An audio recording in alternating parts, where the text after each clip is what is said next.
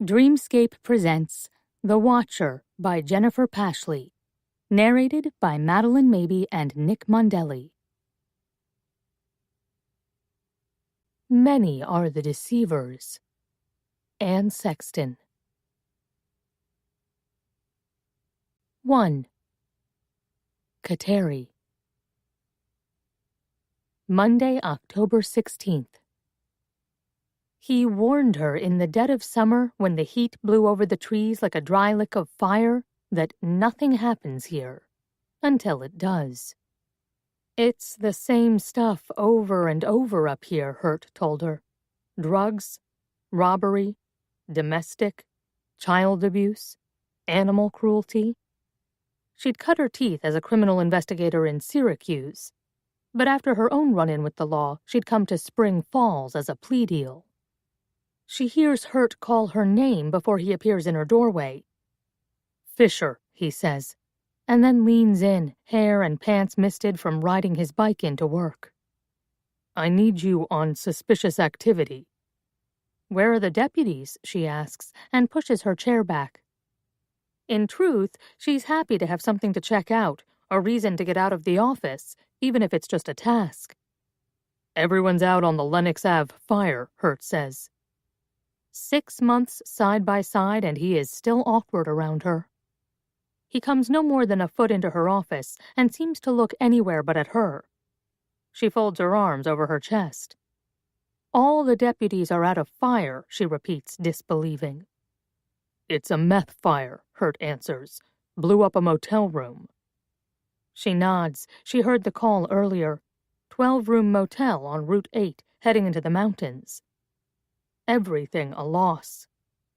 Kateri stands and attaches her duty belt, and Hurt watches the wall behind her. "Where?" she asks. "At the edge of Silver Lake Park." He hands her a report. The address is only a space. Hidden Drive, space 17. Hidden Drive, a winding road that leads into acres and acres of forest. Before Spring Falls, Kateri herself was found on the edge of a park. Covered in blood, throat cut and embedded with glass, unconscious. It was a cop who found her. It was a cop who sent her here. Hamilton County had expected a promotion from within, and instead they were sent an outsider, a woman, from a city. One who'd arrived after a forced leave of absence and with a mysterious scar. Kateri looks at the report. Did they find something? Hurt shrugs, then sighs. "People get panicky about a dead smell in the woods," he says, but adds, "It's probably nothing. It's probably a deer." She drives out in her own car, a Subaru she bought when she left for the North Country. Winters were already bad in Syracuse. What awaited Kateri up north seemed like a nightmare of snow and ice, stretching from October to May. Her other car, a small, smart Jetta, was unsalvageable. She was lucky. No one else had been involved. Just Kateri and a brick wall at the edge of Thorndon Park. Her Jetta crumpled like a wad of paper. She didn't remember leaving the bar or getting behind the wheel. The whole night, a blackout. She woke up in the hospital with 52 stitches under her chin, a broken wrist, and 2 cracked ribs. They had her on the addiction rehabilitation floor. She was given a 6-month unpaid leave of absence. After her grandmother died, she sold her childhood home, filed the final divorce papers, and moved to Spring Falls with nothing but a small suitcase. Things were falling away from her. She needed a change. She needed a town where no one knew her. "How will I know where to look?" she asked Hurt before leaving. He gave her a paper map of Silver Lake Park, dotted hiking trails, camping areas, parking lots. He circled a blank spot in the trees, space 17. "There's one residence," he said. "Inside the park?" "On the edge," Hurt said. "There's a house. You'll see it. The Jenkins own half of it." "Half of the house?" Kateri asked. "Half the land," Hurt corrected. "The park isn't as big as it looks. A lot of the land is private, and most of that belongs to the Jenkins." She imagined a mansion, dilapidated and old, guarding the entrance of the forest. "I don't even know if it's still occupied," Hurt said before she left. "They're dirt-fucking poor and crazy," he added. She was just beginning to glean the importance of some families in Spring Falls. The Nelsons, who owned the credit union, the Perrys, who were on the school board, the Sullivans, who made up 2/3 of the law firm. "Who are the Jenkins?" Kateri asked. Hurt looked at the wall behind her, a habit she disliked. "Almost as bad as the Metzgers," he said. They'd arrested the senior Metzger last week on weapons charges and child endangerment. He was sitting at county waiting for arraignment. She parks at an entrance called Bluebell, a field of grass and flowers near a picnic pavilion, a public bathroom, and an opening into the woods marked White Trail. She can just make out the house through the trees. It's gray and low, with a sloping porch. A dense vine grows over the sides and roof, stitching in around the front door like the woods are trying to take it back. She would have guessed it was vacant. It doesn't look livable. But a box fan runs in one window, a small, quiet sign of life. Her first patrol cases were rural, calls where she went along with a senior partner, checked the welfare of children and animals.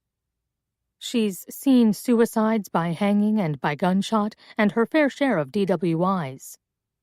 When she moved to criminal investigation, she worked a rape and murder by the lake, a child rape case, and drugs. Drugs are everywhere. A jogger enters the trail with a spray of pebbles, his feet hitting the ground with a hollow thud. He startles Kateri, and Kateri surprises him, standing there in her work clothes and belt. She sets her mouth and waves slightly at him while he picks up the pace, his brow furrowed and his cheeks puffed with exertion. He doesn't stop, and Kateri watches the backs of his calves as he climbs the trail, his ankles paper-thin above his sneakers. She thinks for a minute about Joel Hurt, the shape of him next to her in the squad car. She knows he runs out here as well, his body lean and working. He's never completely still. He's like a compressed spring. Who didn't come with her. She draws her weapon and keeps it low, approaching the house with her head cocked and listening. The woods are loud with bird song, chattering squirrels, the creak of branches, the crunch of her own feet, the sharp caw of crows. She can smell it from the porch, the iron tang of blood and a warm rotten smell underneath it. The house is dark inside, closed up, close, ripe. Slow, fat flies buzz in the windows. Kateri pulls her sweater up over her nose and takes shoe covers and latex gloves from her pack. The air inside is too thick to breathe. In the front room of the house, there's the largest flat-screen TV Kateri has possibly ever seen. It must be 6 feet wide. The screen, turned on, shows nothing but the quad of security cameras pointed into the woods, out at the road. One shows the chairs around a fire pit in the yard.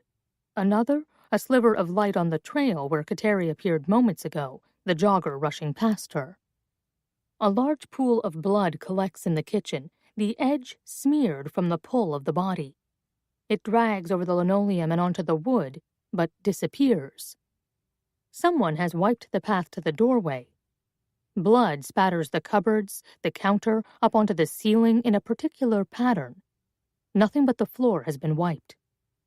On the cluttered counter are bottles of oil, homemade infusions, spices poured into jars and marked with careful handwriting. A row of herbs grow in small pots on the windowsill. Basil, mint, oregano. A magnet on the wall holds a collection of old but good quality knives, a pair of kitchen scissors, a cleaver. The blood is heavy in concentrated areas, caused by blunt force, not a spray from gunshot. From the amount on the walls, she imagines a head wound. From the floor, maybe a stabbing. The cleanup is sloppy and compromised. Whoever was attacked likely fought back. Kateri glances down the hall to 2 open bedrooms, a bathroom, and a locked utility closet. She pulls her sweater up over her nose, breathing through the wool, and steps away from the kitchen, eager for fresh air and anxious to call Hurt. "What'd you find?" he asks. "A lot of blood," she says, "but there's no body inside the house. Looks like a struggle." "How fresh?" Hurt asks. "Sticky," she says, "with spatter but not from a gunshot. Looks like blunt force. Possible stabbing." Kateri's grandmother died quickly, within 4 months of her diagnosis. She declined treatment, accepted pain management, and stayed home with Kateri in a hospital bed in the living room, where they watched TV together, her grandmother drinking tea, Kateri whiskey. When it happened, Kateri leaned her head onto her grandmother's arm, and she said, "Honey, you have to let me go." She left the house for 2 days while a team from hospice removed all the medical items. She had her grandmother cremated at her request. When her friends called for a memorial service, she couldn't answer them. She turned her phone off, let the battery die, didn't return messages. She stayed in, closed the blinds, left the TV going, and the bottle open. When the accident happened, right before Christmas, Kateri herself spent 3 days in a hospital bed, her arm in a cast and her jaw stitched up. After, she went back to the same rooms, the same TV, and tried to live as she had before, minus the whiskey, minus the woman who'd raised her, minus even the husband she'd held on to for a few short years in her youth. The yellow walls, the plaid furniture, her grandmother's things, an owl figurine, a sprawling spider plant told her it was time to go. Time to sell, to let new, different life into the house. She lit a candle, barely believing, but asked her grandmother to send her a sign. The next day, the sheriff offered her a transfer from Onondaga County out to tiny, rural Hamilton County. They'd had a criminal investigator retire. At best, it was a lateral move. "I'm not terminating you," the sheriff said. It still felt like an ending. Kateri asks for backup and a full forensics team who come in hazmat suits with bright lights and packets of baggies to gather evidence. She looks into each of the rooms, one packed with clutter, clothing, books, candles. There's a half-blackened sage stick beside the bed and a long cord with brass bells hanging in the window.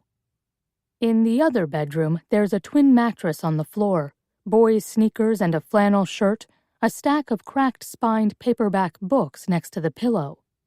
"House belongs to Pearl Jenkins," Hurt says in the hallway, where they stand side by side in regular clothes while a bevy of suited forensic technicians work around them. "But it was recently transferred to her son, Shannon," he adds. "Why?" Kateri asks. She knows that any transfer of property, like any large life insurance policy, is never a great sign. At the least, it signals money trouble. The worst, coercion. "The house was about to be seized for back taxes," Hurt says. "I'm sure it was a workaround." "How old is the son?" She watches Hurt as he watches the quad screen of surveillance. "Let's pull footage from this," he says to a tech. "He's an adult," he tells Kateri. "With a record?" Kateri asks. "Not the kid, just the dad," he says. "Park Jenkins was put away for years." "For?" she asks. "Arson," Hurt says. Behind him, 2 techs pull samples from the blood and snap pictures of the spatter on the walls, the cabinet doors, the ceiling. They have pulled all the knives and bagged them. They begin opening drawers, careful not to disturb, but looking for more evidence of a weapon. It would have to be a heavy object to cause that trajectory of spray. "Detective Hurt," one of them says. Between the potted herbs, another tech finds a single molar, a tiny bit of dried gum still clinging to the soft curve of exposed root. "Bag it," Kateri says. "There's our ID." She watches as they pick up the tooth with tiny surgical tweezers and place it in a bag. Behind them, investigators comb through the bedrooms, bagging clothing, hairs, dusting for fingerprints, shining bright lights into dark corners, revealing mouse turds and cobwebs. "Ma'am?" a tech calls, her voice sharp and panicked. "Ma'am?" Kateri thinks, here it is. They've found the body, or what's left of it. The only female tech on the forensic team stands at the utility closet door, a heavy lock cutter in one hand, the other on the doorknob. Kateri meets her eye before she pulls the door open, bracing herself for the worst. A dismembered corpse, hacked into pieces. A trash bag filled with parts. More blood. But what she sees isn't in pieces, or dead at all. A small girl sits in a pink beanbag chair. The closet is empty except for her and the cushion. She has her knees bent up under her chin and her hands clamped over her eyes. Her hair is a mess of fire-red curls, her clothes spattered with more blood. On the wall at the back of the closet is a stick-figure man, the kind a kid draws, but out of proportion. His arms and legs too long and creepy, his body in black crayon. His eyes in the middle of his big circle head are bright blue, and his mouth is painted on in dried blood. Kateri looks over her shoulder at the tech, who has paled and tells her to be quiet even though she hasn't made a sound. Then the tech says it again, louder, to everyone else in the house. Kateri sees Hurt look in and hears him mutter an obscenity. "Get everyone out for a few minutes," Kateri says to him, and he starts rounding people up, waving his arms, speaking in a harsh whisper. Flashes go off, and Kateri holds up her hand to block the light. The closet has one dim bulb on a pull chain and no window, no outside light. She hears the team start to shuffle out, and the house settles to an eerie calm. Just the tick of the clock, the quick patter of a leaky faucet. Kateri crouches in the closet, close to the child, but not touching. She watches as the girl parts her little fingers, peeking out. She has light eyes, greenish, like seawater. 2. Shannon. August. Every town has one. A loner. An outlier. A stranger who doesn't belong. Someone who blew into town, disconnected from the people who have been there for generations. Sometimes, the stranger stays and learns to fit in, and after years, no one thinks of them as strange anymore. Sometimes you try to keep them, like catching a young deer, still wobbling on his spindly legs. But at some point, you know they have to go. At some point, you stop holding on so tightly, and the deer follows his instincts. He does what he was born to do. The last time I saw my father was through safety glass. It took 3 tries over 2 days. The first day I walked in there and went through security, I left all my belongings in the car, even the keys, so there wouldn't be any hitches at all. And the guard said, "No visitors." "I'm sorry, what?"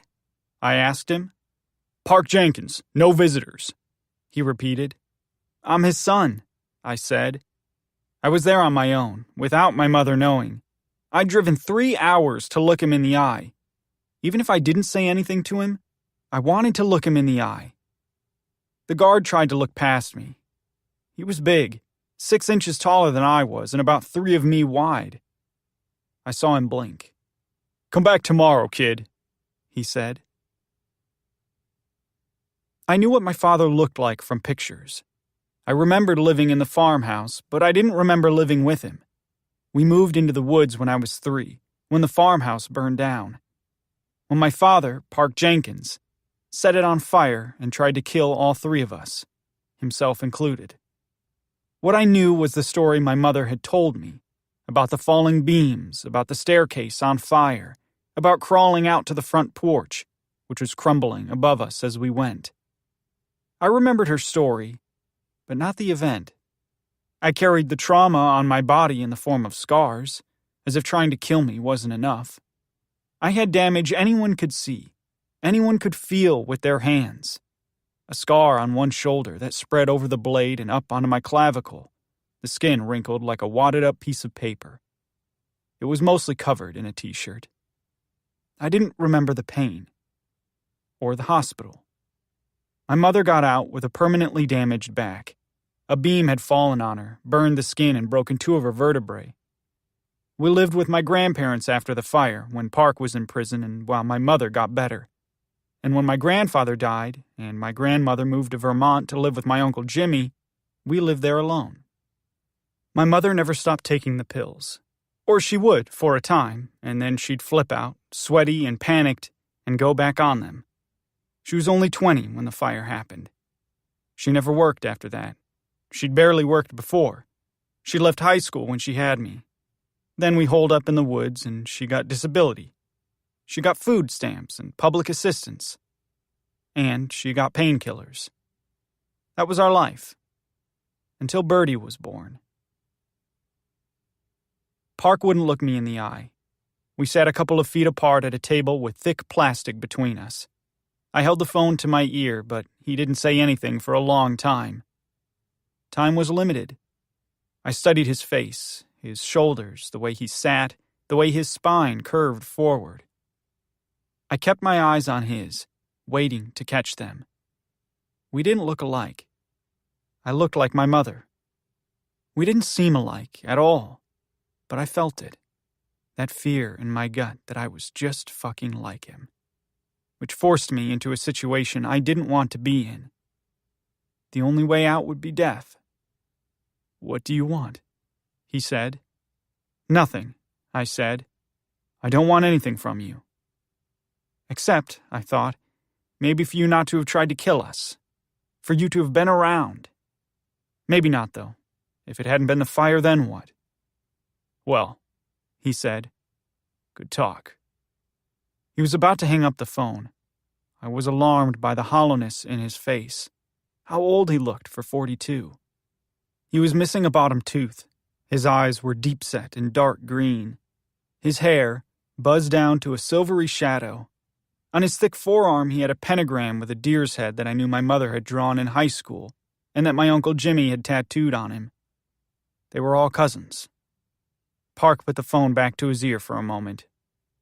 "Tell your mother I know everything," he said. "What?" I said, startled at the rasp of his voice again, at his directness. That's when he looked me in the eye. "You heard me," he said. "Tell her I know every goddamn thing she does," he said, and hung up. When he stood, the guard was right behind him, took him by the elbow and walked him away from the visitation room. I hung up my phone without making a sound. That was 2 years ago. Our town had misfits. There was Junior Savage, who ran the diner. His whole family was from Spring Falls, or just north of it. He didn't quite medically qualify as a midget, but he was only 4'9". He was missing a finger on his left hand. He let me work at the diner and paid me cash every week so I didn't have to report it against my mother's welfare.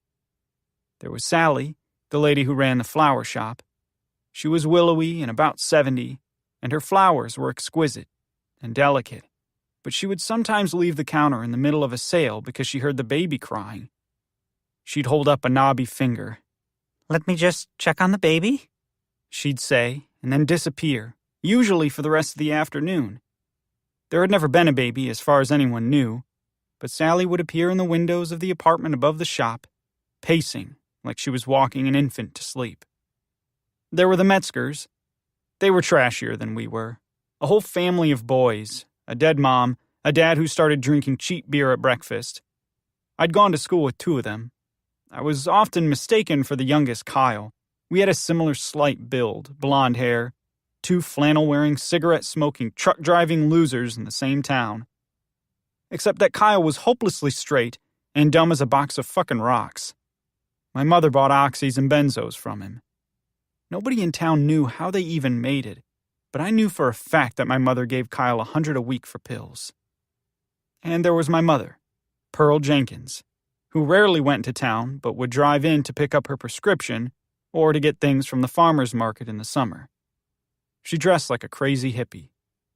Most of the time her hair was dirty and she smelled. In the summer, she was always barefoot. People knew her as paranoid and disabled, even though she got around okay. We lived in the woods, surrounded by security cameras. People would say her husband tried to kill her and their son. The cairns on the side of the road were what stopped me.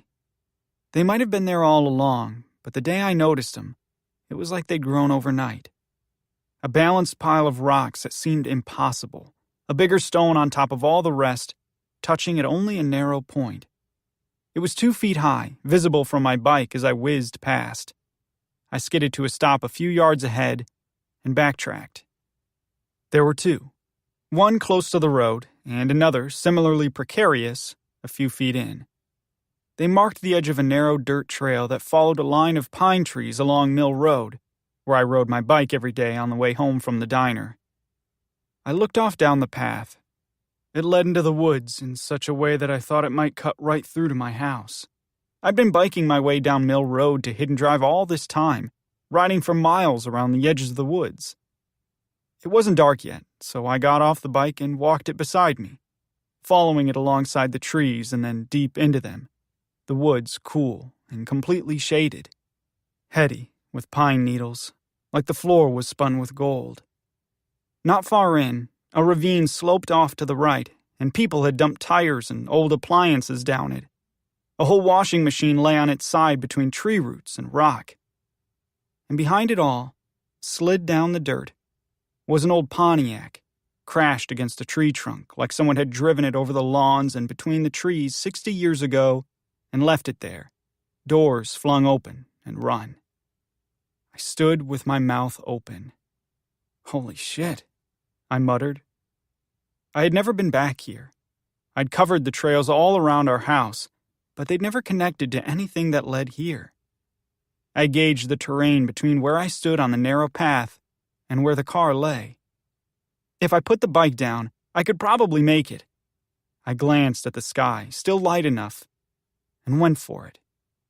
The inside was a masterpiece, covered in leaves and dotted with water spots. The steering wheel was huge and part chrome, the seats black leather with white piping. I pulled on the door that I imagined had been rusted open for years, and it creaked, but it shut. Heavy, full steel, like closing the door on a vault. My heart raced. My skin pricked in my armpits. I knew there was strange shit in the woods. People always said that somewhere there was an old refrigerator with the body of a little kid in it. I'd never seen it, but then I'd never seen the car either. People also said that if you went far enough north off trail, you'd find a cabin, and that an old fur trapper still lived there, eating the animals he skinned, living on gamey meat and berries and melted snow. There was no cell service once you turned the corner on the way out of town. Much of the woods hadn't been mapped. It was just dense green, filled with chasms and secret waterfalls that froze half the year. After I got out of the car, I kept looking back at it, from the other side of the ravine, from the trail as I wound in with my bike. When the path curved to the left, the car was out of sight, and so I stepped back, making sure I hadn't imagined the whole thing. It flashed into view all at once, and my heart skipped a little. I noticed, from this vantage point, that another cairn stood on the edge of the cliff, 5 rocks high. I could see the lights of town from up here, the lit-up football field, the parking lot at the IGA, the new houses being built way up on the opposite hill. It seemed like a magic spot, a secret. Tomorrow after work, I'd bring a book and some cigarettes and maybe something to drink, and I'd hide out while the last light came through the windshield, safe in a steel vault. By the time I got home, it was dusk, the woods purple and close. Our house was lit with one lamp in the living room, but I knew I'd find the TV on as well. My mother never turned the surveillance cameras off. They were asleep already. My mother, sweaty from a pill, was out cold on her back with the baby crooked in her arm. Except when I looked at the baby, and the length of her 4-year-old body alongside my mother, I thought, she's not a baby anymore, and realized, looking at the muscle tone of her arms and legs, naked on the sheet, that this baby, this sweet little pudge of a girl with fire-red hair and the temperament to match, might someday rise up against us. The following day was payday, and I gave Junior Savage money back from the cash he paid me to go across the street and buy me a small bottle of whiskey. I could buy my own cigarettes, but at 19 I had to finagle liquor. He did it without hassle. He brought back a flat plastic bottle of Canadian Club, and I left the restaurant at 3:30 and headed straight to the car. I had an old paperback with me. My mother would grab them from the library trash and bring them home. Sometimes they were too moldy, but lots of them were fine. Old dime store pulp titles that had once sold for 60 cents. I had a copy of Giovanni's Room with yellowed pages and tiny print. The spine turned to dust where it cracked open. It was hard to see in the dim light inside the woods, inside the car. But I loved just the smell of it, the feel of the brittle paper in my hands. I drank and smoked and read while I could, stuck in the dream of the story until a stranger appeared alongside the car, looking in at me. I was too scared to scream. His face appeared in the passenger's side window, watching me smoking and drinking with the book propped open in one hand. My mouth went dry, and my heart took up all the sound in my own head, pounding. It sounded like the ocean. I thought, I'm going to die. He waved, one hand raised, moving slowly. I couldn't believe I'd been so stupid. I was a kid who was used to getting in trouble, getting yelled at for cutting through people's yards, getting suspended from school, having the cops called on him. There wasn't anything in me that believed this wasn't something that would get me arrested, beat up, or killed. The stranger was wearing a soft button-down white shirt and gray pants, and his outfit was trimmed to his body like it had been tailored for him. His hair was blue-black, cut like an old-fashioned movie star's, and swept up off his forehead. "I'm sorry" was the first thing I said when he opened the door and stood there looking in at me. "For what?" He slid in but left the door open, one foot still outside in the leaves. His shoes, even, were shiny black leather. I couldn't look at him. "Am I on your property?" I asked. "You are," he said. "I'm sorry," I said again, and went to open the driver's side door and get out. Run. He put his hand on my arm, his finger on the part of the burn that wrinkled the underside of my bicep. "Don't," he said. He held me like that, stock still, for longer than I would have thought possible. He kept waiting for me to look at him. When I did, his face was unusually kind, with a soft mouth and bright blue eyes. He let go of my arm and fished a pack of cigarettes out of his shirt pocket. Lucky Strikes. He lit one with an old flip-top Zippo. "Is it your car?" I asked. "No," he said. I stammered. "I thought I could cut through the woods to my house." "You can," he said. "I've never done it," I said. "You did it the other day," he said. He smiled. "You saw me," I said. "I was watching," he said. I thought for sure I'd never seen him in my life. I'd gotten used to everyone in town, everyone who came in and out of the diner, who worked in town, who went to the school. I would have remembered. I asked him if he was new. "I'm just here on business," he said. He blew out a straight line of blue smoke. "I've never seen you," I said. "You just never noticed," he said. It left me with just one response. I took a drink from the bottle and offered it to him. "But you've noticed me," I said. He smiled again, his eyes narrowed, and he took the bottle from my hand, brushed my fingers. "I know who you are," he said. I asked him his name, and he told me people called him Baby Jane, a name I'd never heard, didn't understand, and didn't question. I said it back to him. It felt like uttering a magic word, like learning to say Rumpelstiltskin. I said my name was Shannon. "I know," he said. 3. Kateri. Monday, October 16th.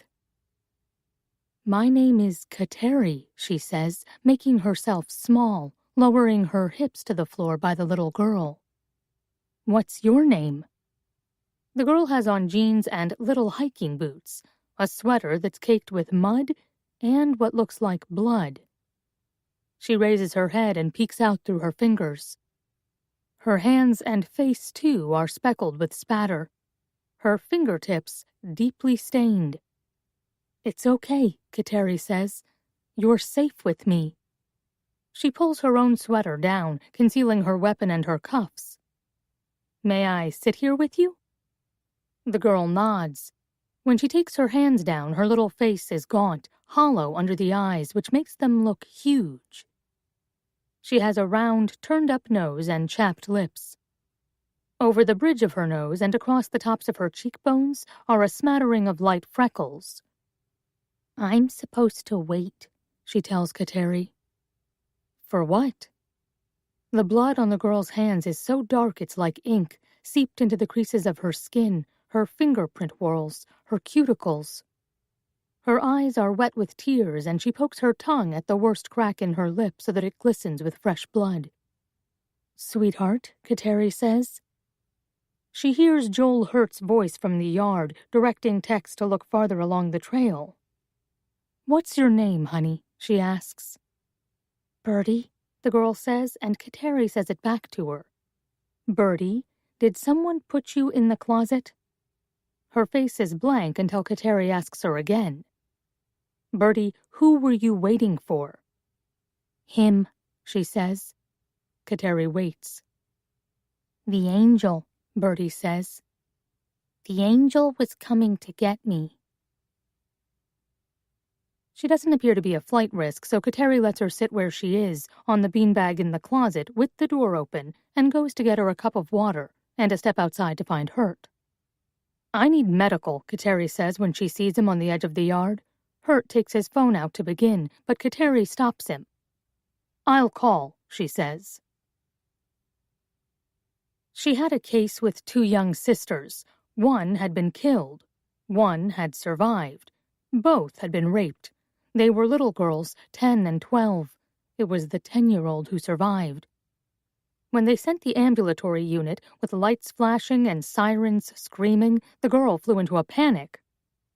She thrashed and reopened a wound on her belly. Her vagina was bruised and still bleeding. Kateri was covered in blood, trying to keep her still. She ended up restraining the girl the best way she knew how, from behind, with her arms crossed over the girl's, and the girl's head bashing backward into Kateri's face, giving her a fat, bloodied lip. The medics were all men. The girl was traumatized all over again. All those blank faces, so many big hands.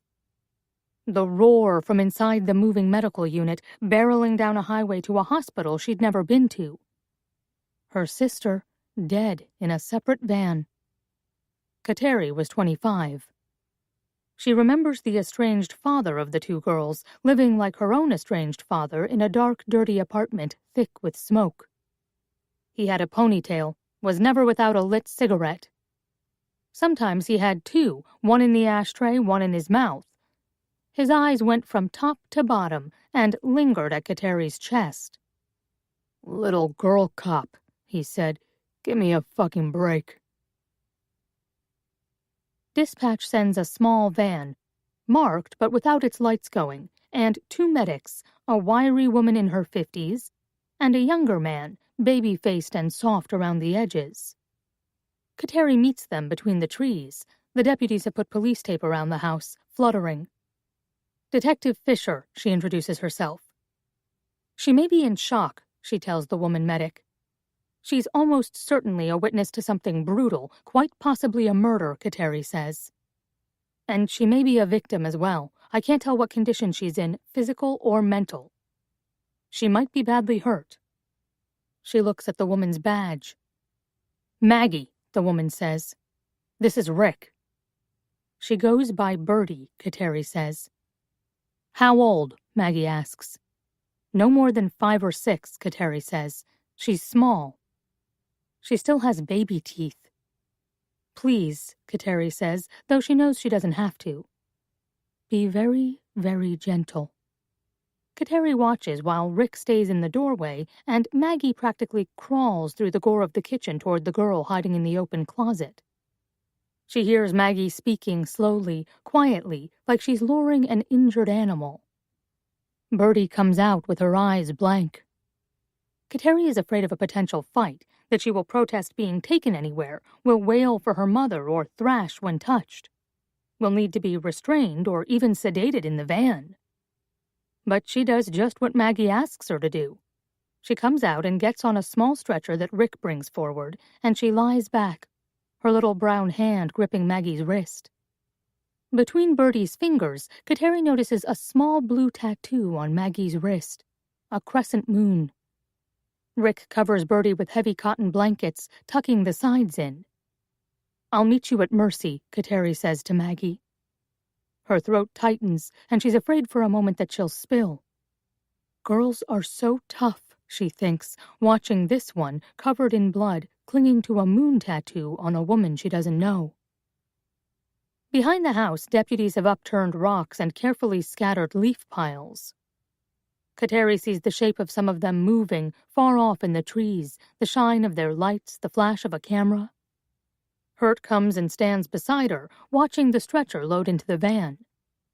She mentioned a him, Kateri tells Hurt. She said she was waiting for him. Who? Hurt says. The sun? I don't know, Kateri says, but shakes her head as if she does. She called him an angel, she says. She looks past Hurt at the activity in the woods. Go, he says. I'll let you know what we find here. You belong with her. She hesitates because from someone else it would feel patronizing, telling her to look after the child. But Kateri thinks he's right. Our Lady of Mercy Hospital is 30 miles away, in the next town over, Mount Snow.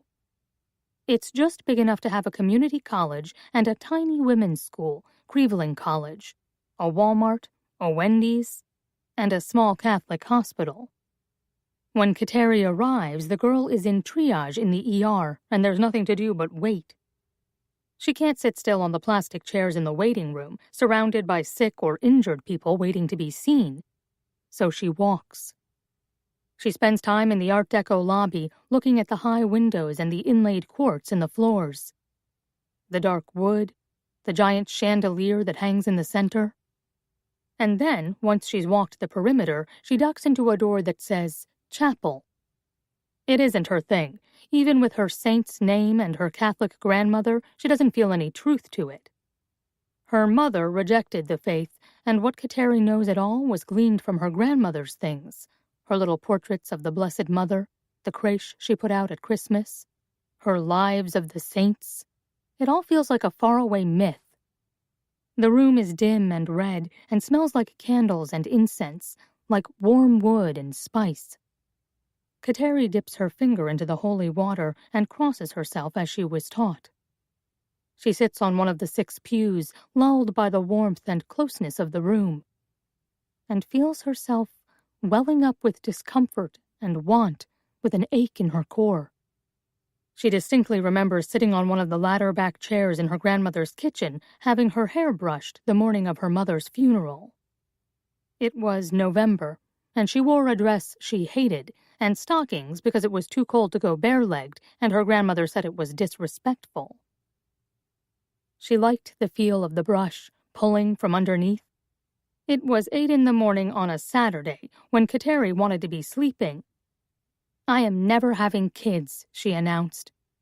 Her grandmother stopped brushing and let Kateri's hair fall, smoothing it with her hands. I know you feel that way now, she said. Ever, Kateri said. She'd lost both parents in 4 years, between 12 and 16. Heart attack, drug overdose. Her mother just didn't wake up. They'd been watching TV, and when her mother passed out, which wasn't unusual, Kateri went to bed. In the morning, she was in the same spot, cold. Her immediate feeling had been rage. It took her years to feel any sadness or grief at her mother's death. Her grandmother kissed the top of her head. "It'll change," she said, and Kateri snorted in disapproval and rolled her eyes. Now she makes a steeple of her hands and presses them against her face, breathing through them. The room is lined with alcoves of saints, most of them women. Both the hospital and the women's college were founded by nuns. The stained glass window behind the altar is a blazing immaculate heart, flowers laced between the swords. She stands, woozy from the warmth of the room, and makes her way down each side of the chapel, stopping at each image. Bridget with her bowl of fire and reed cross. Monica, an old woman, the mother of St. Augustine. Bernadette, the girl saint in her grotto. Kateri remembers that the sisters she failed slept on cheap blow-up pool mats instead of real beds. The two of them side by side on the living room floor, a string of Christmas lights hanging above them. They'd been attacked by their mother's boyfriend. She remembers her own mother's boyfriend grabbing her by the wrist and leaning close to her face with beer breath.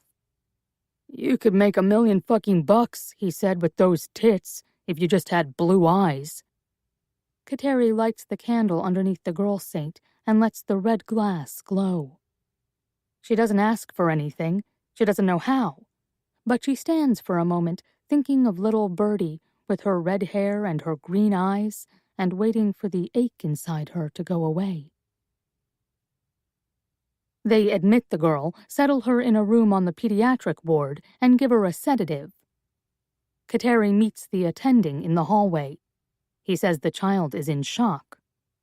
She doesn't have a great grip on reality, he says, and then adds, which is difficult to tell sometimes in a child so young.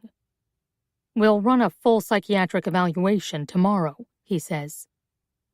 In addition to some further physical testing. She would not let us do a pelvic. Kateri's eyes narrow. Is there something that makes you think that's necessary? "Well, if you want to rule out sexual assault by an invader," he says, as if Kateri ought to know. "I don't know that there was an invader," Kateri says, "and if there was, I don't know that the crime was sexually motivated. And what do you mean she wouldn't let you if you'd sedated her and she has, as you said, a poor grip on reality?" "She bit a nurse." He's still in his 20s, she thinks, gingery, with a face that will always look younger than his age. She tries to imagine him someplace else, out at a bar, running. He is attractive, and that annoys her further. "We tried," he says, "but she thrashed. If she was assaulted, we are required by law to do a rape kit." "I'll decide that," Kateri says. "In the meantime, wait until it's requested. It's invasive. I don't know that it's necessary." "Well, it's evidence," the attending says, "and I would think that anyone who fought the kit that hard had likely been assaulted. It's not like she didn't know what we were examining or looking for." Kateri looks at her fingernails and not at the doctor. "Could be," she says, and then shrugs. She's what, 5? She may have been taught to fiercely guard her privates. She doesn't know you. You're a strange man to her. Kateri's lips are tight when she looks up at him. "All your rape kit proves," she says, "is penetration within the last 48 hours. And nothing else if there's no semen left behind. I'd like to speak with her." "We're going to need ID and parental or state consent," he says. "Who did she say she was?" "Her name is Birdie." "That's a pet name," the doctor says. "You don't know that," Kateri says. "Her mother?" he asks. "Is likely dead," Kateri answers. "Is there a guardian?" "None specified," Kateri says.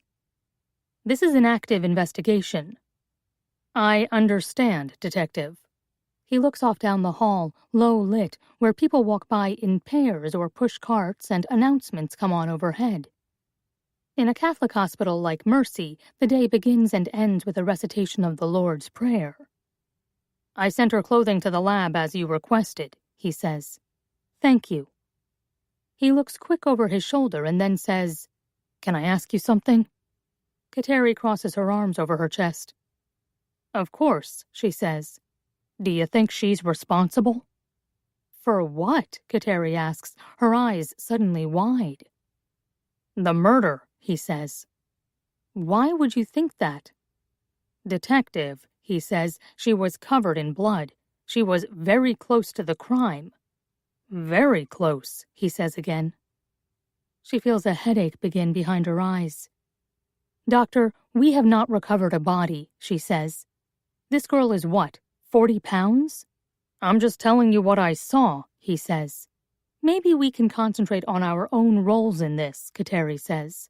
Unless you want me to conduct the medical testing and you can investigate the crime scene? He sets his jaw. When can I talk to her? Tomorrow, he says, cold. He takes a step back from Kateri. She's resting, he says. He clips his pen onto his coat pocket. Good night, Detective Fisher. She watches him disappear down the hall, walking into the light, tall, thin, like a skeleton wearing clothes. She takes her phone out and calls Hurt. We haven't found anything, he says. I shut it down for the night. It's getting dark. We'll resume at first light. How's the kid? He asks. Covered in blood, Kateri answers. Injured? He asks. Nothing apparent. Interesting, Hurt says. If she were older, we'd arrest her. She couldn't have locked herself in that closet, Kateri says. It was locked from the outside. I'd like to know what she saw, he says. Me too. Before she goes, she asks the nurse if she can peek in on the child they have labeled Jane Doe. An officer has come to stand guard by her room. A kid, she thinks, just out of training. You are? The nurse asks. Kateri shows her badge. I'm the lead detective, she says. I won't disturb her, she adds. The nurse goes ahead of her and opens the door as if it was locked and stands in the doorway while Kateri goes into the girl's bedside. She sleeps sound, small in the bed, tucked in, her hair around her like a halo. The nurse waits. In the hall, a clattering cart goes by, but the girl doesn't stir. Kateri lays her hand on the girl's head, her skin cool, her hairline damp, and then leans in to peck her forehead. Try to remember, she says. 4. Shannon. Tuesday, September 5th. I tried to remember when it was better, when anything was normal. I longed to live somewhere where no one knew who we were, where no one made jokes about the tiny homemade tattoo on my mother's face, a blue crescent moon where her widow's peak met her forehead, where the cops didn't come question me about a barn set on fire. Arson's my father's crime, I'd tell them. Look it up. And when they finally accepted that I'd been where I'd said I'd been, at work, at home, or nowhere near whatever it was that had burned, they'd give me that flat look of unwilling acceptance. Just checking. Everything changed with the baby. My mother didn't tell me, and I didn't know for a long time. But when I started to notice, it was unmistakable. The swell of her belly, the way she walked like her hips were unhinged. Listen, she said to me on the porch. Have you been to a doctor? I asked. I was 14. I thought I knew everything important, and honestly, her body grossed me out, the way it was blossoming, the shape of her hands and feet as she changed. No, she said. I watched her twirl a long lock of hair around her fingers. He can never know, she said to me. Who? Your dad. How would he know? I said. I can't even remember what he looks like. It's not like I go see him on the weekend. I snipped. She pressed her lips together. I thought she was trying. She had seemed less high most days, but I didn't know what she did while I was at school. I'm sorry it's your burden, she said then. Yeah, me too, I answered. You can't tell anyone. I didn't have to tell anyone. Everyone in this town already knew who we were, that my dad was in prison for trying to kill us. Sometimes I told people he was dead, that he died in prison years ago instead of living on, cared for with meals and books to read and card games while we had to figure everything out on our own. My mother rubbed her belly in a circle, and the light caught her tattoo, and I thought she looked like some kind of medieval witch sitting there in a long hippie skirt. "Are you going to keep it?" I asked. "Her," she said, and yes. "How do you know if you haven't been to a doctor?" I asked. "Don't question things you'll never understand," she said. I never knew what kind of agony she went through in deciding to keep her, because she never told me. We accepted each other as who we were and didn't ask questions. She assumed I wasn't interested in women having babies or why or how, and she was right.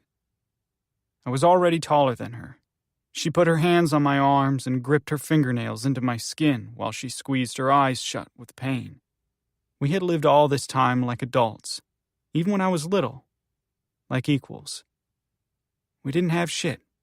She was terrified of Park getting out of prison. Every week she counted out cash for me so I could pay the bills in town, riding my bike to the grocery store service counter. And whatever was left was for food. "I need you to help me right now," she said through her teeth. She stopped breathing for a moment, holding her breath, gripping my arms. And then it seemed like a wave passed, and she started again. "Help me," she said. She had me get towels and water. She had me place a cold cloth on her head. "Do you know what you're doing?" I asked. Stupid, but I didn't know.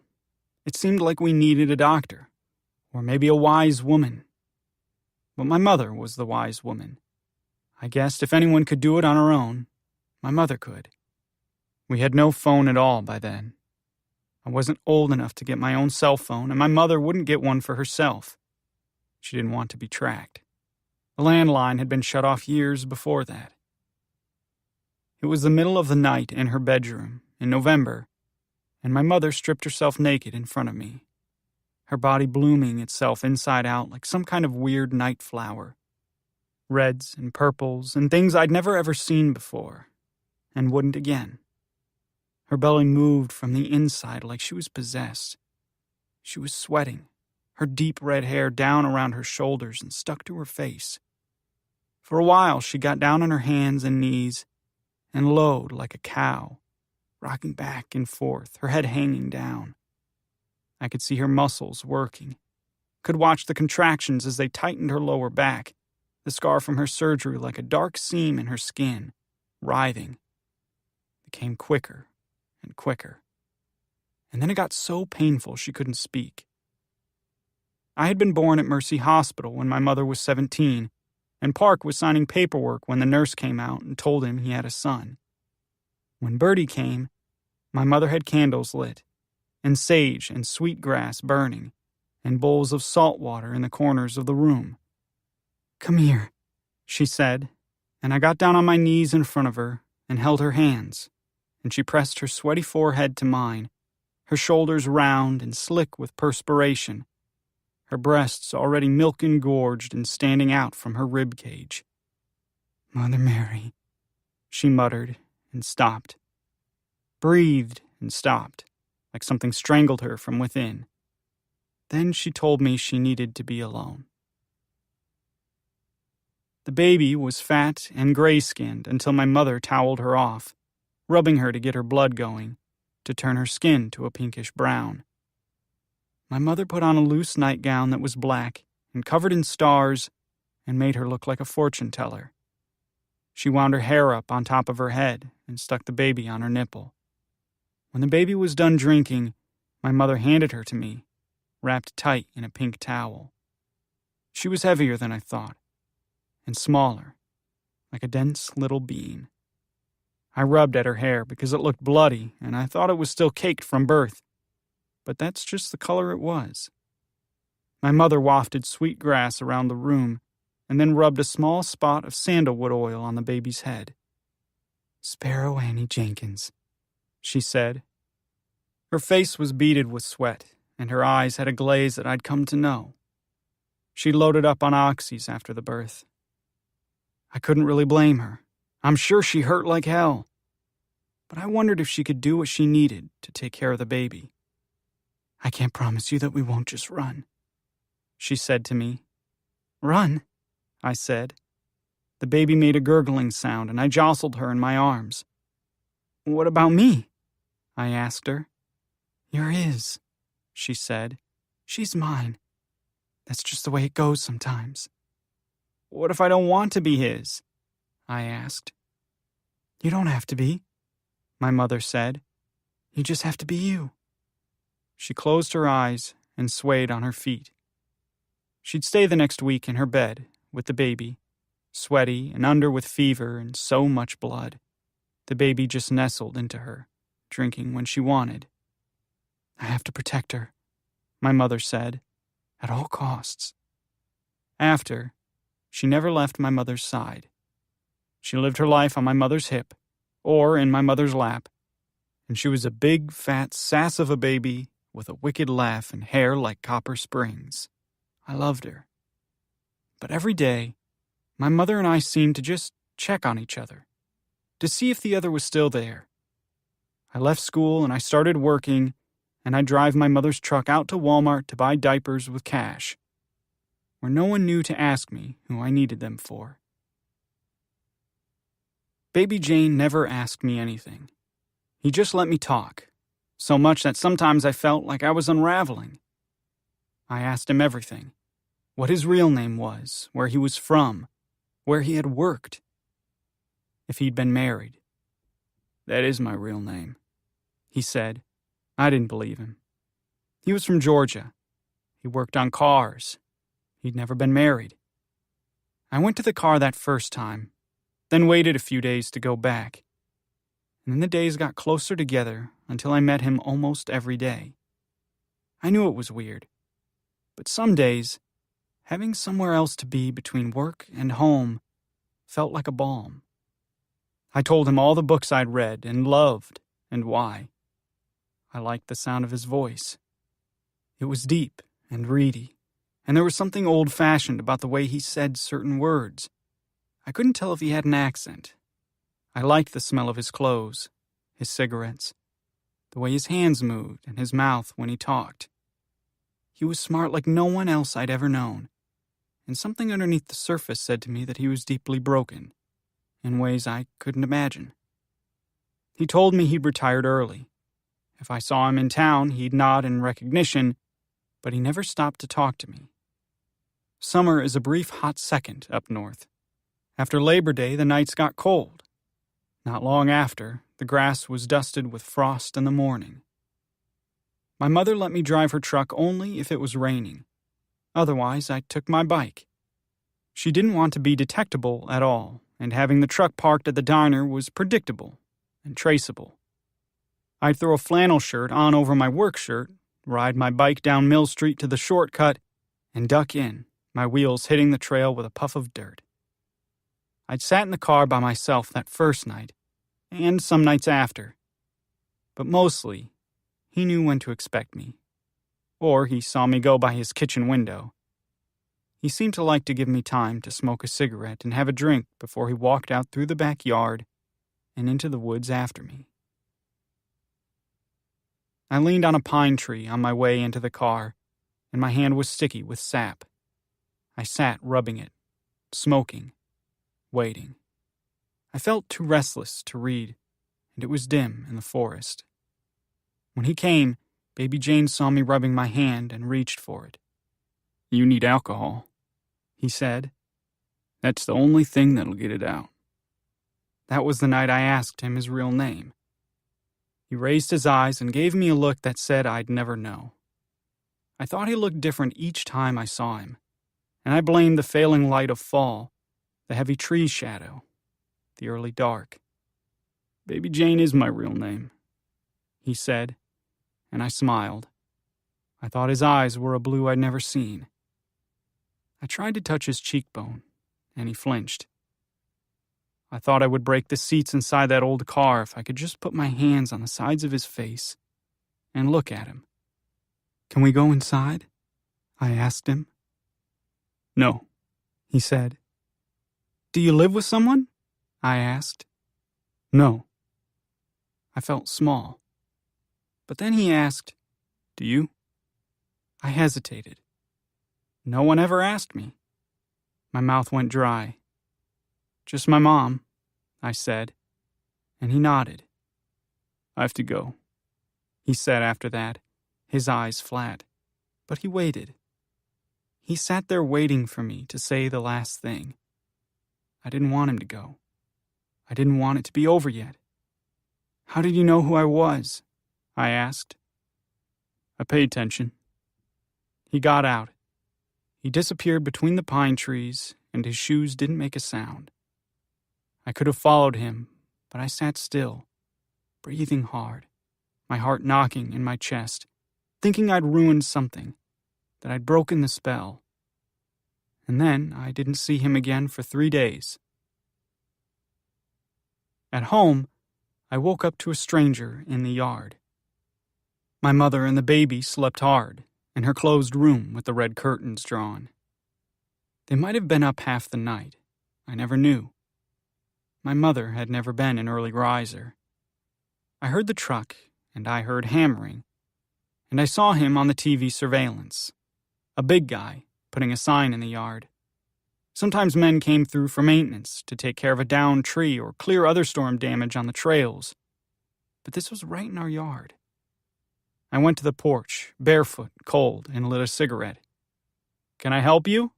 I called to him. He was over 50, with a mustache. His truck had a logo on the side I couldn't quite read from there. He stepped forward and handed me a flyer. Tax auctions. The sign in the yard read Public Auction, November 29th, 9 a.m. "What the fuck is this?" I barked at him. "Tax auctions," he said, and shrugged. "You must owe something." I looked at the flyer. Ours wasn't the only address listed. "What am I supposed to do?" I yelped. "I don't know, son," he said. "Call the number. I'm just putting up the signs." When he pulled out, I took the ugly black and yellow sign from the dirt and tucked it behind the house.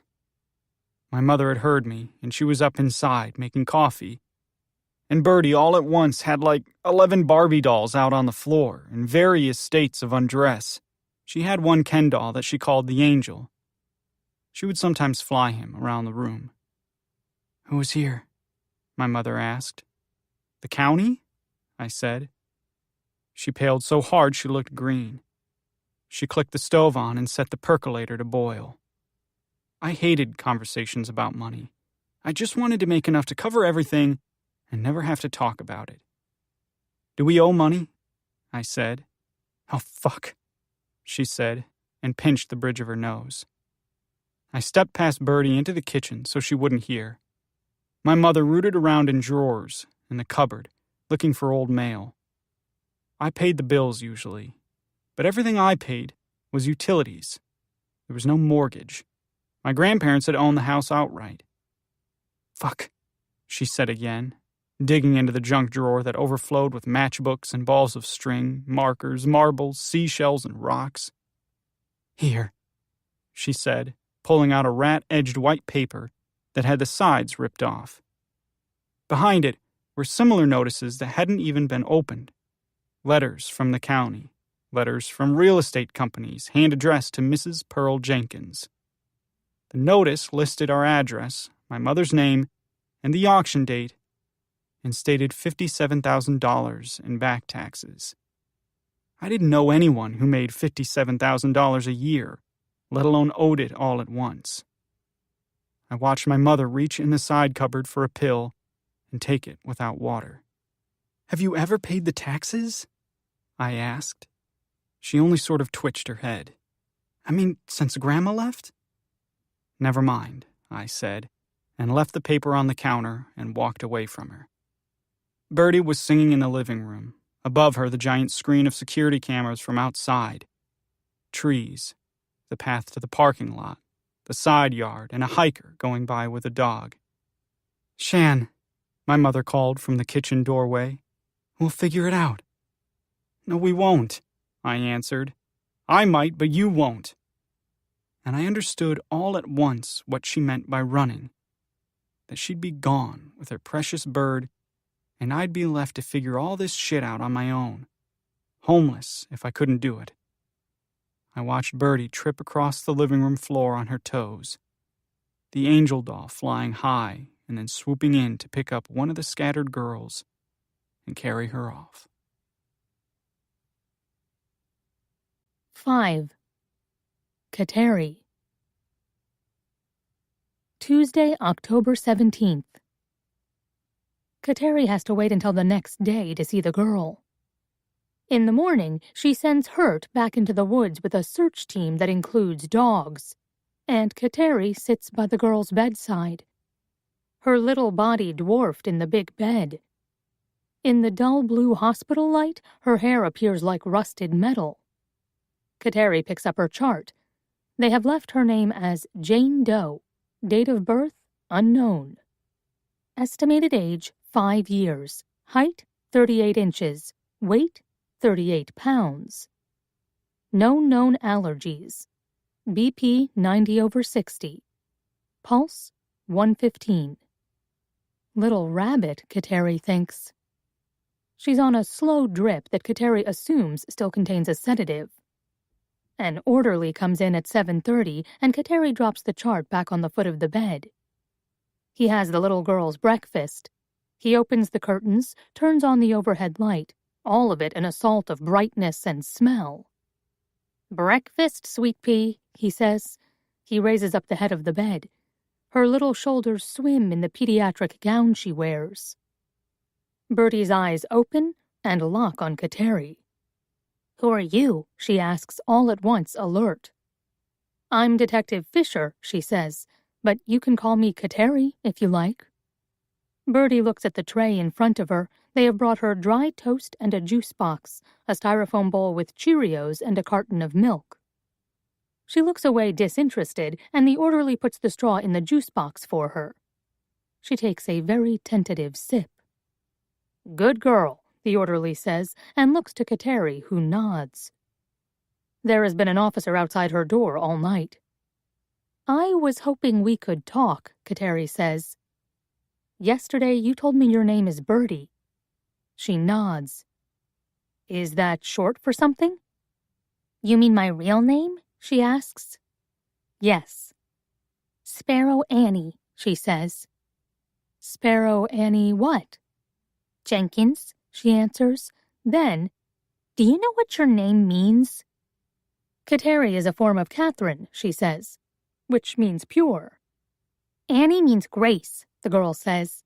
"And pearls are precious, and sometimes people rip them out of the shells." She takes a noisy draw on the juice box. "Shannon means river," she says. "How do you know all this?" Kateri asks. "My mama teaches me," she says. "Is Pearl your mama?" Kateri asks. She nods. "Who lives at your house with you?" Kateri asks. "My mom," she says. "And Shannon." "Shannon is your brother?" she asks. "Yeah, but he's big, like Mom." "What do you remember about yesterday?" Kateri asks. "When I met you at your house?" Bertie shakes her head. "Anything?" Kateri prompts. She just shakes again. "When I met you," Kateri says, "you were in the closet. Is that someplace you normally play?" "No," Bertie says with a tinge of sassy disbelief. "Unless there's a thunderstorm. Sometimes if there's a thunderstorm, we go in there with a lantern and we wait." "You and your mom," Kateri says. "Yeah," she says. "Why were you in there yesterday? Was there a storm?" "No," she says. Bertie picks at the dry Cheerios one by one. Her eyes look far away. "Who were you waiting for?" Bertie startles. Her head twitches almost unnoticeably. "You said you were waiting for someone," Kateri prompts her. But Bertie answers with something else. "My mom cut her hair," she says. "Did she?"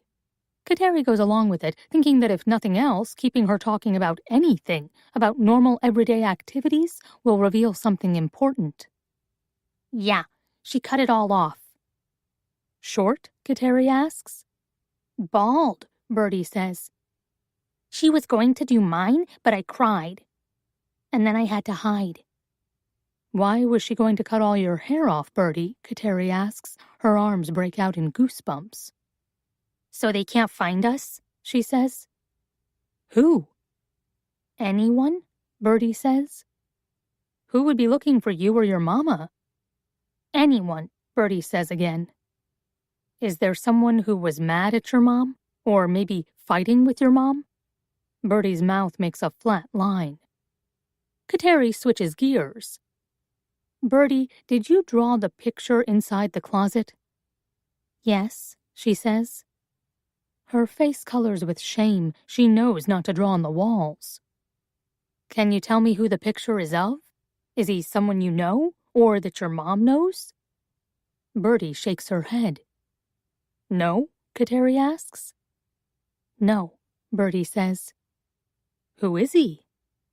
He's the angel, she says. Hurt calls her as she's walking to her car. The day is gray. It rained overnight, and the pavement shines with puddles. Any news? She asks. Potential murder weapon, Hurt says. An axe. Where? She asks, and starts her car. A ways into the woods. It's burned, he says. Can you get anything off of it? Prints or blood? The handle is almost completely charred. The axe head itself covered in soot and dirt and some corrosion. But it's suspicious enough, Hurt says, and it's close enough. And could be what caused that much blood. There's no indication in any of the spatter of gunshot residue. It looks like blunt force. Kateri nods but doesn't answer. You there? Hurt asks. Yeah. She sits with her car running, warming, the lights off, the radio turned down. How's the kid? She's a little rag doll, Kateri thinks, and imagines picking her up, running her fingers through all that hair. She says Pearl Jenkins shaved her head before she had to hide in the closet. Any idea why? Hurt says. So people couldn't find them. She planned to do the girl, too. Did she say who was looking for them? No. She's 5. Kids know more than you think they do, he says. Did you ask about the son, Shannon? No, Kateri says. Why not? She doesn't seem afraid of him. He's not a source of tension for her at all, she says. But she keeps talking about an angel. Do you think we'll find a body? She asks. At least we have a weapon. A commonplace item you'd find in a house in the woods, where an adult male might have killed his own mother. I need you to try again, Fisher. I'm coming in, she says. She needs to think, needs to see it mapped out in front of her, not just hear words over the phone. She always works better with a visual. They set up a situation room with a map of the woods and photos from the house, including the pool of blood and the spatter found on the cabinets and ceiling. Kateri finds Joel Hurt in there, mimicking the swing of an axe, looking in front of and behind him and up at the ceiling, and making notes with small yellow post-its on the photos. They were victims of a crime before, Hurt says without saying hello. When? Kateri asks. Hurt takes a black and white picture of Pearl from years ago and tacks it up. 16 years ago, he says, her husband, Shannon's father, Park Jenkins, burned the house down with them in it. Where's Park? Kateri asks. Clinton. He puts Park's mugshot next to Pearl. His brow is heavy, his eyes deep set, and his mouth a hard line. And Shannon's record? Kateri asks. Doesn't have one, Hurt says. The only picture I have is from his 9th grade yearbook. He sticks it to the board next to Pearl's. He's a pretty boy with a heart-shaped face, blonde hair in his eyes, shy-looking. He's not smiling. He looks mildly alarmed. This was 5 years ago, Hurt says. Didn't graduate, works at the diner in town. A male tech leans into the room. Detective Hurt, he says. No footage on the TV. None? Hurt says. It's rigged like a baby monitor, sir. Nothing is recorded. You can only watch. Fuck, Hurt says. Then Well, they're all pointed outside the house anyway. Nothing was watching what was going on inside. He puts his hands on his hips and turns to Kateri. The Hub Diner closes at 3, he says. Shannon Jenkins at least needs to be questioned. Kateri looks at her watch. It's just past 2. I'll go, she says. He's clearly not making anything of himself, Hurt says. Something tells me apple doesn't fall far from the tree. They part ways. Hurt goes back into the woods to join the team, who continue to comb through the rocks and trees. And Kateri drives into town to see if she can catch Shannon Jenkins at work. At the very least, she needs to break the news to him. She may need him to identify a body. She might have to arrest him. The Hub sits right in the middle of town, where Center Street curves south toward the river and becomes Route 23. Just past that, the land is cordoned off for new luxury condos and giant houses that seem geared toward someone else entirely. Professionals looking for a winter retreat, a lodge, a mountain getaway from the slush of the city. Out-of-towners who think of the snow as picturesque. The diner is empty, getting ready to close. She leaves her car haphazardly taking up space in the lot and hurries in to see if Shannon is still there. A waitress meets her in the doorway, carrying an apron and wearing a pink camouflage fleece jacket. "Oh, officer," she says, noticing Kateri's badge, her belt. "We're closed already." "I'm not here to eat," Kateri says. "I need to ask a few questions. Is Shannon Jenkins still here?" The waitress shakes her head and comes on more direct than Kateri expected. "Look," she says, "whatever it is, he didn't do it, okay? What are you, new? Did they send you down here to badger the poor kid?" "Pardon me?" Kateri says. She takes a step back from the woman and rests her hand on her belt, exposing her weapon. "They're always out here looking for Shannon," she says. The waitress isn't much older than Kateri, but looks it. She's big around the middle, mature in her mannerisms. Kateri would guess she's about 40, with grown kids. The waitress steps out from under the yellow corrugated plastic awning and lights a cigarette. "Is he still here?" Kateri asks, curt. "No." "How about the owner?" The waitress looks at her for a minute, deciding, then makes a frown and shrugs. "Go ahead," she says. "He ain't friendly," she adds. "Especially toward cops." Inside, the Hub's owner, Junior Savage, has an open bottle of bleach in his hand that he sloshes along the tile kitchen floor. "Sir?" Kateri calls. "No," Junior answers. He picks up a wet mop and moves the bleach around. Kateri shows her badge. "Sir, I just need a moment." He seems small from far away, and she thinks it's a trick of the size of the room, the tile, or the lighting. Until he gets closer, and she realizes he's less than 5 feet tall. "I just need to get the fuck out of here," he says. He comes up to Kateri's chest and wears a knit fisherman's cap and a white chef's jacket that's filthy with blood. "What'd you find?" he asks. "Break-in? Dead cat?" He pours out more bleach. "I don't know what to tell you." He turns his back again and mops farther away, calling out over his shoulder. "When he's here, he works clean. I don't talk to him. I've never heard him raise his voice. I don't know why your department has such a fucking hard-on for him. Because of Park?" he says. "That guy's a psycho. This kid's all right." Kateri waits while he ties up the trash bag and pushes the can closer to the door. "His mother is dead," she says. Junior lets the bag deflate in the can, his hand still on the knot, and he looks up at the ceiling. Up close, Kateri notices that he has gray-blue eyes and a roundness to his face she wouldn't have expected.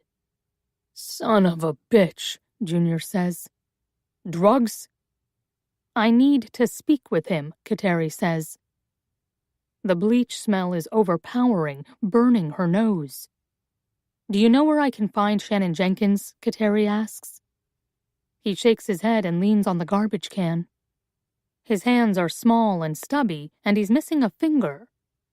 "He hasn't been in," Junior says. "Since when?" Kateri asks. Few weeks? Kateri raises her eyebrows and waits. Did he quit? She asks. I offer him hours, Junior says. He turns them down. He's got better paying work somewhere. I don't blame him, he says. Then, I got somebody else. Kateri pulls out a card that he won't take from her. He just nods for her to leave it on the counter, near the napkins, where somebody has neatly lined up all the salt and pepper shakers. Why did you say drugs? Kateri asks Junior. He waves his hand. We all know each other's habits, he says. What kind of drugs? Kateri asks. I don't know, Junior says. Is she on trial? She's dead. Kateri taps her card on the counter. I'd appreciate your discretion, she says. Information has a way of getting to the wrong people. If you hear something, please call me. He holds her eye contact for a moment and smirks a little when he says, Yes, ma'am. Then he scratches the back of his head underneath the cap and he leaves the garbage can there, a barrier between them, and goes back into the kitchen to finish cleaning. Outside, the waitress has gone, and there are no cars in the lot except Kateri's own Subaru.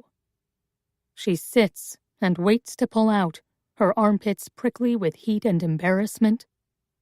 She didn't get anything at all from Junior or the waitress, except that Shannon Jenkins hasn't even been showing for work. If anything, she's moved herself further away from the information she needs. She thinks about the signs on the edge of town that read, Spring Falls greets you. Not welcomes, just greets. 6. Shannon.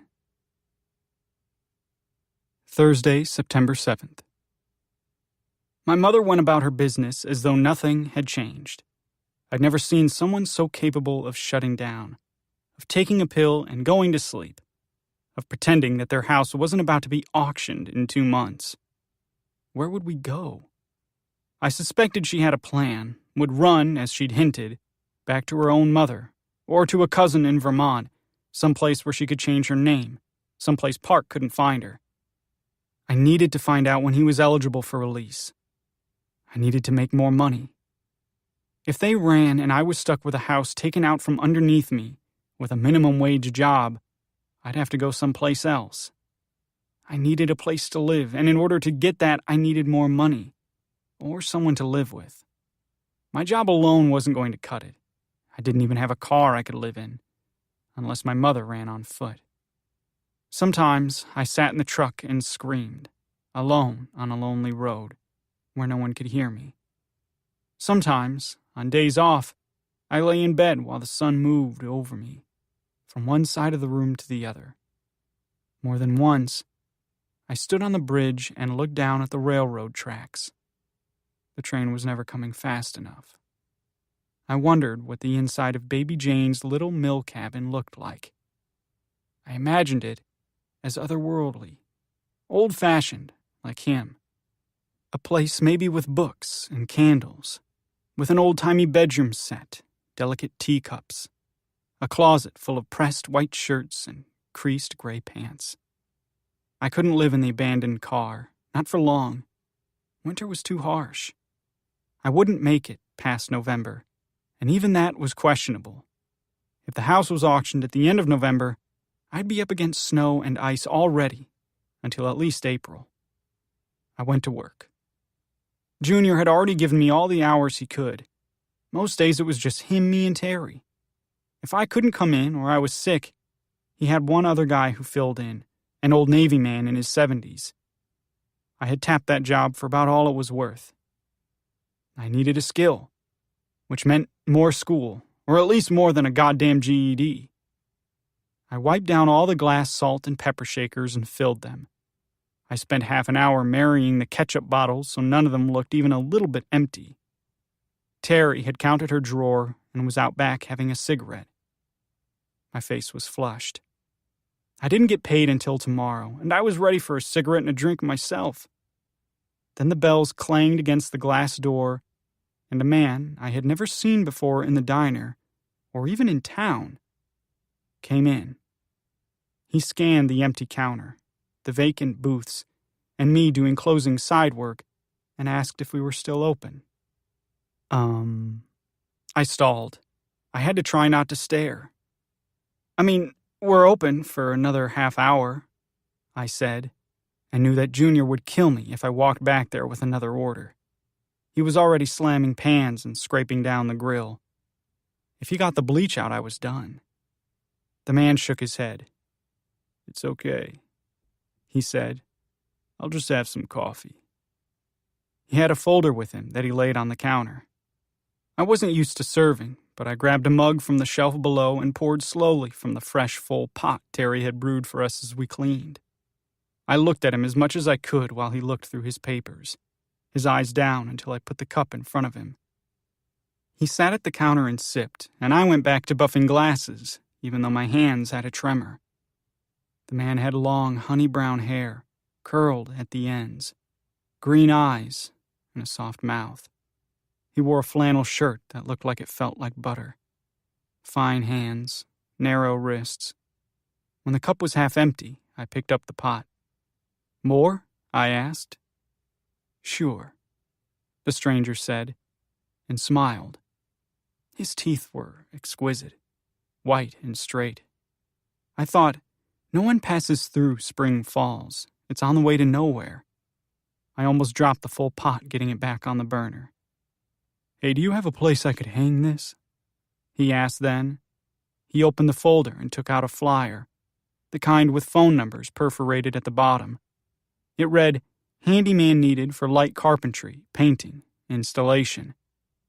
I took it from him and held it, my fingers damp and wrinkling the edges. "Are you hiring someone?" I asked. "Yeah," he said. "Do you need the work?" I let out a nervous laugh and looked behind me, through the window into the kitchen where Junior was letting the oil out of the fryer. "There are all these construction workers in town," I said. "That's not what I want," the stranger said. There was something feline about his features, the way his eyes crinkled, the sharp points of his canine teeth. I kept looking at the flyer. His name wasn't on it. Just a number repeated at the bottom. "Did you just move here?" I asked. "I did. I have things that need attention at my house." He tilted his head, thinking, and started to smile at me. "Is that something you do?" "Yeah," I said, lying. I didn't have any actual experience. He pulled out a stiff, plain white card with just his name on it and a number different from the one on the flyer. "Bear," he said, and held out his soft, fine-boned hand. "Shannon," I said. My voice was just my breath. I was aware of how rough my hands were from the dish soap and hot water. He cocked his head. "We both have weird names," he said, and then pointed at the card. "That's my direct line." He took the flyer from me and crumpled it. I started laughing again. "You're not going to interview anyone else?" I asked. He shrugged. "No need," he said. He arced the wadded-up flyer into the trash can behind the counter. Then he took a $10 bill out of his pocket and left it next to his empty cup. "Coffee's only $1, I said. "Call me," he said, and he took his keys out and left. I slid his business card, Bear Miller, into my back pocket and picked up the cup he'd left behind. I held onto it the way he had, with the handle in my right hand, and leaned it into my lips, lining up the invisible prints. And then Terry came in the back door with a slam, her apron off, and I dropped the mug onto the rubber mat, where it didn't break but just rolled way under the counter. "What in the hell are you doing?" she asked, and laughed. "Clean up," she shouted, shooing me. "Get out of here." I rushed the door and then walked out slow, looking. Bear Miller was gone. I wish I'd seen what he was driving, or how he'd gotten there, if he'd walked, which direction he'd gone, where he had possibly come from. I rode my bike through the woods, whizzing down the trail past the car, because I needed to get home and charge my phone. When I came out on the other side, my mother's truck was parked in the lot next to a Volvo that looked like it cost more than my entire life. A woman had 2 rambunctious pit bulls in the field, one black, the other a silvery blue nose. She wore a white jacket. The dogs barked at each other and wrestled, rolling over the ball. I slowed to a coast and circled around the lot before I crossed over to the entrance where our house was. I didn't know the woman, but I thought she was probably somebody's wife, someone's mother, someone I knew from school. She looked at me like she was going to ask me something, but stopped herself. So I got off the bike, walked it past her, and opened up the truck, looking inside to see if there was a pack of cigarettes. When she kept looking in my direction, I poked my head up over the door. "Is something wrong?" I asked her. The sun was filtered, hazy, low over the field and the wrestling dogs. She pointed at the entrance to the woods that led to our house. She started. "There was a little kid earlier," she said, "and I just worried because it seemed like she was by herself." My heart hammered. "A little kid?" I asked. "How little?" But I knew it, before she even said it. "Maybe 5?" she said. She held out her hands in protest, or guilt, or explanation. "I just have never seen her," she said. "And I know these kids. I teach kindergarten. I've seen all the 5-year-olds in town. Not her." "Huh," was all I said. "She came right out here and talked to me," she said. "She asked about my dogs." "She did?" I asked. "Yes, she was friendly and quite bright," she said. "Talkative." That was Bertie, I thought. "And then she took off into the woods," the woman said. "And I didn't want to run after her because of the dogs. I didn't want to scare her, but—" She started laughing. "Now I'm wondering if I saw a ghost." She laughed harder, and my eyebrows went up in surprise. "A ghost," I said. She shrugged and threw up her hands. "Crazy, I know," she said. I looked off into the woods. There was no movement, no sign of them outside, no smoke from the fire. "Have you ever seen her?" she asked. "No," I said, and only after thought maybe I should have said yes. That maybe saying yes would have drawn less attention to the little girl who might not even be real. "But I'll keep my eye out," I told her. I added, "I'm here all the time." I'd started to walk away when she said, "She told me—" She hesitated, and then went on while I waited. "What did she tell you?" I asked. I stopped and went back to her at the back of her Volvo, where she stood with the gate open, trying to herd the dogs back in. I asked her if she was alone, or if she was lost. She said, like if she was looking for someone. "Yeah?" I asked. She said she was looking for the angel. I blinked, hard, unbelieving. "I know," the woman said. She laughed again and shook her head. "You're just a kid yourself, and I'm a crazy woman telling you about a little girl looking for an angel. But you know how sometimes you just can't tell what's real?" I thought about the beautiful man sitting at the counter, asking me if I did any handiwork. I felt for his card in my back pocket to make sure it was still there, to reassure myself that he was real and not something my mind had tricked me into seeing. "No," I said. "I know." Inside the house, the kitchen was quiet. No fan, no ticking from the loud clock on the stove. And then I noticed that the TV was off, the screen blank, flat gray and dusty. I flipped a switch on the wall. Nothing. No hum from the refrigerator, and it was getting dark inside. "Mom?" I called out. She was asleep on her bed, her hairline telltale sweaty. Bertie sat beside her in the crook of my mother's bent legs, which both my mother and Bertie liked to call the nest. If she stayed in the nest, she was safe. but apparently she hadn't. She held 2 Barbie dolls, one male, dark-haired, in a black jacket but no pants. "Bird," I said. "What's going on?" "The TV went off," Birdie said. "but Mom was asleep." "How long has she been asleep?" Birdie shook her head. She didn't know. She had a poor concept of time. 2 hours might have felt like days to her. Sometimes it did to me. On the floor beside the bed, Birdie had half-packed a pink backpack with pairs of underwear, a sweater, and a different doll. And in the front pocket, a whole handful of rocks, crystals, and river stones, different colors and shapes. Just like Mom, I thought.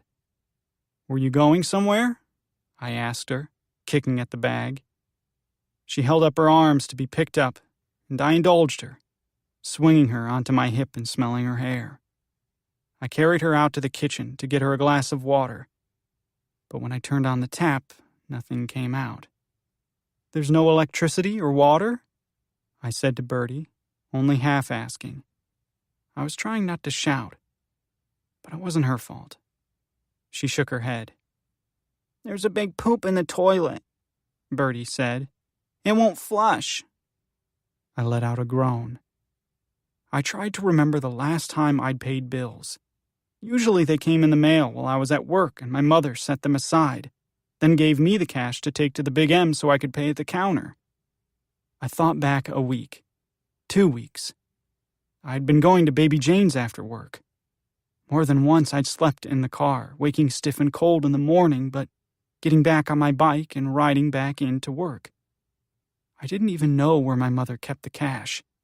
I used to. I had dipped into it before, but now she moved it every few weeks. I was ready to tear the house apart looking for it. I looked in the cupboard and found one last juice box for Birdie. She wagged her feet back and forth, sitting on the counter. "Were you outside today?" I asked her. Her eyes darted over to the left, a sure sign she was fibbing. "Without Mom?" I added. "No," she said. I watched her cheeks get hot and bright pink. "Bird," I said. She crossed her arms over her chest. "You can't go out," I told her. She looked at me, point blank, with her big light eyes and her jaw tight. "Why not?" she asked. I didn't have an answer for her. I stalled, and I heard my mother snoring. "It's like your mom's favorite doll," I said, "and she doesn't want to share you." She got to the bottom of the juice box with a loud rattling suck. "You can go out," she said to me without looking up. I smiled a little. I'm not her favorite. I thought it would make her laugh. But she started to cry. Just a little at first, her lip wobbling and her eyes filling up. But then it roiled into a full-blown sob, and she needed to be held, rocked in the living room with her head on my shoulder. "Bird," I whispered. My mother slept through all of it. When Birdie settled, she lay still on my lap. I raked her hair off her sweaty, damp cheek. "It's not fair," she said. "It's not," I answered. I patted her back, no longer the round curve of a baby, but still just the width of my hand. "You should be a favorite too," she said. 7. Kateri. Tuesday, October 17th. Kateri checks her phone in the parking lot of the Hub while she watches the waitress get in her own car and leave. The lot a mess of potholes and gravel. She has a text from Hurt that says, "Remains. Please call me." She tries and it goes straight to voicemail each time. Hurt phones her finally from outside the park. "There's no service in there," he tells her. "I didn't think there was any point in waiting. They're bagging and bringing everything to the morgue." "You couldn't wait for me to get there?" she says. "It's just bones," Hurt says. Kateri looks to the heavy gray sky as if she can tell time by the passing of clouds. "That's advanced decomposition," she says. She hasn't been dead that long. The blood was fresh. The body was burned, Hurt says. How far into the woods? Quite a ways, and way off trail. We found some clothing, he says. Some articles that we'll need to confirm, but I'm sure are pearls. It's possible, she knows. You can burn a body in the country, in the woods, in a way that you can't in a bigger town or city. There are fires all the time, especially in the fall. Bonfires, burning leaves. Rural folks still burn trash. The team continues to dig, and Kateri follows Hurt to the county morgue. The building has been built into a hill, the back of it accessible from a lower parking lot below where ambulances and hearses can pull into a garage to collect or drop off a body. Hurt waits for her in the parking lot next to his own car, which she rarely sees him drive, a pine green Honda Element that she thinks he probably also uses for camping. There's a round sticker on the back that says ADK 46er. He paces the lot in khakis and hiking boots. It's one of those days, he says, that I wish I still smoked. She pats her own bag. Sometimes she has a pack stashed. She tried quitting when she moved to Spring Falls, but she finds herself picking up a pack more often than not. She still savors a cigarette with her morning coffee, after a meal, and when she's stressed. Me too, she says to Hurt. They meet the coroner, Elise Diaz, inside. She's a tiny woman, no more than 5'2", slim with a sleek bob and exquisitely dressed in a black pencil skirt and a silk blouse. She wears 4-inch heels and she's still shorter than Kateri. Hurt introduces her as his partner, Kateri Fisher. New, Elise Diaz says, and appears to size her up. To the area, Kateri says, her hackles up. I've been a detective for 7 years. Dr. Diaz raises her eyebrows at Hurt. Well, Detective Hurt and I have been working together for decades, haven't we, Joel? She says. I wouldn't go that far, Hurt says. His smile looks like a grimace. I'm not quite as old as you are, he jabs. Diaz lays her hand on the back of Kateri's arm. Good to have fresh blood, she says. She leads them down the hallway, her heels clicking, her tiny ass barely moving. She walks, Kateri thinks, like she's the First Lady giving a tour of the White House. In the exam room are bones on a table. They've been discolored from the fire, charred and cracked in ways that most likely occurred post-mortem. There's a slender curve of spine, and, disconnected, only half the ivory butterfly of a pelvis. What can you tell us? Hurt asks Diaz. It's undeniably female, she says. She pulls on gloves and points at the faint pits in the bone. Parturition scarring, due to a vaginal delivery. She tucks her hair behind her ear and looks up at Kateri. Do you have children, Detective Fisher? She asks. No, Kateri says, looking at the bones. Diaz laughs lightly. Probably for the best, she says. These were nearby, Hurt says, and pulls a plastic evidence bag for Kateri to examine. There's a bag with a shoe, a soft-sided suede ankle boot caked with mud and blood, and in another bag a braided bracelet. Laced with beads and caked in part with blood. How close were these? Kateri asks. Within 10 feet, Hurt says. Only one shoe? She asks. Yes. She turns the bracelet over in her hands, examining the yarn, the little silver beads. There are tiny bells where the bracelet latches, and she thinks of Pearl. Beaten, bleeding, being carried or dragged through the woods having lost a shoe. Her wrist tinkling with the sound of bells as she went. The bracelet gives Kateri a cold wave of nausea creeping up her neck underneath her ears. She's seen so much in past cases, blood, gore, body parts, brains. But the bells on the bracelet, ringing, she imagines, as the body dragged, seem particularly delicate and grim to her. She feels green.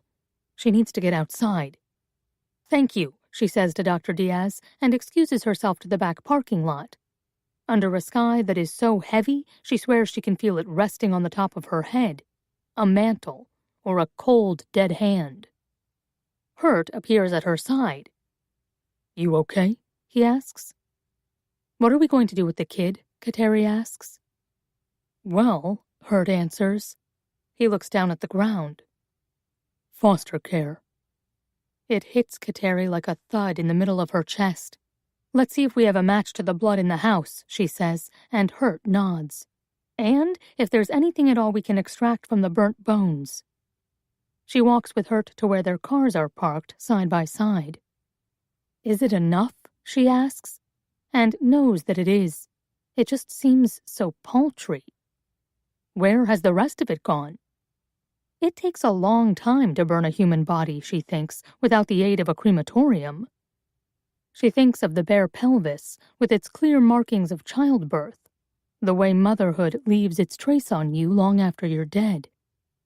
"If the blood matches what we pulled from the house," Hurt says, "and we can match that to Pearl Jenkins. She has no DNA on file," he adds, "but we can test the type against her children. Then yes," he says. She wants to ask, who would do this?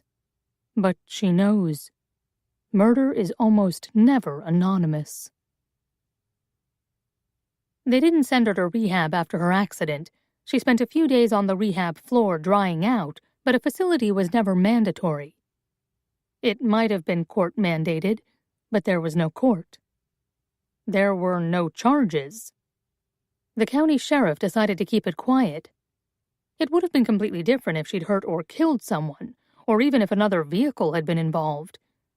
But it was just Kateri and the wall. They'd asked her, not the chief but a department psychologist, very delicately, if she was suicidal.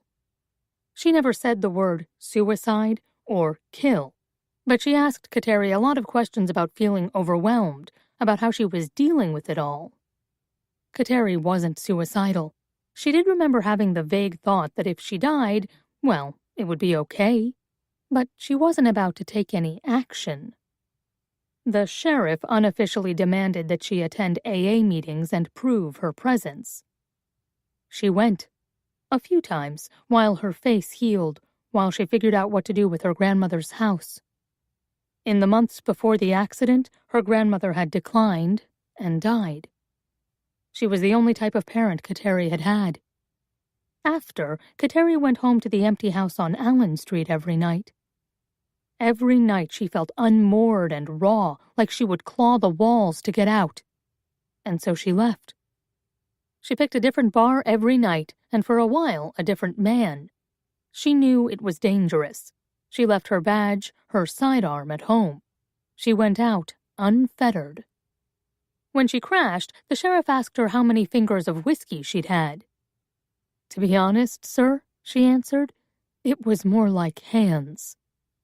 But she didn't remember. That was the worst part, or the best part, depending, the nights that were completely gone to her. Which sometimes meant waking up in her own bed, or on the couch, or in someone else's bed, or, in the worst case, in a hospital bed. The sheriff put her on leave. He asked to see her every 2 weeks with some documentation of the AA meetings. And then the house on Allen Street sold, and Kateri hired a clean-out team to come take everything that wasn't already on her body or in a small bag. There was nothing left for her. Her father had died years ago, alone in a shitty high-rise on the south side. Her mother, dead when Kateri was 16. She had died on the couch, only 31 to Kateri's 16. Her toxicology report proved what they already knew. She had taken a deadly combination of alcohol and painkillers and benzos. It wasn't a night unlike other nights. It was just the night that killed her. When Hamilton County called with a second interview, the wound on Kateri's chin had healed to a thin pink slice you could see only if she tilted her face up. She'd been to 6 meetings where she rarely talked, just listened to the same confessions over and over. Another face, another accident, another car crash. And more tears. She might have died on the couch the way her mother had. Instead, she bought a different car, she put a few things in the back, and she moved up north. She felt spared. By the time she gets to Mercy, it's getting dark, and the rain has come, saturating, steady. It feels like it will never end, that this is the world now, wet and shining. The parking lot runs with sheets of water moving toward the gutter. She walks past the nurse's station and down the empty hallway. When she doesn't see the officer, she assumes they have taken the girl for some testing. The tests have been extensive: hearing, eyesight, brain scans, chest x-rays. They haven't found anything wrong with her, and not a hair on her has been harmed. But she finds Bertie's room empty, her bed stripped. It catches Kateri so off guard that she just stands there in the doorway, looking in at the generic room, all signs of any patient gone. When they took her for testing before, everything was left behind: blankets, her chart, a pitcher of water. This room is now sterile. Kateri goes back to the nurse's station. "Jane Doe," she says. "Sparrow Annie Jenkins," she repeats, "in room 4406? "Discharged," the nurse says. "When?" "This morning," she says. Behind her, the phone rings, stops, and then rings again, so that the nurse has to hold up a finger asking Kateri to wait. She takes the call, and an attending doctor comes by with files. Another nurse slips in behind the desk to pull up information on another patient. "To whom?" Kateri asks the first nurse. "I'm sorry?" she asks. "To whom was Jane Doe released?" Kateri asks, her voice rising. "And what happened to the officer outside her room?" She feels the heat creeping up her neck, her hair tingling, the metal taste of shame and fear on her tongue. "The child is a witness in an active investigation," Kateri says. "She can't leave without my knowing." "Were you here?" the first nurse asks the other. The second nurse nods, chewing a piece of candy she's taken out of the crystal dish on the counter. Behind them on the wall and along the edge of the counter, they've put up Halloween decorations, smiling vampires and skulls. "Guy from the county," she says. "Appointed legal guardian." "And the officer?" Kateri asks. "The overnight guy," she says. "Officer Dillon." She blushes when she says his name. "He left at 8, she says, "but no one came in to replace him. He said they were notified of her transfer instead." "I was not notified of her transfer, see?" Kateri says, her fingers pronged out on her breastbone. "That's the problem." "Who was the man from the county? From DSS?" she asks. "Did he show identification?" "He was tall," the nurse says, "and wearing a suit." As if that helps, Kateri thought. "He signed," the nurse says. "May I see the signature, please?" Kateri asks. The nurse riffles through the files from the day. "This is an active investigation," Kateri says again, "that has become a murder investigation. In case you want to ID me," she adds. She unfolds her badge. "Oh, detective," the nurse says and laughs. "We all know who you are." "What did he look like?" Kateri asks, and fears that she sounds as desperate as she feels. The nurse shrugs and grabs a second piece of candy. "Sorry," she says then, "this is my dinner." Then she adds, "Tall, dark hair." She frowns a little, self-deprecating. "Super good-looking." "How old?" Kateri asks. "Old," she says. "I don't know, like 40? Kateri pushes her tongue between her front teeth to keep from clamping down. The second nurse pulls the folder and opens it to show Kateri, but won't hand it over to her. The signature is illegible. A long flourish, its tail like a comet dragging off to the right. Kateri calls the Department of Social Services from her car in the parking lot at Mercy while it pours on her windshield, the rain on her roof like a jackhammer.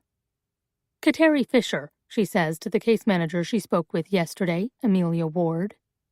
"Who checked out Jane Doe?" "Sparrow Annie Jenkins," she says, "from the Jenkins investigation. From Mercy Hospital." "No one," Amelia says. I have a caseworker from Catholic Charities coming to meet her tomorrow. No, Kateri says. Someone picked her up.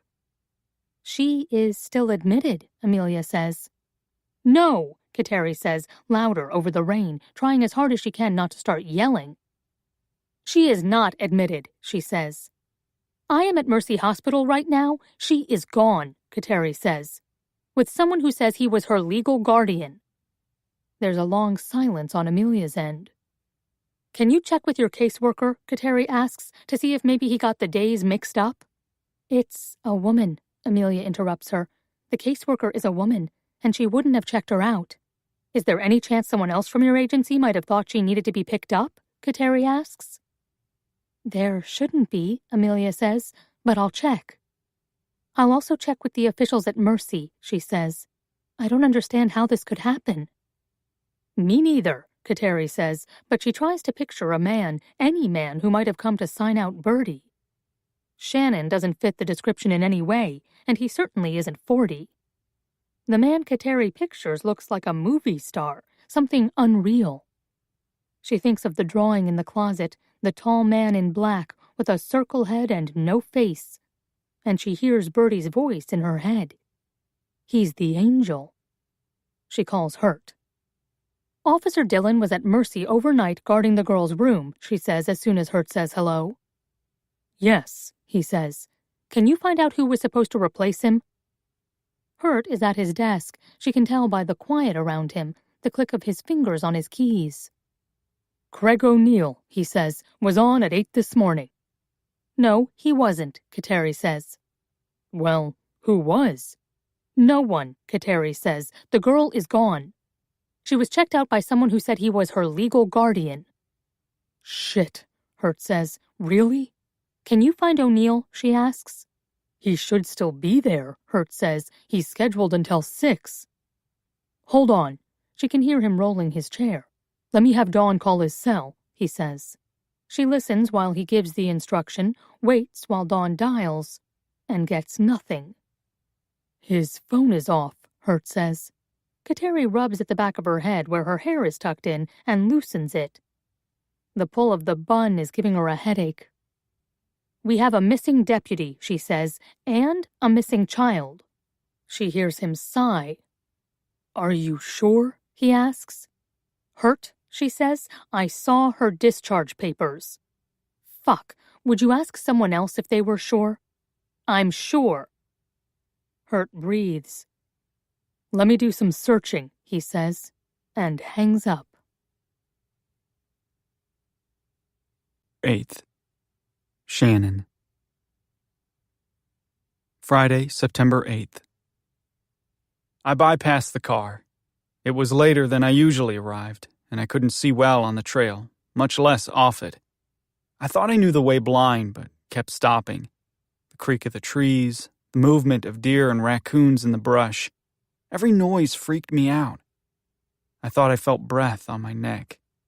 I thought I heard whispering. When I came out the other side of the woods, Baby Jane's backyard was lit with a yellow square from the kitchen window. I had told Birdie to say I was taking care of it. When Mom gets up, I'd said, tell her I went to take care of it. I told her not to worry. I lit a candle inside a hurricane glass and put it up on the counter so she couldn't knock it over. I hoped my mother didn't sleep through until morning. All I could picture was Birdie alone in the dark house, her body curled next to my mother, who was dead to the world. It would be better if she were dead, I thought. I went to the back door, off the kitchen, or maybe the cellar way, and knocked, hoping that Baby Jane wasn't sleeping.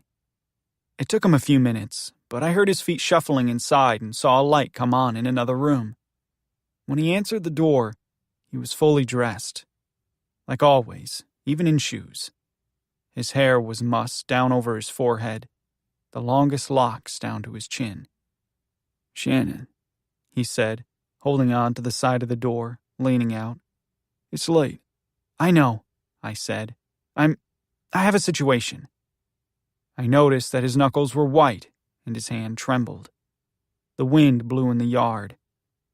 Behind his house was a perfect line of pines, planted more than 100 years ago in a straight row, 7 of them. The branches in the wind sounded like voices, hushing. "Are you okay?" I asked. I saw him unclench his jaw. "Yes," he said, but he didn't move. I tipped my head. "Can I come in?" I asked. "I have a problem," I added. "I need an adult." Yes, he said, and moved then, letting me into a black and white kitchen with a big enamel sink and a pink countertop. I watched while he turned his head and wiped his forehead with the cuff of his shirt sleeve. He had a tattoo on his forearm I had never noticed, the face of a pocket watch, with the chain wrapped around his elbow. "I've never seen that," I said, pointing. He sniffled and pulled at the waist of his pants, which I noticed were too big. "I have another," he said. "Can I see it?" I asked. He pressed his lips into a flat line. "No," he said. "It's late," he said again. "What's wrong? What's the problem?" I tried to look him in the eye. His top lip was beaded with perspiration. He needed to shave. "Did you take something?" I asked. "Like what?" he said. "Like a drug. Are you on something?" "I'm not on anything," he said, suddenly frank and sharp. But I detected something. I knew my mother had 2 different kinds of sweats. One when she had just dosed, and another when she needed to.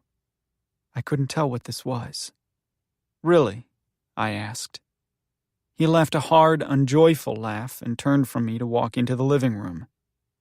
The living room was a small square. Off of it were one small bedroom lit with a milk glass lamp and a bathroom tiled in pink and black. In the bedroom, the bed was made and there was no detritus of living. No books on the nightstand, no socks or shoes on the floor. Nothing that wasn't put away, dusted, straightened. "What's your problem?" Baby Jane asked me. "There's no water or electricity at my house," I said, "and the county is auctioning it for back taxes." He motioned to a squared-off avocado green sofa. "Please," he said. When I sat, he asked, "How much do you owe?"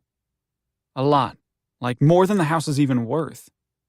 He sat next to me, his leg crooked, his body turned to face me. He leaned his face on his hand, watching.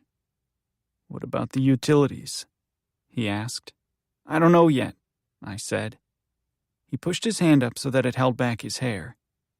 He had a darkness under his eyes I'd never noticed in the car, and his cheekbones seemed sharp. I thought he'd lost weight. I inched closer, looking intently. "Baby," I said.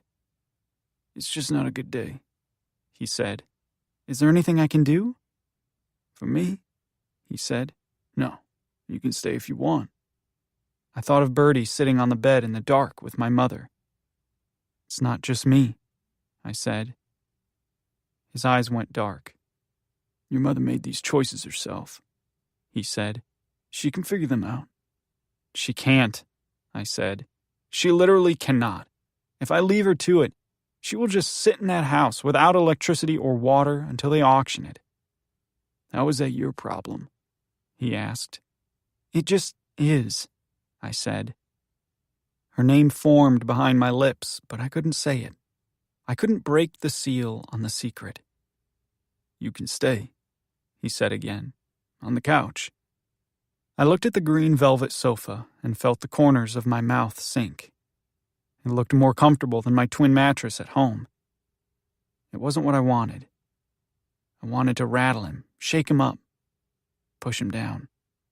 "Put the house in your name," he said then. "How?" I asked. "Is there a mortgage?" he asked. "No." "Have your mother sign it over to you. It's the least she can do." "Why?" I asked. It seemed like that would make it mine and mine alone. "Because then you can take over the utilities," he said. "You start from zero. And maybe you can do that with the taxes, too. It'll buy you time," he said. "How do you know this?" I asked. "I'm really good at buying time," he said. He walked into the bedroom and left the door open. I saw him untuck his shirt, unbutton it, lay it across the top of a ladder-back chair, and then his shoes, his pants. Out of my sight line, he changed into pajama bottoms but left his shirt off, his chest and stomach thatched with dark hair and his back covered in a tattoo of a sword that ran down the length of his spine and 2 wings that sprouted from his shoulder blades. "Wow," I said from the doorway. He brushed his teeth and leaned over the sink to spit. "Are you staying?" he asked. "Yes," I said. He took a chenille bedspread off the bed and got in between cool blue sheets. "Turn the light off," he said. "There's a blanket on the back of the couch." "Can I lie down?" I asked. "On the couch," he repeated. "With you," I said quietly. I leaned in the doorway to his bedroom, the light still on. He was covered up to his armpits, his arms out and folded over his chest. When he closed his eyes, I tried not to think of him lying in a casket, in blue satin instead of blue cotton. "Please?" I said. He snapped open his eyes and breathed in sharply. I was fidgeting with my fingers, creeping into the room. "On top of the covers," he said. I laughed. "Are we in middle school?" I asked. "Take it or leave it," he said. I took my shoes off and lay on top of the blanket next to him. I didn't dare touch him. He seemed stiff, like his whole body was on guard against me lying there. "Where were you before this?" I asked. "Jail," he said. I didn't jump, but the hairs on my neck stood up. "Why?" I asked. "You don't want to know." "Have you killed someone?" I asked. He turned on his side to face me. "Yes," he said, "but not in the way that you think." I looked into his blue, blue eyes. "Go to sleep," he said, and closed them, and I lay there for a long time, clenched and awake, watching him breathe.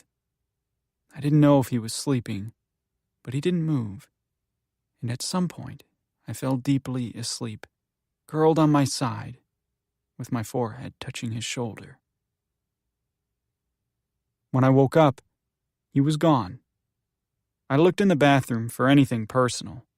There were razors and shaving soap that you lathered with a brush, witch hazel and alcohol, a bottle of aspirin. Nothing with his name on it. Nothing that wasn't also completely generic.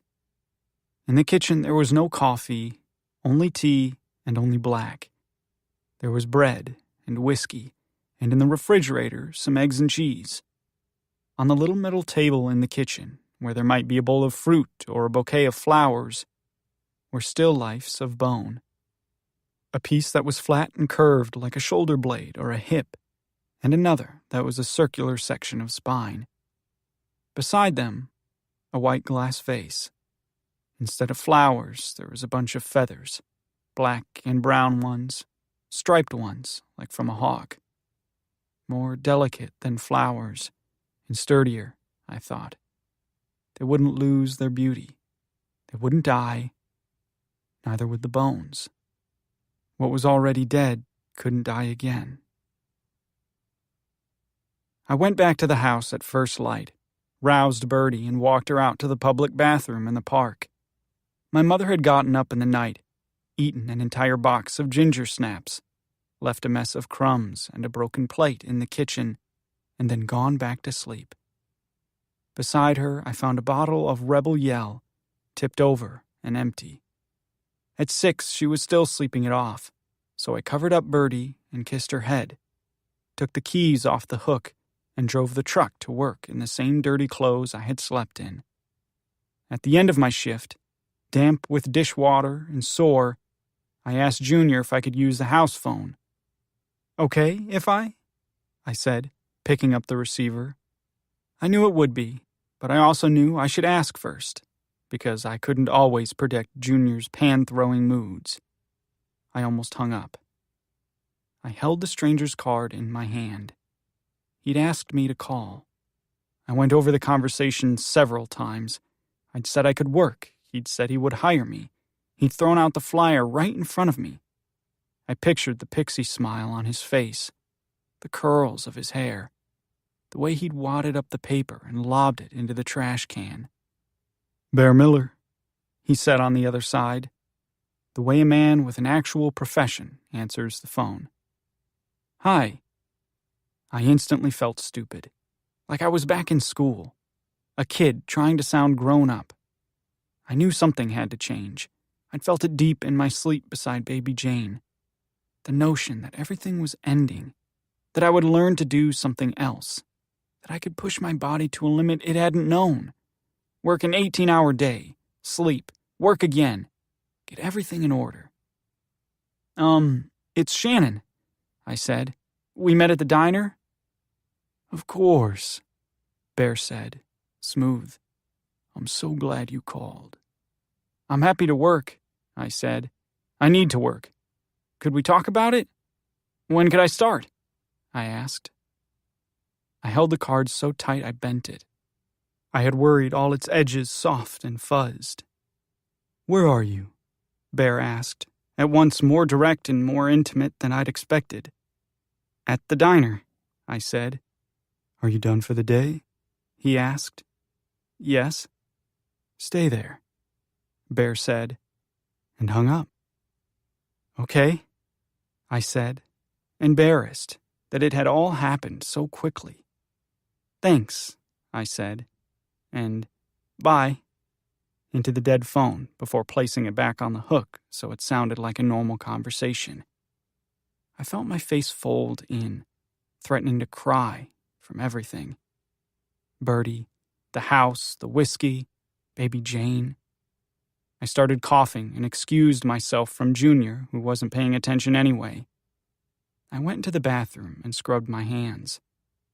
They were permanently dry from the hot water and bleach in the kitchen. I washed my face with the cheap pink soap that Junior stocked the place with and dried off with rough brown seafold towels. I pushed my hair off my head with my fingers. It didn't matter. It was dirty, dark at the roots. A cowlick was sticking up in the back that wouldn't go down until I washed it. It needed to be cut. The longer it got, the younger and girlier I looked. My whole body was sore and tired, gritty under everything. I took 3 buttermints from the register and hoped I didn't smell from a distance, or that if I did, it was only like bacon or the grill. Bear showed up in a dark green Land Rover with caramel leather seats. He shook my hand tight, with full palm. His face was like something I'd only read about. High cheekbones, green eyes. His hair was pulled back in a loose bun near the top of his head.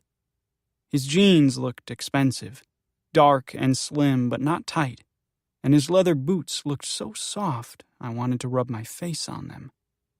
"You want to come see the house?" Bear asked. "The house?" I said. My gut spasmed in panic, and I felt like my heart was beating outside my chest. Bear smiled. "Where you'll be working," he said. I glanced at my mother's shitty little truck, slightly crooked off its frame and parked with the front tire in a deep puddle. On the way out of the park this morning, the fuel light had come on. "I'm pretty dirty from work," I said. "Why don't you go home first?" Bear said. "Shower and change, and then meet me over there." So logical, so normal, and so ridiculously impossible that I started laughing. I was afraid I sounded hysterical. I wiped at my eyes, and my lips pulled down in a hard, uncontrollable frown. "Whoa," Bear said, when I had hoped he wasn't paying attention. "What's going on?" he asked. "Oh," I waved my hand, blinked my wet eyes. "It's more than you want to know," I said. "Tell me," he said. I took a rough breath. "The water and electric were turned off at my place," I said. "Okay," Bear said. "So I need to work," I said. I tried to keep my eyes on the clouds behind him and not on his beautiful face. They were heavy clouds, the kind that brings snow. The air, even though it was warm, had a bite to it. Are you hungry? Bear asked. I mean, I'm not in a commercial with a swollen belly and a fly on my face, I said, and laughed, bitter. I'm in right now, Bear said, and he smiled, not chronically. Oh, I blushed hard and I felt my heart again, pounding. Yeah, I said. He got into the Land Rover then and pushed open the passenger side door from inside. Get in, he said, and after a second of hesitation, I did. I got in and sat on the buttery leather seat that was warm from the sun. Or maybe from a built-in heater. I'm pretty sure I can get you what you need, Bear said. 9. Kateri. Wednesday, October 18th. Kateri's phone rings in the early hours, before the sun has come up. In her deepest sleep, she struggles to recognize the chirp of her phone. In her dream, a cricket as big as her hand climbs the wall, its copper wings making the sound of her phone ringing. Fisher, Hurt barks as soon as she accepts the call. I need you out at Mercy. Her heart starts, and she draws a quick breath. Did they find the kid? She asks. No, he says. Come now. His call has her immediately on alert. Still, she stops at the 24-hour Stewart's for coffee before she drives the 2-lane highway out to Mount Snow.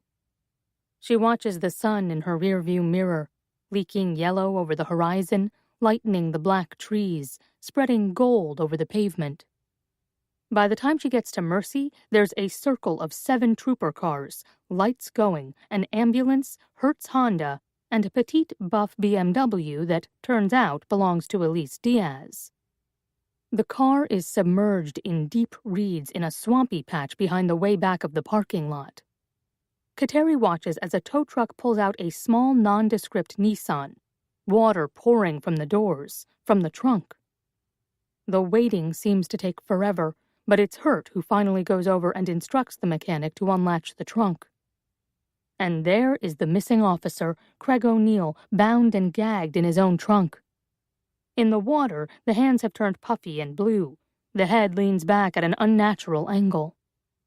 Elise Diaz is in the swamp water up to her ankles in rain boots. Cameras go off, radios sound. Craig O'Neill, Hurt says. The cop, Kateri says. He never made it inside. Not from the looks of it. Rookie, Kateri asks. 22, Hurt says. Elise sloshes her way out of the cold marsh and approaches the detectives. I estimate time of death between 7 and 9 yesterday morning, she says. I'll give you my decision on a cause, she adds. Hurt looks at the sky, squinting.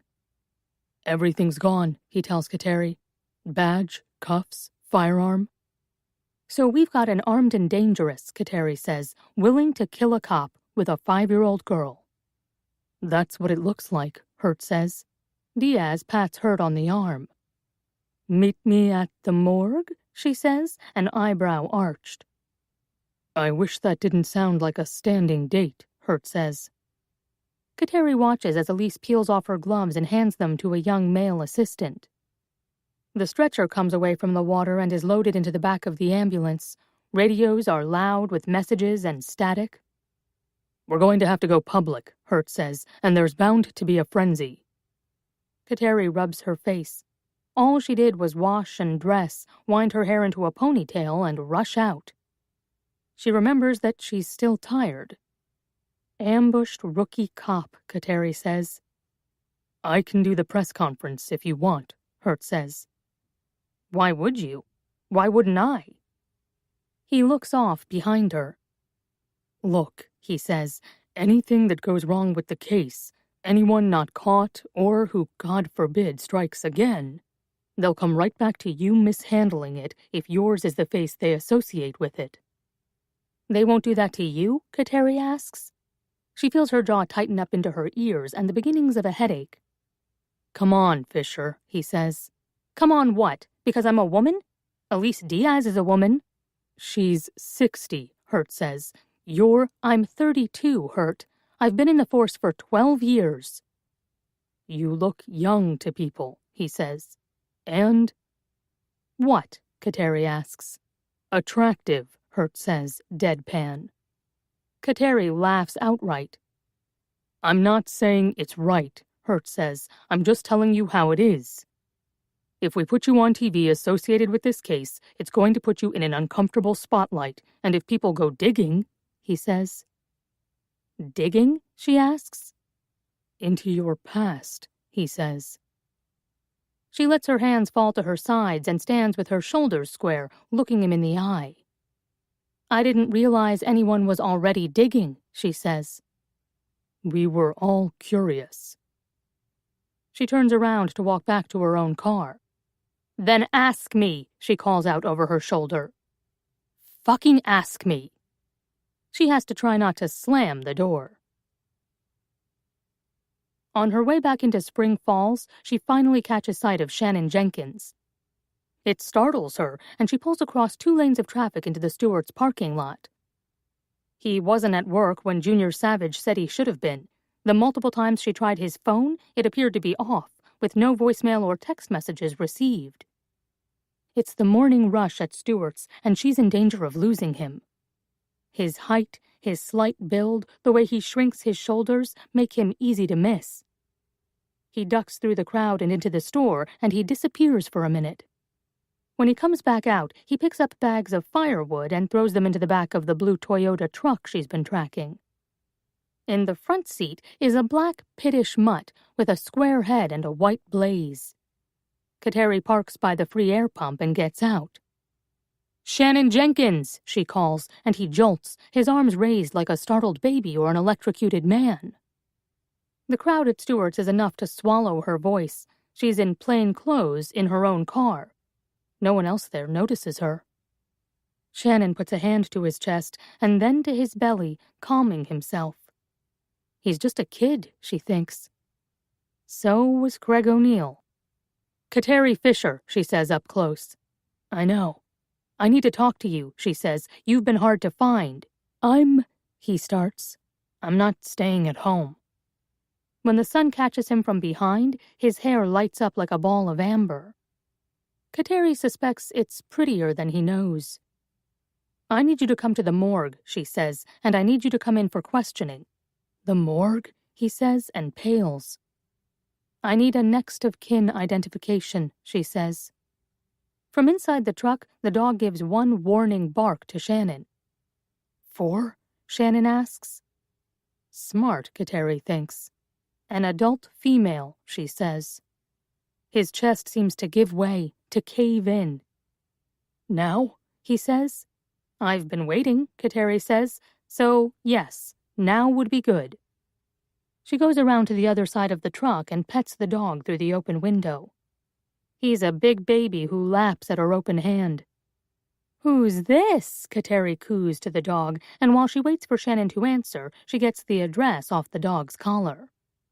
It's Burlington. She thinks he cannot possibly be staying that far away and driving back and forth. She also cannot have him leaving the state. Shannon looks at her through the cab of the truck. You can drop him off first, she says, testing. Then you can meet me and we'll go together. Shannon looks down at his feet, and Kateri sees the muscles in his jaw set. There's a chance he'll bail. He'll say he's taking the dog home and will never show, and she'll lose track of him again for days, or for good. He's got friends, she thinks. He has someone protecting him. He's not alone. Where? He asks. Meet me at the station, she says, in 30. She waits while he pulls out and goes left, the opposite way from his own house, up toward the new construction. The dog pokes his muzzle out the window, sniffing and appearing to smile. He has the loose lips of a hound, but not the soft mouth. At the station, both Albany and Burlington news people approach her on her way in. Behind them is a truck from a Syracuse station. Detective, the reporter calls. She's a young woman with that gloss of TV news, perfect hair, shining lips. Kateri holds up her hand and shakes her head. She ducks in before they can barrage her with questions about the murdered cop. Inside, Hurt and the chief are working on a statement. There's very little they can actually say, but they need to confirm publicly that, yes, a young deputy has been murdered. And, yes, they are also working on the disappearance of local woman Pearl Jenkins. We need a DNA sample from one of the kids to match the blood at the house. I'm taking Shannon Jenkins to the morgue, she tells them. The chief stands over Hurt's desk. Did you arrest him? Hurt asks.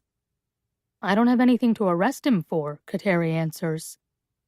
Chief Whitaker rubs his face with his hand. Everything about him, Kateri thinks, is a square. His head, his crew cut, his hands, his torso. I know you have urban training, he says to Kateri, but things are pretty simple up here, he tells her.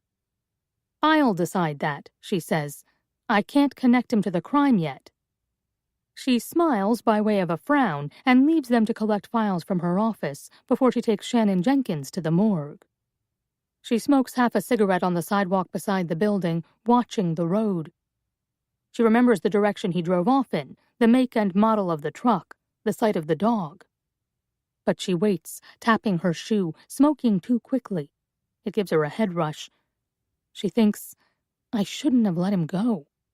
She watches every car that goes by, every car that's not his. He didn't have the look, she thinks, that look that says, run. Something about him seemed resigned. His blue truck, empty of the dog and the firewood, pulls in on time and parks in the back of the station where the employee cars are. She watches him sit in the driver's seat for a moment, ruffling his hands through his hair, looking down at his lap, probably at his phone. She sees him take a deep breath and try to relax his shoulders before he gets out. She drives him out to the coroner's office in a squad car and not her own. He doesn't talk on the way there, he just picks at his fingers. His nails are bitten down and ragged. She notices that his hands are soft and not rough from dishwashing the way she would have thought. They enter through the front, not the way Kateri and Joel Hurt came in to identify the bones. In the lobby, the receptionist sees Kateri and picks up her phone, announcing, Detective Fisher and a guest to see you, ma'am. She hangs up and nods at Kateri. The office is dark, black tile floor and walnut paneling. There are 2 leather chairs that it seems unlikely anyone ever sits in. Elise Diaz comes out in a sharp conservative suit, completely changed from the way Kateri saw her early this morning, in a rain jacket and rubber boots. Dr. Diaz shakes Shannon's hand and then holds it and feels the edge of his sweatshirt, the hood of which is up around his neck like a cowl. He swallows. In his left hand, he grips his keys on a short woven lanyard with a print of bears. Dr. Diaz takes that hand, notices the keys, and tells him he can relax. Kateri watches as he tries to release his fingers. He puts the keys in his jeans pocket. Thank you for coming, she says. She walks him down another black-tiled hallway, shoes clicking, and stops outside a wooden office door with her name on a matte gold plaque. Come in, she says, and ushers them into a warm room with a beautiful, intricate Persian rug and black and white photographs of trees. Shannon sits on the edge of a leather chair, facing the desk. He's pale, and, Kateri thinks, brittle. But pretty well dressed. Both his hoodie and his jeans are clean and fit well, and they seem both new and of good quality. She wouldn't have guessed he's been living in poverty in the woods. Diaz has paper bags, and inside them, evidence in plastic bags. She takes the bags out one at a time, and Kateri notices a wave of nausea or panic wash over Shannon. He swallows and rubs his throat. I have some articles, Dr. Diaz says, that I'd like to see if you recognize. These are pieces of clothing or personal effects, she says. Nothing gory or scary, okay? Okay. She pulls out a small bag first. Shannon, she says, is it okay if I call you Shannon? He looks for a moment like he can't fathom what else she would call him. Yes, he says. She reveals the bracelet. Is this familiar to you? She lays the bag on the table between them. Can I? He says, reaching for it. Of course. He picks up the bag and looks closely. That's my mother's, he says. How do you know? Kateri asks. He points at the stones woven into the braid of the bracelet. These are rose quartz, he says and shrugs. Then, she made it herself. Kateri nods encouragingly and hands the baggie back to Elise Diaz, who pulls out a larger bag. It contains the suede boot, caked with mud along the bottom from the woods and stained on the top with blood spatter. That's my mom's, he says. Then, you don't have both. Only one was uncovered, Kateri says. It's from Walmart, Shannon offers, and Elise checks inside to confirm. Thank you, Dr. Diaz tells him. That's it, he says. Those are just things. He looks at Kateri. I thought you said there was an adult female. What we have, Diaz says, is not fit for public viewing. She tilts her head down, knowing but still gentle with him. I can show you a photograph if you'd like, but I don't recommend it. What is it? Shannon says, suddenly shrill. Kateri presses her lips together. It's bones. Bones, he repeats. What happened to her? That's what we're trying to find out, Kateri says. It'll help if you submit a DNA sample. It's not mandatory, but, she nods at Elise, it will help Dr. Diaz make a definite match. Your mother doesn't have any DNA already on file, so the best we can do is match her to next of kin. The shadow underneath his cheekbone is deep and greenish. He looks gaunt in the light of the office. What kind of bones? Shannon asks. Kateri looks at Elise Diaz. A sort of heavy resignation has settled over Shannon's face, his lips sinking, his eyes hooded. What kind of bones? He asks again. Elise folds her hands on the desk. There's an intact pelvic bone, she says, and most of a spine. That's it, Shannon says. That is all that has been recovered to date, Kateri says. Forensics are still digging. Where would the rest of it be? He asks. She's alarmed by his seemingly matter-of-fact questions. He hasn't broken down. He has shut down, waited, lingering in a dark logic. In the woods, Kateri says. Animals do the most damage. He swallows. I mean, he says, what makes you think she's dead? Elise raises her eyebrows at Kateri. Shannon, she says, when is the last time you were home, at the house on Hidden Drive? He shrugs. A few days, I guess, he says. A week? Where have you been staying? Kateri asks. With my friends, he says. Around here? Kateri asks, and he nods but offers nothing else. When is the last time you spoke to your mother? When I was home, he says. She doesn't have a phone. Kateri straightens and drums her fingers on the file folder she has brought with her. Just tell me, Shannon says. There's a significant amount of blood inside the house, Kateri says, that indicates an attack with blunt force. The remains we found, however, were yards away from the house, she says, and near these other items that belonged to your mother. She watches him breathe through his teeth, biting down on his tongue. Are you okay with giving a DNA sample? Kateri asks. Yeah, Shannon says. Of course. We can complete that at the station, Kateri says. There are some other questions I need to ask you, and Dr. Diaz has quite a bit of work to do. Diaz stands and reaches for Shannon's hands. I'm so sorry for your loss, she says. Shannon bows his head, letting her hold his hands. Thanks, he mutters. Diaz nods toward the lanyard that hangs out of his pocket. I'm quite fond of bears, she says. Oh, he says, and blushes hard and sudden, his face flared hot pink. Me too, he says. Outside, the wind has picked up and blasts across the parking lot. Shannon hunches up his shoulders, but his ears and cheeks remain hot. I thought I had to see her, he says inside the squad car. I thought there was a body. Kateri shakes her head. There are only pictures and things, she says. I'm sorry. I should have told you. She had no intention of telling him. She wanted to see how he reacted to the possibility of seeing the body. He has remained quiet, ashen, and pinched the entire time. Except for the blush, she thinks. That afternoon, Hurt appears on the TV news in a black suit and a black patterned tie. He looks taller, slightly older on screen, his hair darker, his face more serious. He announces that they have uncovered the body of a young deputy and that they are looking into possible foul play, with a suspect at large who should be considered armed and dangerous. In addition, he says, they are investigating the disappearance of Pearl Jenkins and the connection to recently discovered remains inside Silver Lake Park. This is an ongoing investigation, Hurt says, without mentioning the missing girl. I'm unable to take your questions at this time.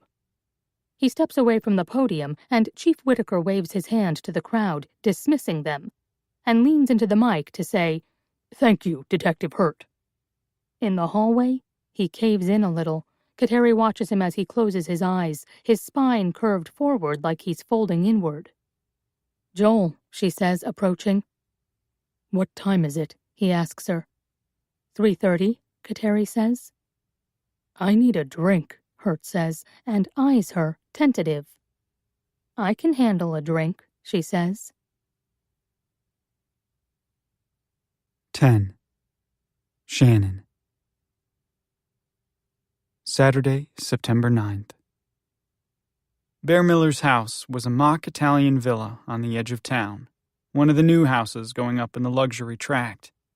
In fact, his was the only house on its street, and empty lots in various stages of construction sat around it. They were all huge, 5,000 or more square feet. Bear's house, with an in-ground swimming pool, a tennis court, a 3-car garage. It sat alone at the top of Fountain Street, the way my house sat alone at the bottom of Hidden Drive. Around it, poured cement basements, no streetlights, few trees except where the woods began to encroach from behind.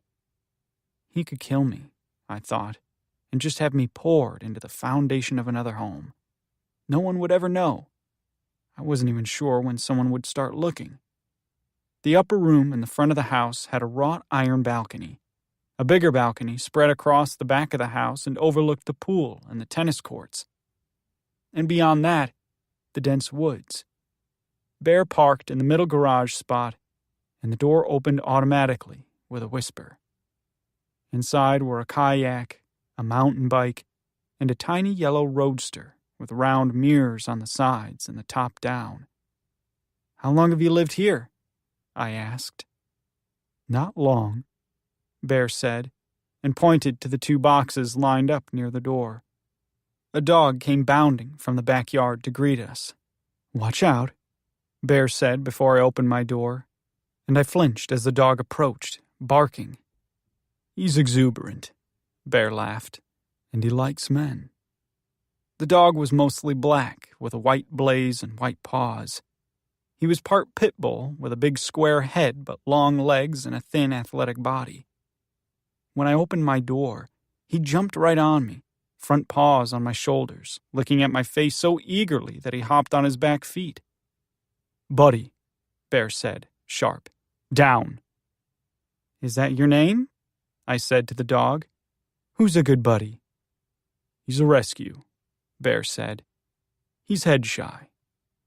The dog circled my feet in the garage, open-mouthed and panting, his tail thumping. What do you mean? I asked. He's been hit, Bear said. If you raise your hand, he said, and demonstrated, lifting his hand near the dog's face, and the dog cowered, wincing, his eyes squinted shut, his shoulders braced for what he thought was coming. I got it. I was head shy myself. My mother didn't hit often, but when she did, she meant it.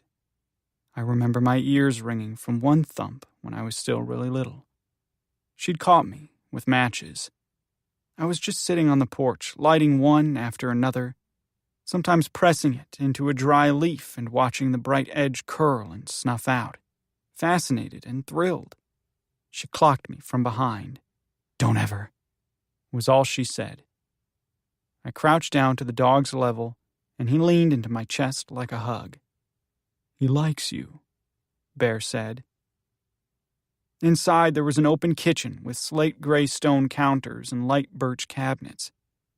It looked out over a giant room where the ceiling was the full height of the house. A wall of windows faced the backyard, uncovered. The floors were dark and sleek. I felt filthy. I leaned and wiped my hands on my jeans and was afraid to come very far into the house. "How long has the water been out?" Bear asked. "A few days," I said. "Look," he said, "I don't want to make assumptions about what you need, but the bath is down there." He pointed to where the hallway curved around the back of the living room and into a large master suite. "Why don't you take a hot shower and—" "I don't have any clean clothes," I said, and stopped myself short. I sounded like a brat, but I couldn't stand the idea of getting clean and then putting on the same greasy things. I'd rather stay dirty. "I'll give you something while these wash," he said, as if it were obvious. We had an old washer and dryer set in the basement, and I hated going down there. I'd wear jeans 20 times before I washed them. The hall was marble-floored. To the left was a spacious office with a heavy dark desk and walls lined with bookshelves. Along the ceiling was dim, recessed lighting. In the bedroom, just the edge of a big white bed was visible. I started laughing. From nerves, from embarrassment. "Who are you?" I said, and it came out snarkier than I'd meant. Bear patted the dog's side. "Go lie down, buddy," he said, and pointed toward a plush oriental rug in front of the fireplace. "I'm going to order some food," Bear said. He left me a pair of pajamas, tags still on, from Nordstrom, and a soft t-shirt that said Utica Club. I threw my work clothes, which I would rather have thrown out, into a glass and black washing machine. And in the kitchen, Bear had an open box of pizza, and he handed me a bottle of beer. I took a long drink. It was amber, a little bitter. "Holy shit," I said on the other side of the swallow. "Thank you." "My pleasure," Bear said. I bit my tongue, waiting. "So," I said, leaving the bottle on the counter. "When can I start?" I said. "Whenever you want," Bear said. "Right now." I gave a nervous laugh that was just staccato syllables. "Tonight?" I said. Bear cocked his head to the side. "What do you need?" he asked. I felt the words jumble behind my lips, my tongue thick and clumsy. "To work," I said. "You can work as much as you want," Bear said. He leaned against the refrigerator behind him, his eyes a little sleepy from the beer. The light was dimmed just enough to be soft and gold, like it was sunset inside. I chewed my lip, and he pushed the pizza box toward me.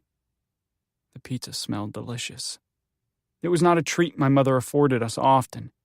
I watched as Bear took his wallet out of the front pocket of his jeans and counted out 5 20s onto the counter.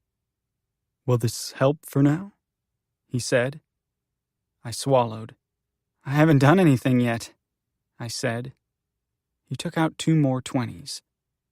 "I trust you," he said. The money just lay on the counter between us, molded to the fold of his wallet. He pushed it closer. "I trust you," he said again, and smiled this time. I thought I was going to be an indentured servant forever. But he threw my clothes into the dryer, where you could watch them tumble behind a sleek glass door. With the beer empty and another one open and set right before me, I started to feel bold. "You're going to kill me now, right?" I said, joking. "Now that I'm clean, prepped," I said. I couldn't stop myself.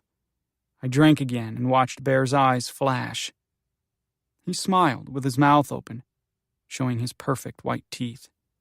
His hair in its loose bun bobbled at the back of his head. He put his bottle on the stone counter. "You could just leave me in one of those basements," I said. Truth was, I couldn't think of a better way to die. By someone else's doing. Giving up control in a long, delicious slide. Bear's laugh was open and warm. "You're much more use to me alive," he said. I ended up driving home drunk. I'd certainly been drunker, but I went home from Bear's that night with my head spinning. From beer, from everything. He'd given me a tour of the house, all the empty rooms upstairs, bedroom after bedroom, a vast playroom with skylights that looked out on the velvet night sky. There were bathrooms in between with beautiful, deep white tubs and gleaming tile. Everything needed painting. All the walls were just primer white, dry and chalky. I'd waited until the dryer buzzed with my clothes. "I should go," I said. I had to stop myself from staring. At his clothes, his face. I wanted to bury myself in that long hair. My insides felt tight with desire. Desire that might go somewhere and not lay unresolved, wearing away at me, like it did with Baby Jane. With Baby Jane, it felt like having a crush on the teacher who would never indulge you. Bear popped the top off another beer and stood, looking at his feet. "Call me tomorrow?" he asked, and then raised his eyes to mine. My stomach flipped. "Can you drive me back to my car?" I asked. He laughed. His whole body radiated warmth, like he held nothing back. In the deserted parking lot at the hub, I got out, shaken down to the bones. I left before I said anything, before he said anything, before there was any awkward pause where I started to look or act desperate, or tried something stupid, like to kiss him. Bear rolled down his window to say goodnight and waited until I got into my truck, until the engine turned over and was going strong before he pulled out. My hands trembled on the wheel. I wasn't sure how I made it home at all, except that it was just like driving drunk, or driving a route you'd know with your eyes closed, or through a blinding snowstorm, just hoping you'll be where you belong on the other side. I had a secret. And $140 in my pocket. I gripped the wheel and had to stop myself from driving out to the 24-hour Walmart to buy clothes. I've been wearing the same t-shirts since middle school. All at once, I wanted a haircut, new shoes. I had a hunger pain for everything to be completely new and different. And a desire I'd never felt before coiled like a snake in my gut. I couldn't let my mother know, and I could never bring Bear home or tell him about Birdie. I thought about the way he seemed to show his whole self when he offered something or laughed. And I thought I would only ever be able to offer a sliver. It felt like separate lives, like a partition was going up and I would have to navigate over the wall for different parts of every day. When I added Baby Jane to that, I thought I was a crazy person, popping up in these vastly different places with different people, showing each one of them something different, and never, ever the whole truth. In the house, my mother was pacing. She had lit candles everywhere, tea lights in jars and pillar candles and tapers. The house was hot and smelled like a bunch of different things, sandalwood and apple, vanilla and trash. The power was still out, and the water. I had gone to Bear's and had done nothing but take care of myself. "Shannon," my mother breathed when I came in. "Where have you been?" It was late, but not later than when I came home from sitting in the car with Baby Jane, if I came home at all. She got close to my face and narrowed her eyes. "Huh," she exclaimed. "You smell like sex." "I smell like beer," I said, "and clean clothes. Don't mistake it. Where's Bird?" I asked. "She's asleep," my mother said. Her hair was a mess, like she'd taken it up and down 20 times while she paced. I looked in the bedroom, and there she was, curled like a bean on my mother's bed, her arms and legs together, her face round and cool beneath that fiery hair. It was coming to an end. I could feel it. We couldn't sustain it any longer. It was like sneaking in a kitten and not telling your landlord, and then having that kitten grow up to be a full-grown lion. Or a girl. She begged me to call the power company. "It's midnight, Mom," I said. "They're not going to do anything about it now." "It's an emergency," she said. "Only to you," I said. She nodded at me, cold. "Well, I'm glad you have someplace to go," she said. She left me with an open phone book, the number for power outages circled in wobbly, hard-pressed ink. Everything smelled sour. Someone must have opened the fridge. I wanted to throw the whole thing out. Or burn it, I thought. And for the first time, I actually got it. The instinct to burn and run. Start over. The clean sweep of a raging fire. Everything reverted to ash. I just would never do it with them inside. The line at the power company was automated, so I spoke the address, which was barely an address at all. Hidden Drive, space 17. And the computer voice pretended to look up the file, complete with fake papery sounds. "Report an outage," I said into the phone. "Fucking get over yourself," my mother said to me. "I'm sorry," the computer voice said. "I didn't quite get that." "Fucking hot shit," my mother said. "Report an outage," I said louder. I watched as Bertie walked out of the bedroom with her pudgy bare legs and little brown feet. She rubbed her eye and sniffled. "Go back to bed," my mother said. "Nothing's wrong." Bertie looked at me. I said the address again into the phone. Bertie's eyes got wider, and she looked at our mother. "It's okay," I said to her, covering the receiver. But she waited for my mother to pick her up and carry her back to the bed, to lie with her and soothe her until she fell asleep. "Representative," I said to the computer on the phone. I thought about Bear's face, the way his eyes watched me when I spoke, the way he listened to everything I said, not the way some people will nod and pretend and not actually hear anything, the way his eyes smiled even when his mouth stayed straight, pink, slightly cruel. I felt the money in my pocket, guilty, but not enough to hand it over. When I heard a person on the phone finally, I saw my mother coming back out, ready to tell me what she thought of me, and I held up one finger to stop her before she said anything. I covered the speaker and glared. "Do you want me to take care of this?" I asked. She turned away, and I could hear Bertie singing to herself, something I knew she did when she was nervous. "I have an outage," I said to the representative. "Hidden Drive, space 17. She repeated it to me as a question. "Yes." "It's been turned off for non-payment," she said. Shit, I thought. I knew it. "Okay," I said. "Is there anything I can do?" "Pay the bill," she said. Short of that?" I asked. "This is an emergency. It was shut off suddenly," I said. "You were given notice," the woman said. "Posted on your door 10 days ago stating that continued non-payment would result in shut-off." "Because it's been shut off," she said. "The amount needs to be paid in full, plus a reconnection fee before we can turn it back on." "What's the total amount?" I asked. I fingered the bills in my jeans. $1243.57, she said. I heard my phone ding before it started dying. $1,200? I said. "Sir, the bill has not been paid since January," she said. "The note in the file says the house is vacant." "Well, it's not vacant," I said. "We still fucking live here." "You can make a payment online anytime," the woman said. "Without power," I said. "I'm sorry, sir. Is there anything else I can help you with?"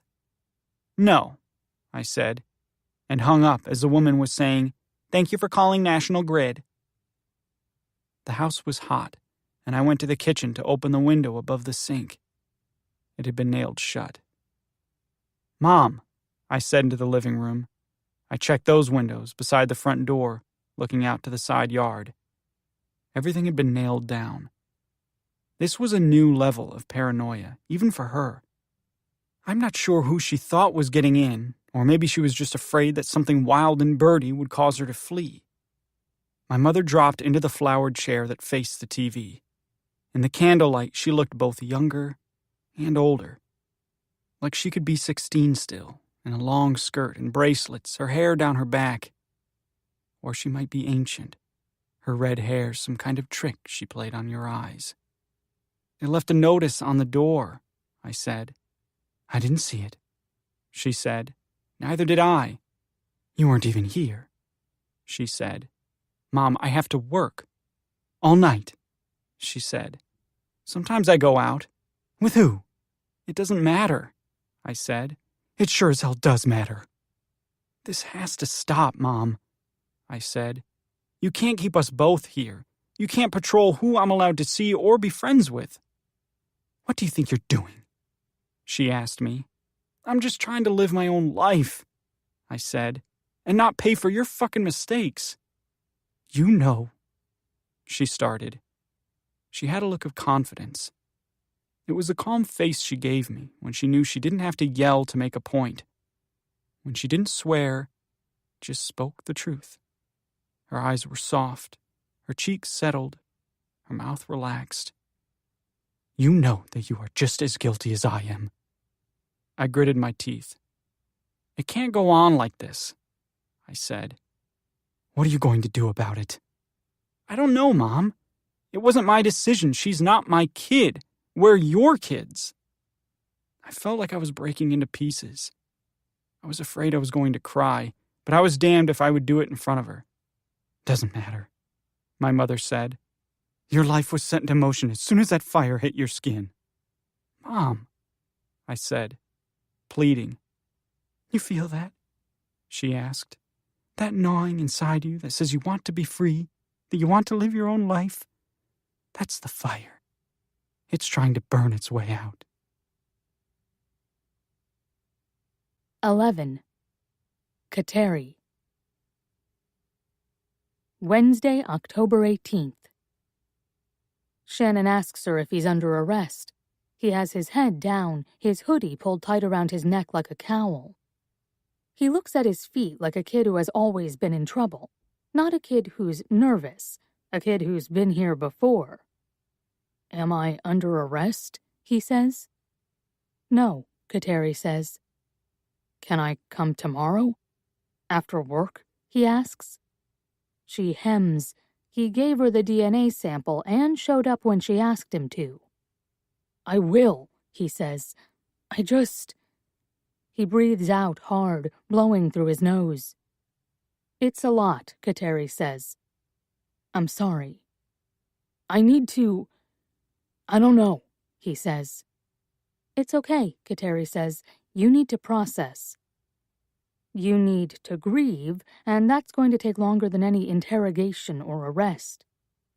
His eyes dart to the side, wet, and he looks off in the distance, behind the station, to the tall trees that have recently gone bright crimson red. "Do you have a place to stay?" Kateri asks. "Yes," he says. "You can't go back to the house on Hidden Drive," she says. "It's a crime scene." He swallows and then rubs his jaw. "Okay," he says. "You also can't leave the county, or the state." He huffs, annoyed. "How long do you work?" "Until 3, he says. "Can you come in at 3:30 tomorrow?" "Sure." She puts her hand on his upper arm, padded with the sweatshirt and flannel underneath it. He feels willowy, younger than 19. She fights the urge to comfort him further. "If you don't come," she says. "I'll come," he says. "If you don't," she says, "that'll read as suspicious. And I'll have more of a reason to pursue an arrest." "I know," he says. She holds out her hand businesslike, and he shakes it, more confident than she might have expected. "I'll see you tomorrow," she tells him. The day has felt like 2 days, starting in the pre-dawn with the body in the swamp, the press conference, her trip to the morgue. At home, she stands under a hot shower for a long time, allows herself the luxury of a sweet-smelling oily body wash, and wraps her hair in a yellow towel after. She's dressed and drinking tea when Hurt calls. "I thought you were meeting me," he says. She looks at the time on her phone. She thought he might have forgotten. "I updated the investigation room," he says, "and I have some details if you want them." He's still in the office. She feels a pang of guilt at having gone home, showered, begun to relax. She squeezes the towel at the base of her neck and then again at the top of her head. "I can meet you," she says. "It's going to take a bit." He breathes into the phone in a way that makes her think he's smiling. "You don't have to put on makeup for me, Fisher," he says. "I'll meet you at Sweetwater," she says, droll, and hangs up. The Sweetwater is the nicest of 3 bars in Spring Falls. It's a narrow brick building from the 1800s and feels like it belongs in a bigger city. She's gone there before, when she first started, with Hurt and Whitaker for beer, and to see if she could throw darts. She can. That night she paced herself very slowly with beer. She hadn't even felt the beginning of a buzz by the time they all left. It's a cold night. She dries her hair as best she can with limited time, smoothing it out with a paddle brush and the hairdryer, but it's still wet underneath. Outside, she tries to ignore it, but she's sure she saw flurries, floating, not landing in the air outside the bar. The bartender makes her a dark Manhattan with 2 deep red Luxardo cherries. When she takes that first sip, she thinks, "I'm back at 0, the way AA teaches you. There's no trophy for the days in between." Hurt is already there, drinking a gin and tonic. He tries not to look at her regular clothes, her V-neck sweater and jeans, her hair down and loose and shining. She had not put on makeup. So he looks, and doesn't look, or looks without meeting her eye, trying not to be detected. In the dark bar, the black sweater does a decent job of hiding the fullness of her breasts, but it's not loose. He looks down at his drink and sips. "Water in the lungs," he says, pulling them back into focus. The dead cop, the missing girl. The drink immediately makes her face warm, which she's sure shows in pink spots on her cheeks. "He went in alive," she answers. "Diaz called with cause of death. Drowning," Hurt says. "The parents had to identify," he adds. On the TV behind the bar, a baseball game plays, muted. The cherries in her glass knock around at the bottom like a pair of kids' play balls. "Probably right after you left with Jenkins," he says. "Long day," he says. "It's why Diaz gets a BMW." Kateri laughs, not expecting the bitterness from Hurt. "She likes you," she says. He looks her in the eye. "She tolerates me," he says. "From what I hear, she likes them even younger." He laughs.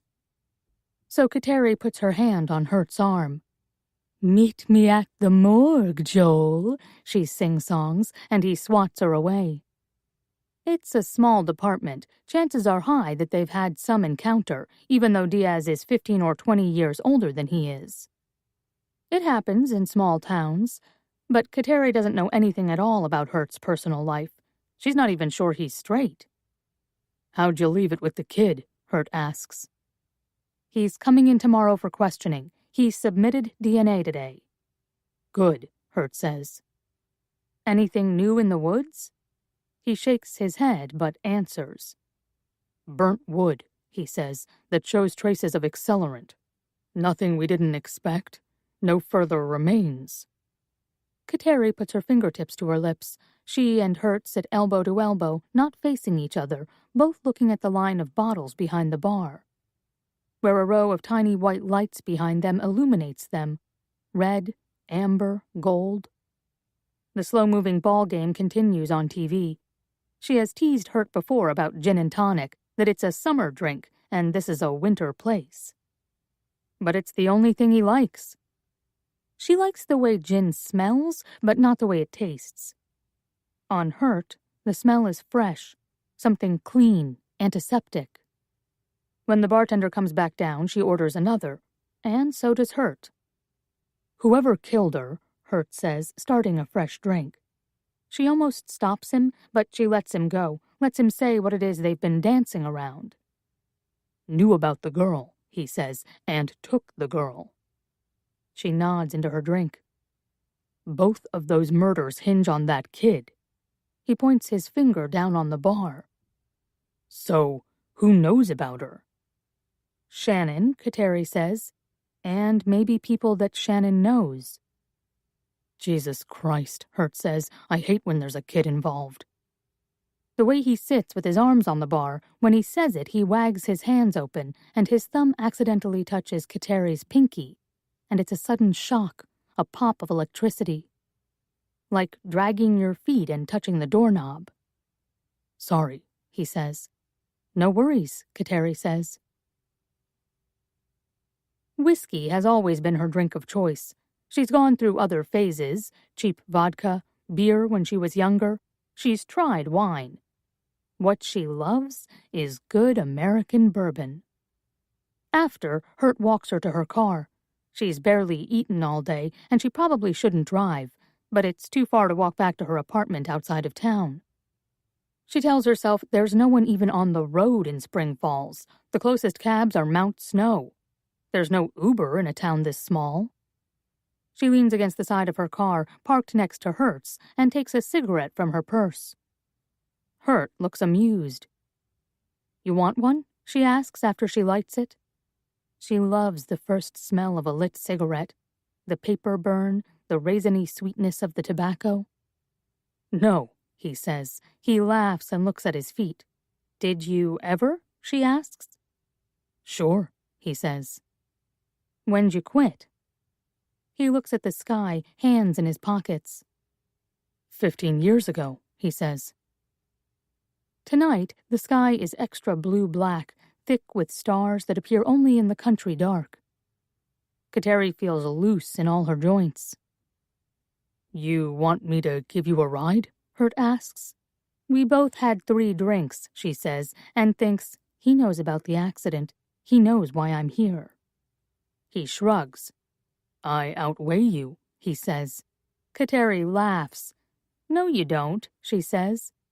There is no way Hurt is any more than 150, and Kateri is a solid 140. He is built like a swimmer, lean, like a runner with bird bones. I'm a guy, he offers. A dainty guy, Kateri says. She tilts her head and finishes her smoke, and the light from the parking lot shines on the underside of her chin, and she sees that Hurt notices it. The slice, the scar, the place where she almost lost her own head. Come on, Hurt says. He looks like he wants to touch it, and she wants to let him. Do you think I'm drunker than you? She asks. She breathes in the cold air after the cigarette, slow, blows it out through her lips. No. She stares at him for a minute. Part of her wants to break open, to ask him, do you want to see it? The mark on me from my mistakes? Part of her wants to push him at the shoulders and watch him windmill to catch his balance. Part of her wants to kiss him. She looks at his mouth when he relaxes it, the release of his lips and his jaw. He looks beyond her. Joel, she says, half reprimanding, half taunting. Just text me when you're home, okay? He says. She drives a little too slow, and she watches every tree, every peripheral movement for deer jetting out in front of her car. She thinks she hasn't had that much. She thinks the Subaru is a safer car. For a length of road right before her apartment, she closes her eyes and lets the road go, feels like flying, like sinking, like waiting to hit the ground. It's 12:30 when she falls into bed, still in her clothes. She wakes once pre-dawn, when the sky is still dark but the trees outside her window are loud with bird noise. It's then that she remembers Joel Hurt's warning and texts him, home, but sees above that she sent him a text at 1:15 that reads, You don't know anything about me. He hasn't answered either of them. She rolls onto her back, wide awake, her mouth dry, her pulse quickened, and thinks, back at 0. And in her mind, she sees the speedometer, its needle lowered all the way to the left.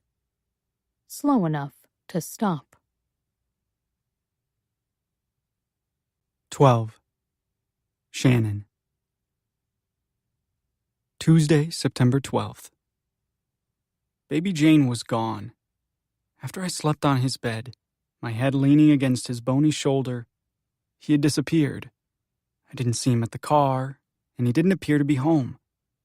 There were pole shades in the house, all of them tightly drawn. I tried to peek in the back door, into the dark kitchen, but I couldn't see anything at all, and none of the lights were on. I thought, he could be dead in there. Could he die that quickly? I leaned my head against the glass. It felt empty. That was the worst part. I had to keep working. I couldn't afford not to. I tried calculating in my head how long it would take me to make $1,300 to pay just the electricity and heat, and felt sick. It was too long. The refrigerator was festering. The toilet had been flushed with a bucket of water, and we had to go out to the public restroom most of the time. I hadn't showered since Bears. No one else had washed at all. If anyone found out, they would take Birdie. If they auctioned the house from underneath us, they would take Birdie. Part of me struggled to believe it might be the best thing for her. But it wasn't what I wanted. They would send my mother to rehab, or to jail for keeping Birdie captive. They could send me to jail. I wouldn't know how to fight it.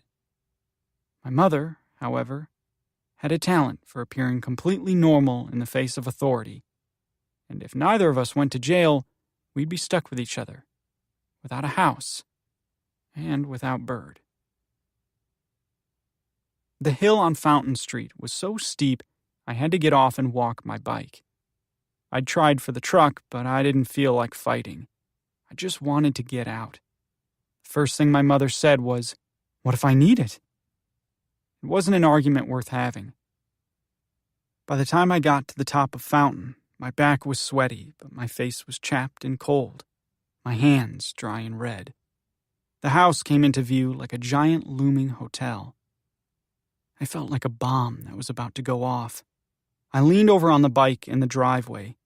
The Land Rover parked in the middle spot again.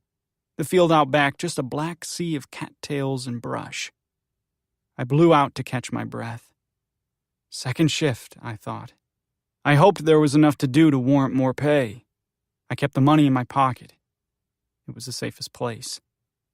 Inside, Buddy bounded on me in the hallway, licked my face, pushed his paws into my arms, jumped on his back feet.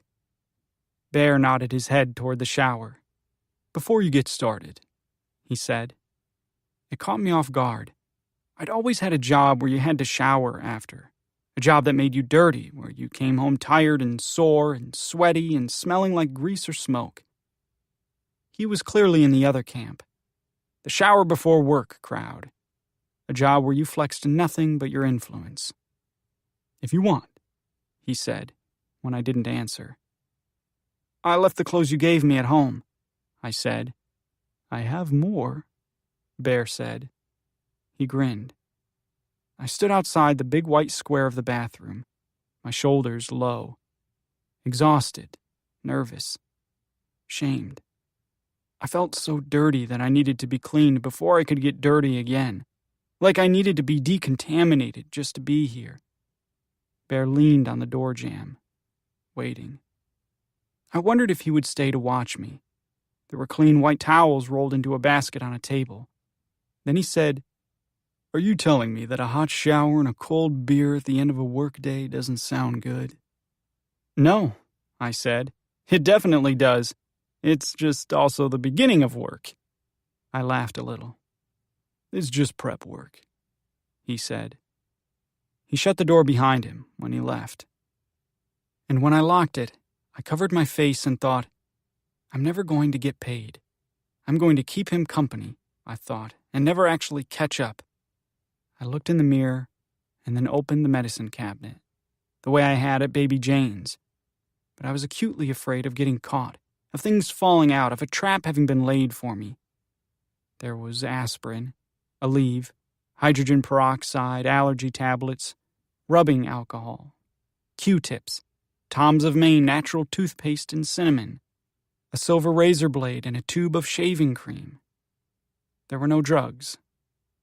I used the shampoo that was in the shower, which smelled like mint, and a body wash that was a light clear green and smelled like rosemary. The towels were as big as bed sheets, deep and soft. I thought about walking out naked, but on the bed Bear had left me a pair of forest green corduroys that were big in the waist and too long, a plain gray t-shirt, and a flannel that, when I checked the tag, was blended with cashmere. Bear was on his knees in the living room, getting a fire started, blowing with the hand bellows into the big fireplace. Outside the giant windows, it had started to rain, the sky a deep slate gray and the panes slashed with sideways drops. I didn't want to go home. I wanted to disappear, run as fast as I could without looking back, change my name, become something else, become this. I wished he was even farther away, that we were out of Spring Falls, out of state even. I wished there was a way to check on Birdie. She'd been fine when I stopped home, bored, hungry. I made her a peanut butter sandwich, took her to the bathroom, and put her on the bed with my mother, who was sweaty and sleeping, with a book and a few dolls. Birdie gave me a look. Why do you get to go somewhere?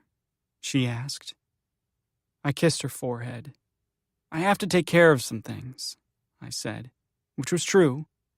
And I'm an adult, I said. She wrinkled her nose at me. If my mother died, I thought, would they let me keep her? Could we do it? The two of us alone? It already felt that way sometimes. I didn't want a kid, though. I wanted what was right in front of me. Better? Bear asked, jarring me out of my downward spiral of thoughts. Sure, I said. I sank into the understuffed leather couch, which felt like a cocoon I never wanted to get out of. Buddy made himself a space next to me, curled into a spot that was too small for his bulky body, but that he insisted on getting into, grunting, turning circles, until he finally settled with a low groan and his chin on my thigh. Bear came and sat facing me, his leg crooked on the seat, one foot dangling over the edge. Tell me what's going on, he said. The fire cracked and hissed, a roar of energy rising up the chimney. The flannel already smelled like wood smoke and something else, spicy and exotic, like maybe Bear had worn it and not washed it when he left it for me. He waited, and I felt nervous laughter creeping up on me. It was too much, way too much, to explain. There was maybe a hairbreadth between his knee and mine. In that space, a field of electricity. I wondered if he'd pick up my hand again. It was hard to look him in the eye, and he was watching very intently. I said, and laughed a little. Sorry, bad habit, I said. I've noticed, Bear said. We're losing our house for taxes, I said, stroking Buddy's head, just to have someplace else to look. And the power and the water are turned off right now. Is it just you and your mom? He asked. I looked out the window. It was dark and wet out there, and nothing was visible in the trees or the sky, like there was no world at all out there. I couldn't lie. I've been lying for 5 years, and this was the first time I'd felt like I had something to lose. I'd lied to everyone, people in town, people at school, work, the grocery store, people who knew my mom. We never took Birdie out. She'd never been anywhere, not to a doctor, never in the car. There was no record of her having been born, no hospital stay or midwife, no birth certificate. She spent time outside, but she never ever left my mother's view. And if my mother had to leave her, on the rare occasion she went to the bank or to buy more drugs, she locked her in the closet with a dim lamp and a coloring book. It was the only safe place for her. "No," I said to Bear. It felt like a dam giving way. There was something, love, guilt, relief, flooding from my heart. "Who else?" he said. "My baby sister," I said. It came out in a whisper. I'd never said it to another person other than my mom. The baby. Birdie. My sister. "Your mom doesn't work?" Bear asked.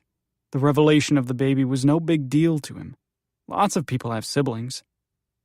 "No," I said. "My mom's on disability. She has been since I was little." "Did she have an accident?" Bear asked. "We had a fire," I said. "She was injured getting out." "Yikes," Bear said. "And then she went on pain meds," I said, "and never stopped." He nodded in silent understanding. "And your dad?" he asked. "Started the fire," I said. I shrugged. I practiced my whole life at looking tough, at appearing as though I just didn't give a fuck about the whole thing. "Where's he?" Bear asked. "Dannemora," I said. "Did anyone die?" Bear asked. "No." "Were you there?" "Yeah." Silence. Then, "He tried to kill you both," he said. I nodded. "And your sister?" Bear asked. It felt like a blessing from his mouth. Just the word sister, said aloud in recognition. "She's 5, I said. "She's not his." I couldn't say any more. I thought this flood of truth was going to wash me away and kill me. He waited while I swallowed it down, while I didn't elaborate. In the dimmed light, his eyes took on a gold glow. "How old are you?" he asked. 19, I answered, without thinking, and then wished I'd said 21. "That's a lot," Bear said. I looked into the fire, at the flame closest to the wood, the hottest blaze like white gold. I listened to the rush of it, burning up.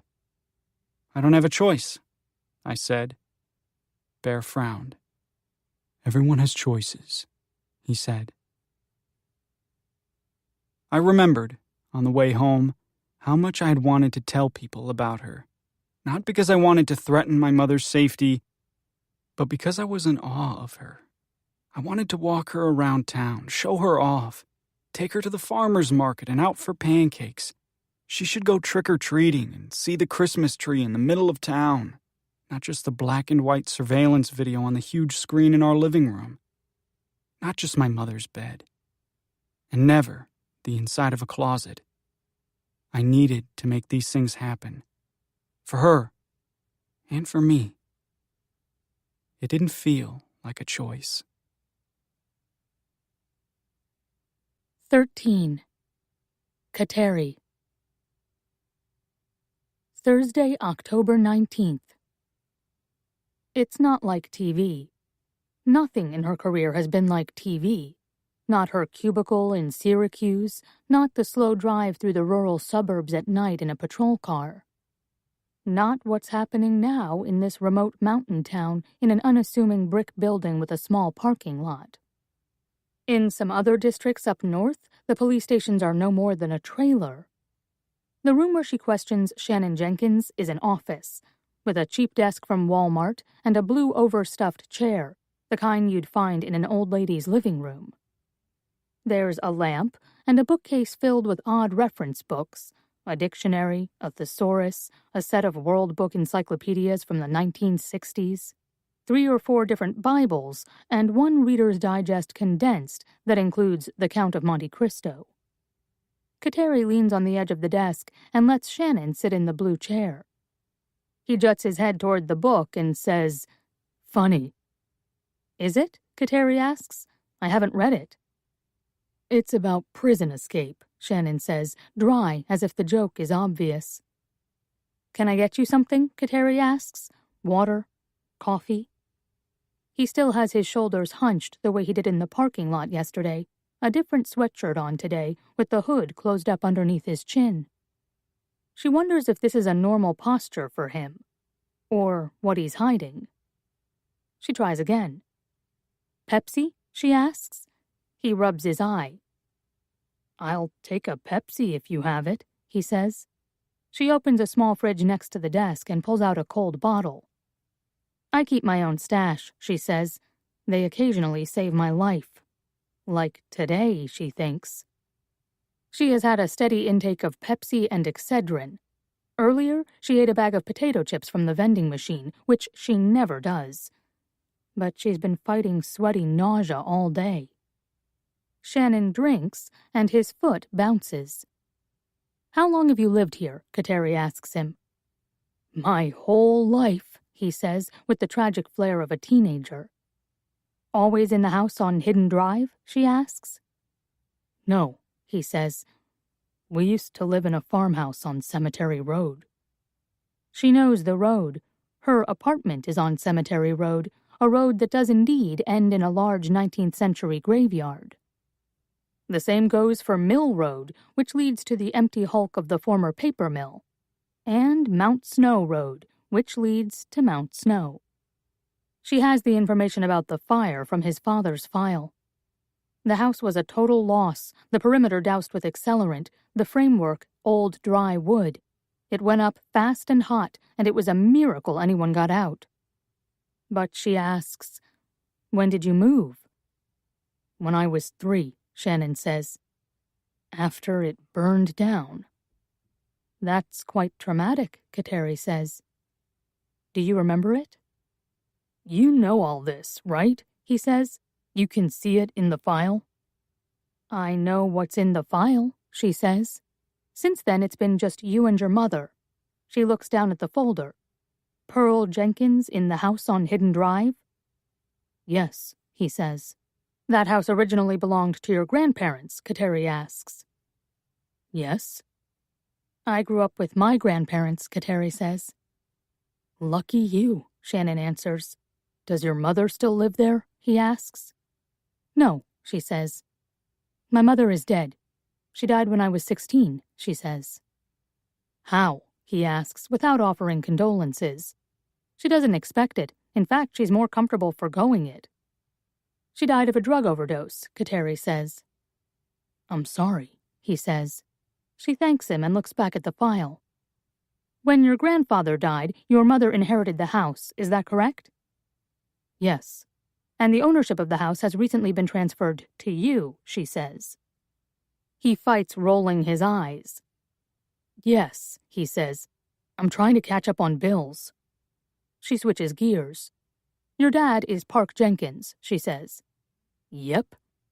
Your mother's maiden name is also Jenkins. They're second cousins, Shannon says. Are there other Jenkins around here? No, he says. In Vermont. Both my mom and dad have a bunch of brothers and half-brothers. They're all pieces of shit, Shannon says. How so? Poor, he says. Stupid, incarcerated, dopeheads. You're not stupid, she says. Thanks, he says with a sarcastic lilt. When's the last time you saw Park Jenkins? 2 years ago, he says. Where? I visited him in prison. Had you visited him before? No, he says. That's the only time. I couldn't remember him at all, Shannon explains. I just wanted to see what he was like. And what was he like, she asks. A disappointment, Shannon says. He barely talked to me or looked at me. Kateri nods. Has your mother been to see him at all? No, he says. Never, Kateri says. No. So there is no chance Park Jenkins is your sister's father, she says. She watches his entire body jump, and then he closes his eyes and his face grows ashen. I'm sorry, he asks when he opens his eyes. Your sister, Kateri says. Sparrow Annie. Birdie. I don't, he says, and then stops. He takes a minute to breathe, slowing himself down. He starts to cough, and when he goes to take a drink, Kateri sees what he has been guarding with his hood. A large bluish bruise around his neck.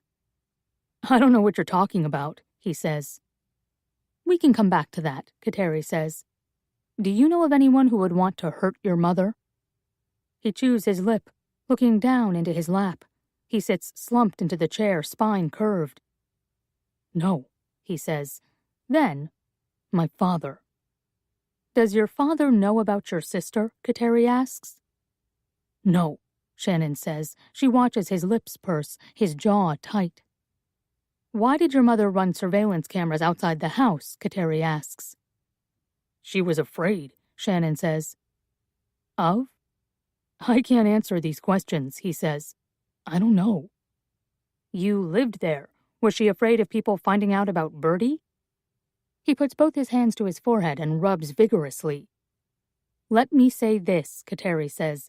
You are not necessarily in trouble, but I need all the information I can get from you to secure your safety. He breathes raggedly through open lips. Your mother is dead and your sister is missing, and you reported neither of those things. I didn't know she was dead, he says. I haven't been there. How long had you gone without seeing her or talking to her? I don't know, he says. A few days? A week, maybe. I got the power back on and then it was okay. It was fine there. She allows him to sit in silence, uncomfortable, waiting for him to say more. He bounces his knee, he drinks the Pepsi, he fidgets with something in his pocket. Kateri has moved from Pepsi to water and drinks from a large liter bottle. She's about due for more Excedrin. Where is she? Shannon says then. I might ask you, Kateri says. I don't have her, he says. Where are you staying? I don't know why that matters, he says.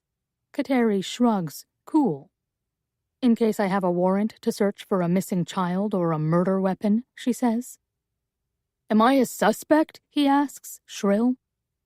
She waits, quiet, while he shifts in the chair, sitting up straighter and then rocking back and forth. You are not a suspect, she says.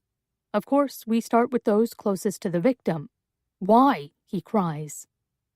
If there are people who have reasons to want to hurt or eliminate your mother, Kateri says, wouldn't you be among them? Why? He says again. She takes another drink and rests a minute. Because she forced you to keep her secret, Kateri says. Because you wanted the girl for yourself. Oh my God, Shannon mutters. She notices that what he toys with in his pocket is a lighter, that he flicks it just short of lighting it, the spark bright inside the fabric. He has no record for fire starting. But she wonders if it has been a habit for him, something that has brought him perverse, dangerous pleasure, a release. She asks if he'd like a smoke break. He pats his shirt pocket underneath the hoodie. Can I? He asks. You are not being held, Kateri says. Of course. She walks him down the hall to a side door where he can smoke in the parking lot. She notices, standing next to him, how slender he is, how narrow across the back, with willowy arms and legs that he has hidden inside clothing. Were you going out of town? She asks him. No, he says. Why? The firewood, Kateri says. I thought maybe you were going camping. Shannon's lip curls in a bitter smile, showing his teeth. I've pretty much been camping, he says, in my own house. Camping is not vacation to me. I thought you weren't staying at the house, Kateri says. I was, he snaps, and it was without electricity or water. They were both on when I was there, she says. I fixed it, he says. Where are you staying? With friends, he says. He opens the heavy door and lets in a blinding block of light. He steps into the parking lot with the cigarette already on his lip. I'm going to need to know, she says. She's afraid of losing him. She overhears only part of his phone call. I don't know, he says more than once. And then, I will. She waits on the other side of the door, grateful for a dim place, her foot holding the door propped so it won't lock him out. Hurt sees her like that and gives her a look. Smoke break, she says. For you? He asks, shocked, as if she's smoking inside out a cracked door. No, she says, annoyed, for Jenkins. He's out in the parking lot? Hurt asks. When Kateri nods, he adds, Hope he doesn't run. He looks down at Kateri's shoes. Shannon doesn't. He comes back in, cowed and nervous, and Kateri starts right in on him without giving him too much time to think. Who is your sister's father? She asks. I don't know, he says. No idea, Kateri says. Your mother wasn't dating, didn't have people around? No, he says, rolling his eyes. She barely leaves the house. Someone in town? Kateri asks. His face goes blank, his mouth a straight line. Do you know any black men in Spring Falls? He asks. But Kateri shrugs, nonchalant. I don't know that she's black, she says, cautious. But it's clear from Bertie's hair and even the tint of her light skin that she is likely mixed race. Shannon laughs. Have you looked at her? He says. Have you looked at me and my mom? But you don't know who, Kateri says.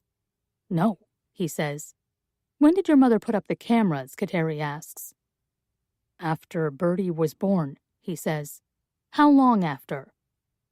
The spring, he says. Is it possible that she's afraid of your sister's father? It's possible, he says, but he's not the one who tried to kill her. Are you afraid of your dad? Kateri asks. No, he says. Kateri tips her head. He tried to kill you, too. It's not the same, he says. How so? I wasn't the target, he says. I was just there. Do you know that for sure? Kateri asks. You said you don't remember. His face closes, gray. Hurt knocks and comes in before Kateri says it's okay. He carries a file folder and a legal pad. Shannon Jenkins, she says. This is my partner, Detective Joel Hurt. Shannon nods. Hurt pulls a paper out of the file folder with a phone number printed on it and nothing else. Do you know this number? Hurt asks. Shannon's cheeks pale. No, he says. Not at all? He won't take the paper from Hurt. No, he says, and he adjusts the hood around his neck. Whose is it? He asks. It's the number that called 911, Hurt says, the day the crime scene was first investigated. Hurt waits. His tactic is more minimalist than Kateri's, which is why they take turns. She builds a narrative, he cuts through it. It's an untraceable track phone, Hurt tells him, and it's been disconnected. Do you have a cell phone? Kateri asks. You just saw me use it, Shannon says. What kind is it? Hurt asks. An untraceable track phone, Shannon says, edgy. He pulls it from his pocket. We don't have a landline at the house, he says, and my mother doesn't trust cell phones. This is all I have, he says. It's $40 a month. He holds it out, an old-style Samsung with a slide-out keyboard. How long have you had it? Kateri asks. Shannon shrugs. A year, he says. I had a different one before, but I broke it. His foot bounces and he slouches in the chair. How'd you break it? Hurt asks. In a murderous rage, Shannon says, his face unbreakable. He stares at Hurt. Is this funny to you? Hurt asks. Not at all, Shannon says. Look, Hurt says like he's leveling with him. Don't take this the wrong way. Shannon huffs. But you look clean, Hurt says. You look pretty well cared for and put together. Not like someone who was living without water or electricity. Shannon's face is clean-shaven. His hair is clean, shiny, and well cut. His clothes are fresh and neat. He smells like laundry and men's deodorant, and now like a lingering cigarette. Do you have a girlfriend? Kateri asks. Ha, he says with one sharp laugh. No. She doesn't know what to make of his reaction, but she needs to find out who has taken him in, or at the very least, who he has been seen with recently. Hurt leans against the wall. Do you know Craig O'Neill? He asks. No, Shannon says. You didn't go to high school together? Kateri asks. I mean, sure, Shannon says, but he was older. Chris O'Neill was in my grade. You said you didn't know the O'Neills, Hurt says. I didn't, Shannon says. Just because we went to school together doesn't mean I know them. Someone bound Craig O'Neill and put him in the trunk of his own car, Hurt says.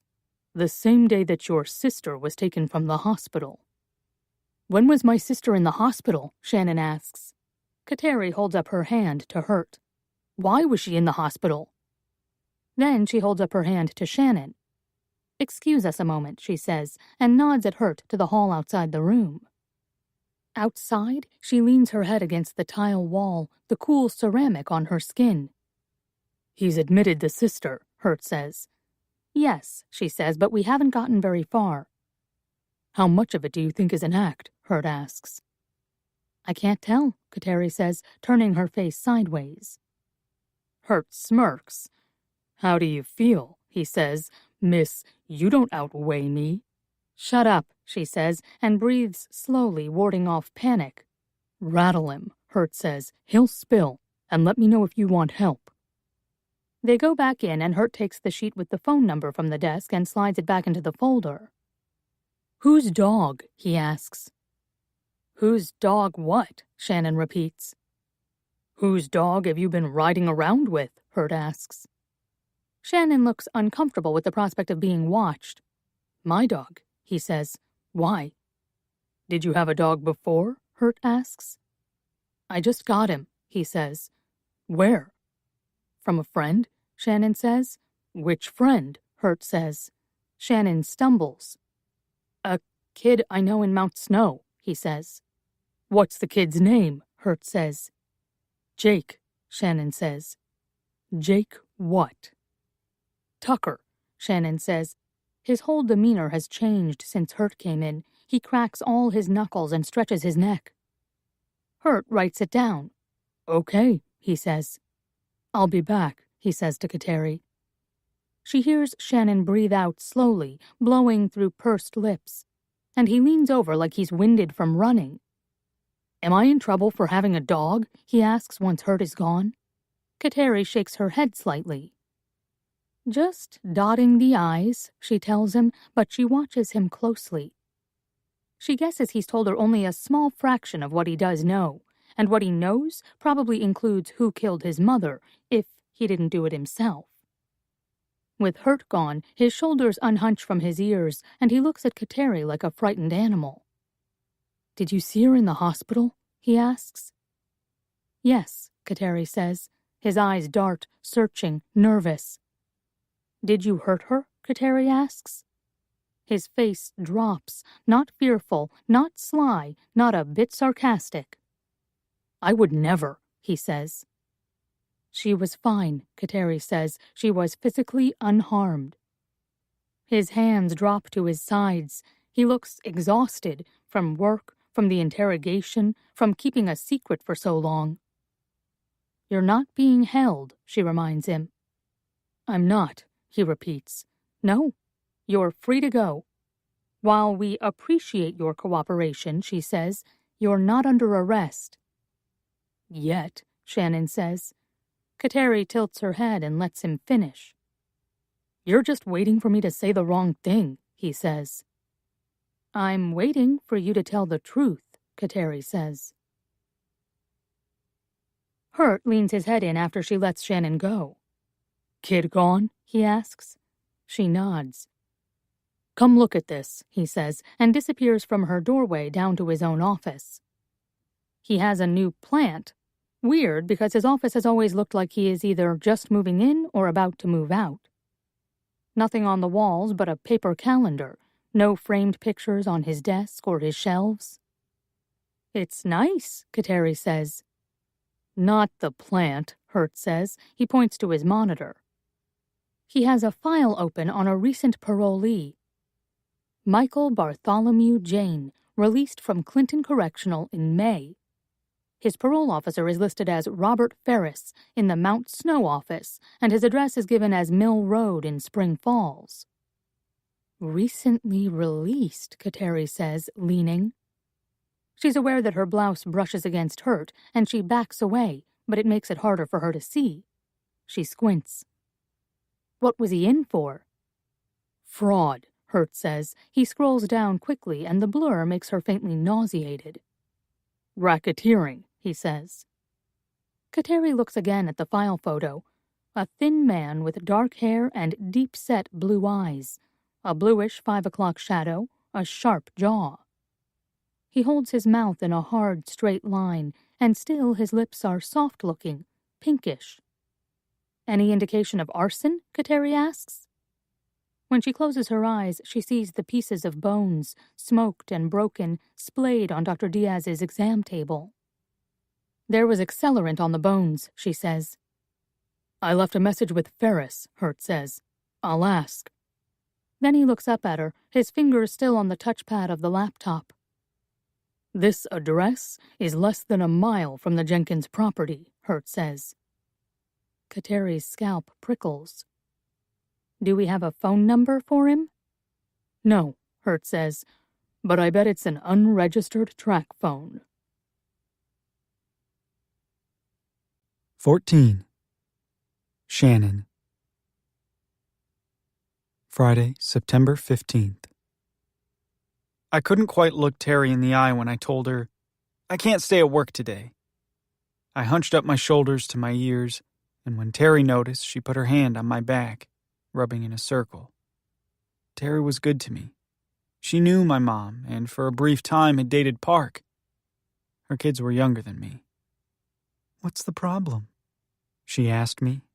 I have to take my mother to a lawyer, I said. Today? Yes, at once. They'd all gone to Jefferson High School together. We never ever talked about it. Not Park, not school, not the fire. But she had escaped what my mother had not. Normal. Unscathed. She peered into the kitchen through the round window on the swinging door. I'll tell Junior, she said. Go if you have to. We'll deal. It was a decent weather day, and there were people at the park with dogs and babies, birders with spyglasses, runners looking at the changing leaves. I tried to see what anyone might see, why we would try to save this place. The weathered siding, the slanted porch, the camp chairs with cigarette holes burned into them, beer cans around the fire pit. I hoped my mother and sister weren't outside. I was glad it wasn't summer. Sometimes my mother let Birdie run around naked in sneakers in the hot weather. She was a miracle, I thought. I had never felt either that sturdy or that free. Inside, I found Birdie at the kitchen table, doing letters, a whole line of cursive capital B's in a row, her tongue licking her top lip. Where's Mom? I asked her. But then my mother came down the hall in an orange t-shirt that was too small and a long hippie skirt, barefoot. She was dirty. No one had washed much without water. But her hair was braided to one side and it didn't look terrible. Mom, I said, trying to sound light and open. We can fix the power. Oh, Shannon, she said, and clapped her hands together in thanks. I wondered if we looked alike. I wondered if this was what I was headed for, 15, 20 years down the road, barefoot in a dirty house with a tattoo on my brow. You have to come downtown, I said. She looked at Birdie and then paced to the window to look out. Are you out of your fucking mind? Is someone here? It's just me, but we need to take care of the house. I need you to put it in my name so I can have everything turned back on. Oh, she said, and her arms dropped. I get it. Her face had a sweaty film that said she was an hour or so out of a high. I'm just going to put you in charge, she said. Only on paper, I said. I heard Birdie scrape her chair on the floor and come to look out the window, but I held her back at arm's length. What are we going to do? She said to me, nodding at Birdie, once it's all yours. I wanted to remind her that she'd been threatening to run for years. It's just so I can take over the payments, I said. You want to make the payments, she said. Make them. It's about time you contributed. I bit my tongue. I had been doing everything for her for years. They need the payment in full, I said. I can't pay that much. If I put the house in my name, I can start over again at zero. I can fix this, I said. She took the edge of her skirt, which had been dragging on the floor and in the dirt outside, and rubbed it on her face, taking away some of the shine. What am I supposed to do with her? She whispered to me. I don't know, I said. What you always do with her. I wanted to die, driving the truck with my mother riding in the passenger seat. I thought this had become the picture of my life. Me driving a shitty vehicle that wasn't even mine, that sat a little crooked on its axle like you were sliding off a hill, driving my mother around to appointments I couldn't pay for. I was afraid to open the windows and afraid not to because I wasn't sure which was worse for the smell of her damp, unwashed body, blowing it around or closing it up with the vents on. I stared straight ahead, and she sat like a pouting child, her arms crossed over her chest. I fidgeted with my fingers on the steering wheel the whole way there, picking at my nails, pulling off the cuticles until a fat bead of red blood appeared. There was a paralegal at the table with Dan Sullivan, a young woman who smiled sweetly, but my mother would look only at a fixed point on the wall and refuse to make eye contact or acknowledge anyone in the room. We were 25 minutes late. Dan took the papers one by one from the paralegal and explained them to my mother slowly, in simple language. I'm not fucking retarded, my mother said. Her brow was dripping, and she snatched a box of tissues from the middle of the table and blotted at her face. I just need to make sure that you're in full understanding of each one of these, Dan said, and she signed what was in front of her. Can I use the ladies' room? My mother asked, and I glared at her. Of course, Dan said. Shelley, he said to the paralegal, would you show Mrs. Jenkins to the restroom? My mother stood up, wearing a little velvet bag that hung crossways over her body, over her tiny orange t-shirt. I swear I heard the bag rattle with pills. Mom, I said. I'll be right back, she said, and smiled a little, like I was the one who was ridiculous. After that, she looked around the room while Dan went through the rest of the papers. She watched a cat cross the street outside. She focused for a few minutes on the sweep of the second hand on the clock above the archway. She traced imaginary shapes with her finger on the glossy surface of the table. And she started to fall asleep. I whispered and pinched her arm under the table. Mom. She drew in a sharp breath. This last one is an affidavit, Dan said, handing her one more sheet. Just stating that you understand. Oh my God, my mother exclaimed, and started laughing, her voice like a bell, her mouth wide and wet and happy. I fucking understand, she said. I had to sign underneath her on all the pages as the grantee, and my handwriting looked like a little kid's, like a boy forging a man's name. We left the office at 3:30. It was my job to get my mother out of there before she started asking questions or fell asleep at the table so hard I couldn't move her. I took her outside, where we each smoked a cigarette, side by side next to the truck, and she wouldn't say a thing to me. I dropped her at home, where she rushed inside to see if Bertie had stayed put, but I backed right out, heading straight for the power company and then the water authority, where I had to show copies of the new deed and schedule to have service reinstated. It can take 3 to 5 days, the woman at the desk told me. I thought about standing outside the bathroom at Bear's house. All he had done was touch my elbow, through my shirt. I had felt his fingers go in a circle around the bone. I straightened up at the counter. It can also be done right now, I said back to her. I felt a blush spread on my cheeks, and I thought I had never known how to ask for what I needed. But I raised my eyebrows at the woman, and she came back with an approval for turn-on that evening. In fact, I left both places with the services restored, the water, the lights, and the heat, even though we didn't need it just yet. I left them inside, happy for the moment. Birdie needed a bath, and she would get one. My mother was already messing with the TV surveillance. I heard her voice, but couldn't make out what she said. And then I heard Birdie's little laugh. They were fine, I thought. I got back in the truck before my mother noticed that I'd kept the keys on me and headed out. 15. Shannon. Friday, September 15th.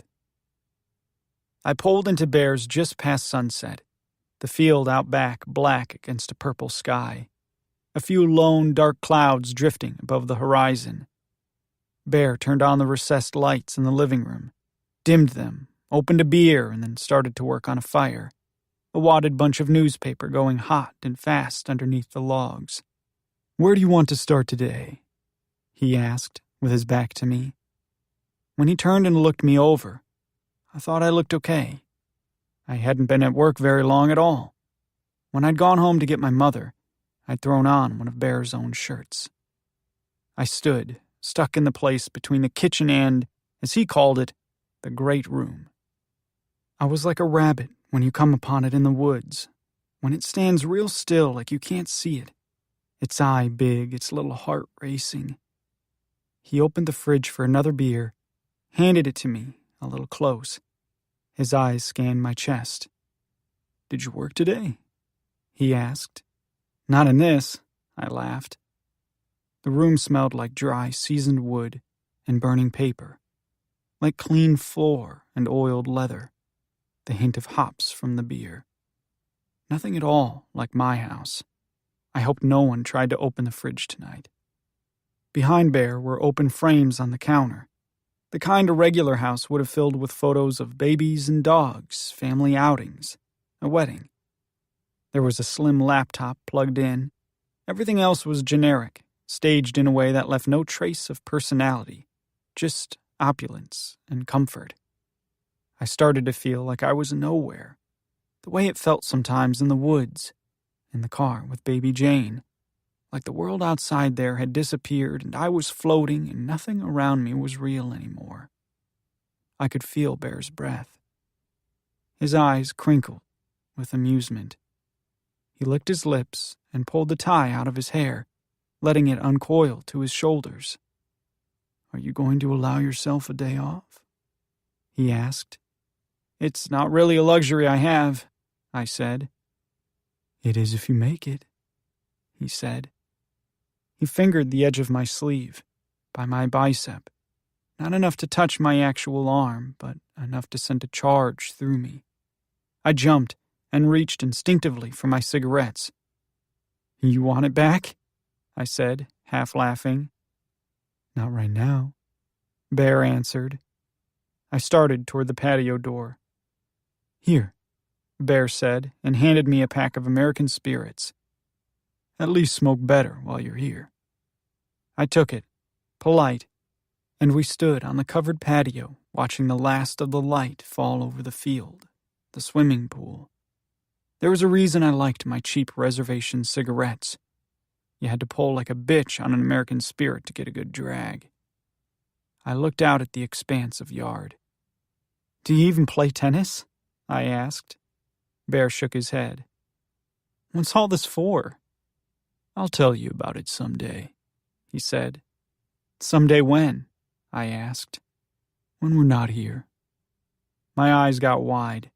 It jolted me all at once, like flying apart, arms and legs off, the notion that the world didn't have to be unknown, that there was more than Spring Falls, that I would see other places, maybe live in them, with someone else. "You don't have to stay in Spring Falls," Bear said. I'd only ever been across the border to Canada, with my mother, to buy painkillers. He noticed the way I pressed my lips together hard, the clench of my hand on the beer bottle, and laid his hand at the base of my neck. "You okay?" he asked, tentative. I couldn't think of anything greater than the warmth and the weight of his hand, right then, on the back of my neck, touching my skin.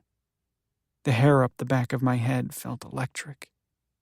Inside, I stepped out of my shoes and went to where he stood by the fire. "The thing I told you about," my voice dropped, "about my sister. You can't say anything about that." He looked puzzled and waited. My shoulders sank. "I can't explain it," I said. "It's just, today has been such a long day." "Is she yours?" he asked me. "What? No," I said, and shook my head. "Oh my God, no." I faced the fire, where one log burned fast in the middle, about to give way. I heard Bear behind me, and without saying anything else, I felt his breath, his lips on the edge of my hair, on the back of my neck.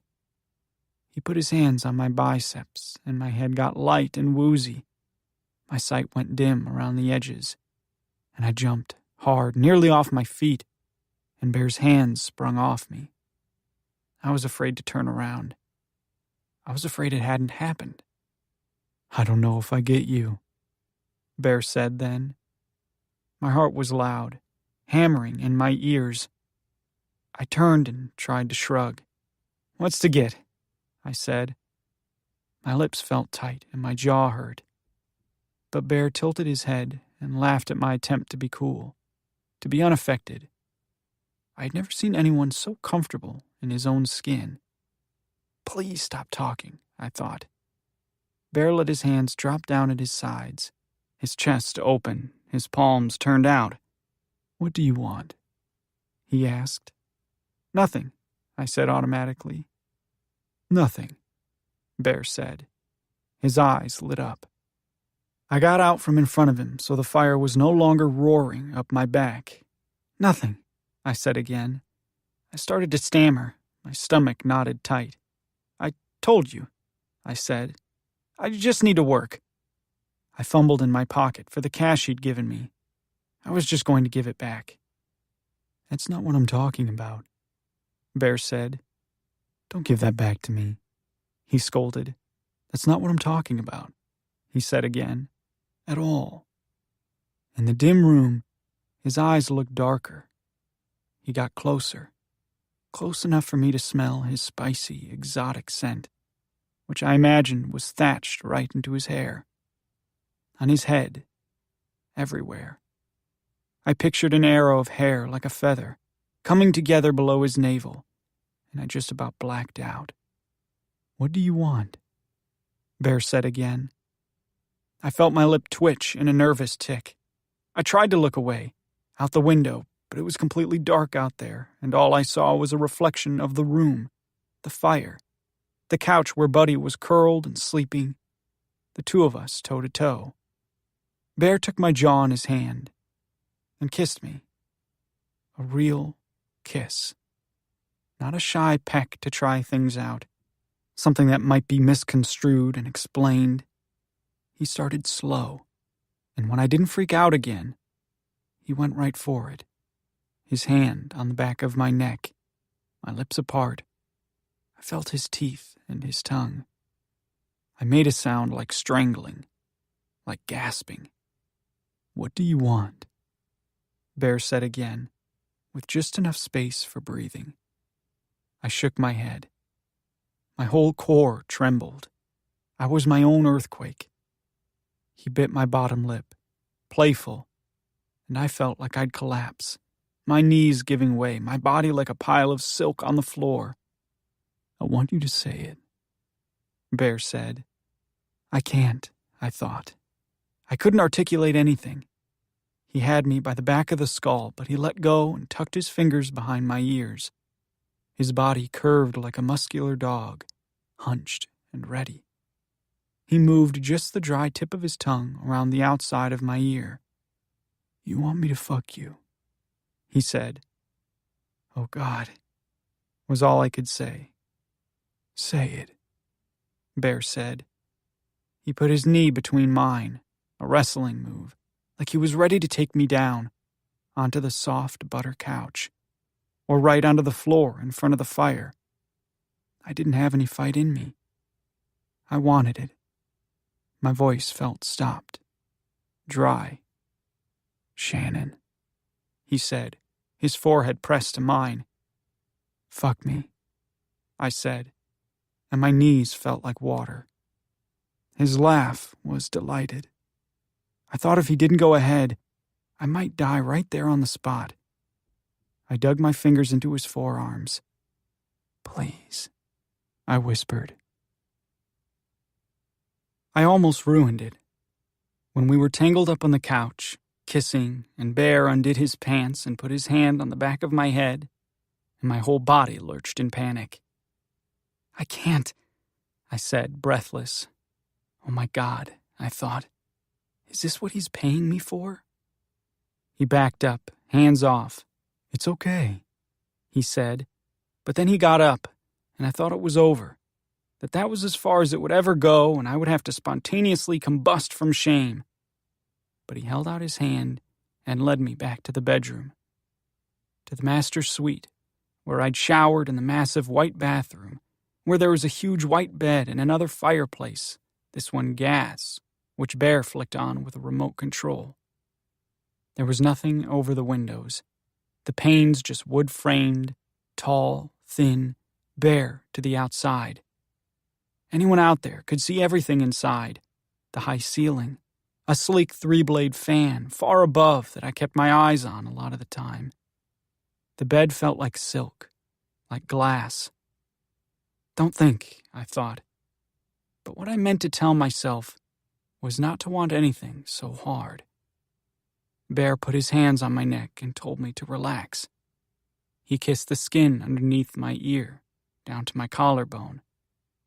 I thought I wasn't even there, that it couldn't be real, that I was imagining everything and I'd wake up in my twin bed with the power out, with birdies singing while she sat on the toilet. Or maybe I was the one outside the window, watching a kid who looked like me, with this beautiful man, the hair on his belly just the way I'd hotly imagined. But he snapped me to, grabbing my hand. "Do you want this?" "Yes," I said. He burrowed his face in my neck. "Then stop fighting," he said. 16. Kateri. Monday, October 23rd. There are benefits to a small town. Having the bank know you by name when you walk in, recognizing a lost dog and then knowing where his owner lives, having one law office. Kateri goes to the front desk at Bond, Sullivan & King and speaks to the receptionist. The office is a large converted farmhouse, the desk in a spacious front hall with an oak staircase leading up to offices. There's a conference room that looks like a formal dining room, and at the back of the house, a kitchen. The receptionist is a young woman, dark-haired and pretty, just out of college or still in. Kateri shows her badge and tells her she needs information on a recently handled property issue. The girl takes out a pad and starts jotting things down. The Jenkins property, Kateri says, was recently transferred to Shannon Jenkins. "Uh-huh," the girl says. "I saw that." "Can you tell me which lawyer handled that?" "Mr. Sullivan," she says. "Is Mr. Sullivan in?" Kateri asks. The downfalls of a small town sometimes include a slow pace, long lunches, people getting back to you when they feel like it. "It's urgent," Kateri says, and the girl straightens her back, picks up the phone. Dan Sullivan meets her in the conference room. It's annoyingly country in there. Plaid wallpaper, dried flowers. It smells like apple cinnamon candles. "You're aware," Kateri says, "that we're investigating the death of a deputy, Craig O'Neill, as well as the recent disappearance of Pearl Jenkins." She doesn't sit. She doesn't want to give the impression of ample time, of a leisurely pace. She's afraid someone else will end up dead, and that it might be the girl. "Of course," Dan says. "Shannon Jenkins had the Jenkins property transferred to his name recently." "Yes." "Did he come in here alone? Did he arrange that with you? Pay for it himself?" Dan says, stalling. He laces his fingers together. Kateri holds her palms up, asking, "I need to know who that person was. Shannon Jenkins is a suspect, she says. I need to reach his associates to verify his activity and motives. Dan Sullivan works his jaw, and his eyes drift from Kateri's to the table. Do you have a warrant? Dan asks. It's in the works, Kateri says. Dan nods, curt. Keep me posted, he says, and then checks his cell phone. I have a 10 o'clock, he says to Kateri. You'll excuse me. He jogs off up the stairs. She stands still in the conference room, a little stunned but thinking. She waits until she hears the floor creak above her, the close of a door upstairs. Then she goes back to the desk. I forgot to ask Dan, she says to the receptionist, who handled the expense for the property transfer. The girl opens a folder and looks at a yellow receipt, handwritten in what looks like the girl's handwriting, round and small. It was paid cash, she says. Underneath the receipt, there's a pink post-it with the name Bear Miller in a different hand, capital block letters. Bear Miller is not a name Kateri has heard in town. She nods to the girl as if it's exactly what she expected to hear. Thanks so much, she says on her way out.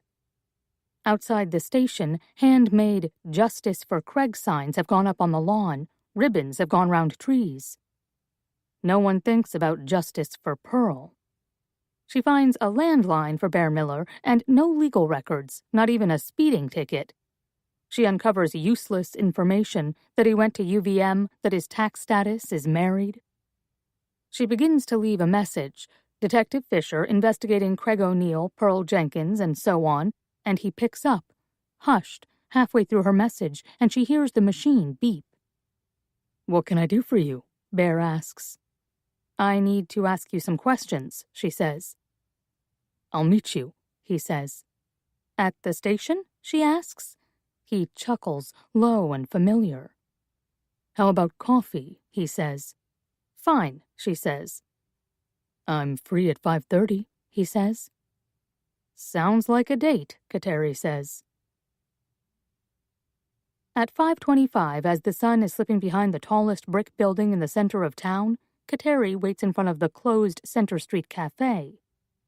Not understanding why coffee shops in small towns don't stay open into the evening. Where are you supposed to get coffee after 5 o'clock, she thinks. Maybe in the basement of the Presbyterian Church at the AA meeting. It's the worst coffee in the world. The sky has deepened to a rosy gray. The spate of cars usually parked in the tiny downtown are thinning out. Bear comes around the corner, tall, lithe. He wears a European-style leather motorcycle jacket and slim jeans with purposeful tears. A slouched knit hat. Kateri thinks his clothes look about 15 years too young for him.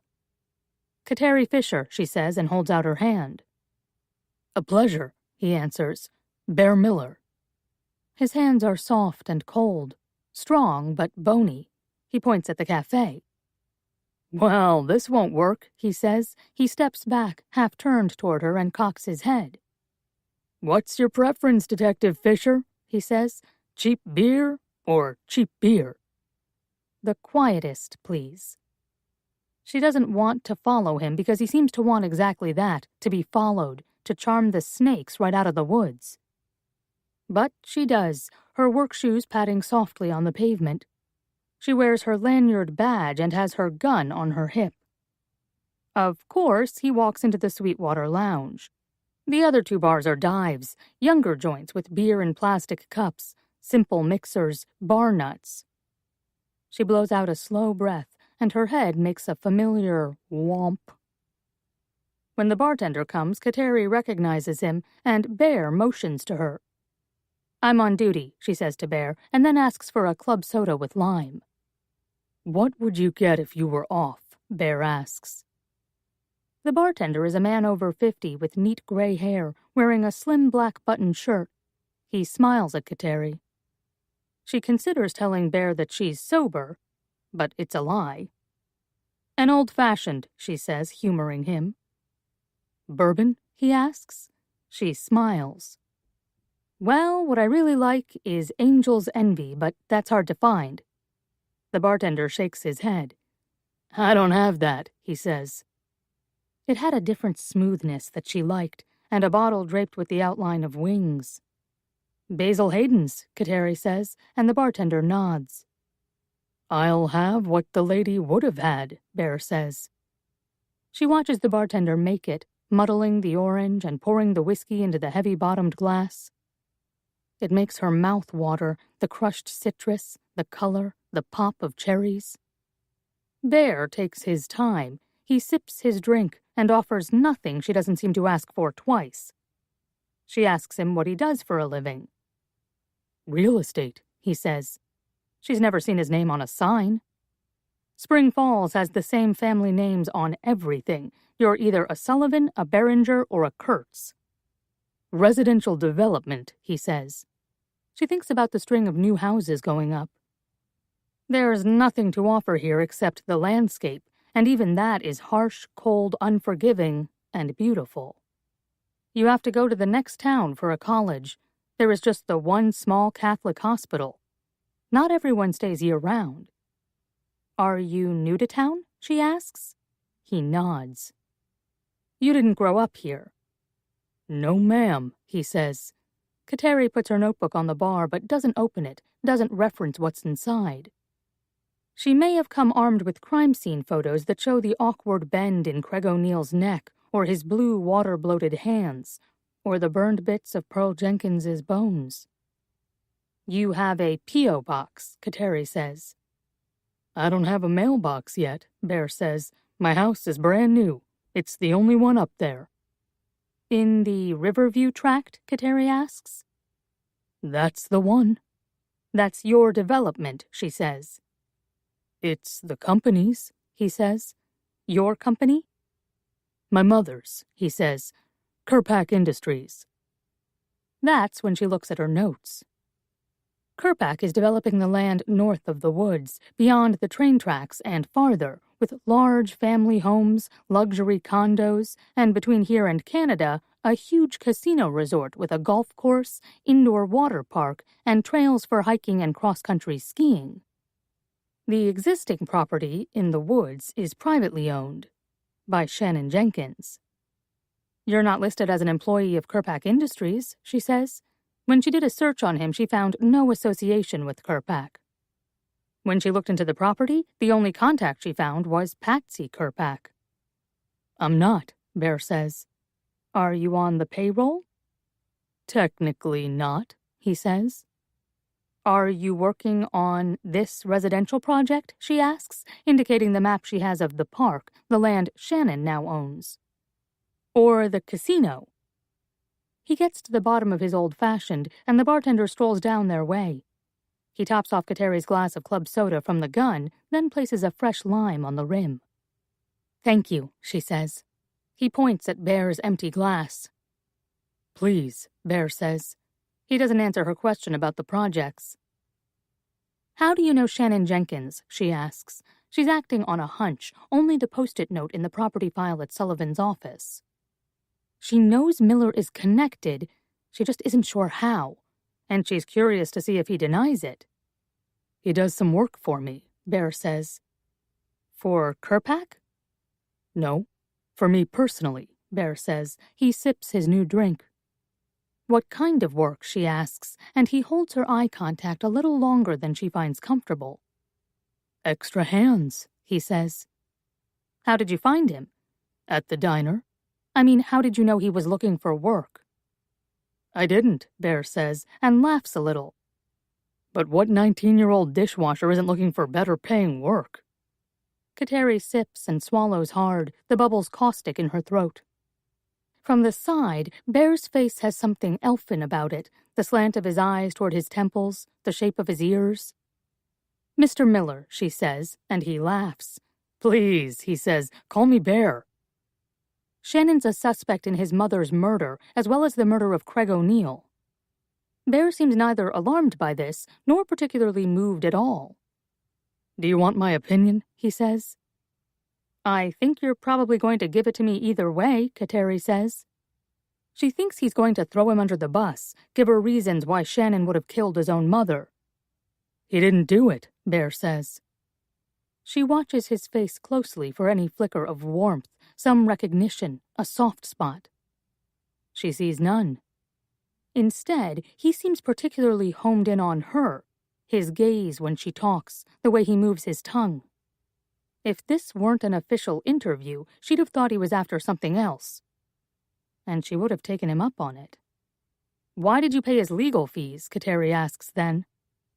"I didn't," Bear says, putting his drink down and making a steeple of his fingers. "Really?" Kateri says. "Who did?" "What makes you think he didn't pay them himself?" Bear asks. Kateri shrugs a shoulder, soft, cool. "That's more money than that kid has," she offers. "You have a vested interest in him." "He's a kid in trouble," Bear says. "So what?" Kateri asks. "I was a kid in trouble," he says, and smiles at her. "A long time ago." She's found nothing that indicates trouble, which doesn't mean he hasn't paid his way out of it. "I don't know," Kateri says. "If anyone had a reason to harm Pearl Jenkins, he did." "Have you ever heard him talk about his mother?" "No," Bear says. "I've barely heard him speak." "No siblings or any other family members?" Bear shakes his head. "Do you know where he's staying?" she asks. "No," he says. "But he works for you," she says. "You don't know where he lives?" "I reach him by phone," Bear says. "Is he a good worker?" Kateri asks. "Very." Bear leans his arms on the bar. "How'd you end up here?" he asks. "I could ask you the same," she says. "You got a place in town?" "Outside," she says. She watches his eyes, soft at the corners, crow's feet from smoking, but mostly just the whiskey blurring all his edges. She hadn't wanted to live in town, where she saw everyone every day. Joel Hurt, the captain, the lady secretaries, the younger officers. She needed a retreat, a backyard. To be close to the river, the trees, where she could lie in bed at night and hear the train, the rush of water. Where it was dark. At her grandmother's house in Syracuse, even in the city, there were trees. The backyard under a dense canopy. There were birds and squirrels, deer creeping in from the outskirts, ravaging everyone's flowers. "How old are you?" Bear asks, and it catches her off guard. "How old are you?" she shoots back, and he laughs, which disarms her a little. "Fair," he says. "Older than you," he answers. "We both have weird names." She hands him a card, even though she knows he already has her number. "I'd like you to come in for an official statement," she says, and shrugs to soften the sound of it. She knows that coming from a man, that sentence has weight, the kind of request you listen to and comply with. And coming from her, authority sounds like bitchiness. "We've asked everyone he works with," she explains, but then she also stands with her hand in her pocket, her weapon slightly exposed. She leaves a $5 bill on the bar. She asks one more question. "Is Kirkpac interested in the house on Hidden Drive?" Bear sniffs and looks down at his empty second drink, her card on the bar. He licks his top lip, thinking, and then simply says, "Yes." Kateri raises her eyebrows. "Kid in trouble," she repeats. "It's clearly more than that." And Bear cocks his head. "More trouble than he anticipated, apparently." "Well," she says, "thanks for your time." "Thank you," Bear says, and it's a little too heavy-handed for her to just turn and walk out. A little too sarcastic, a little biting.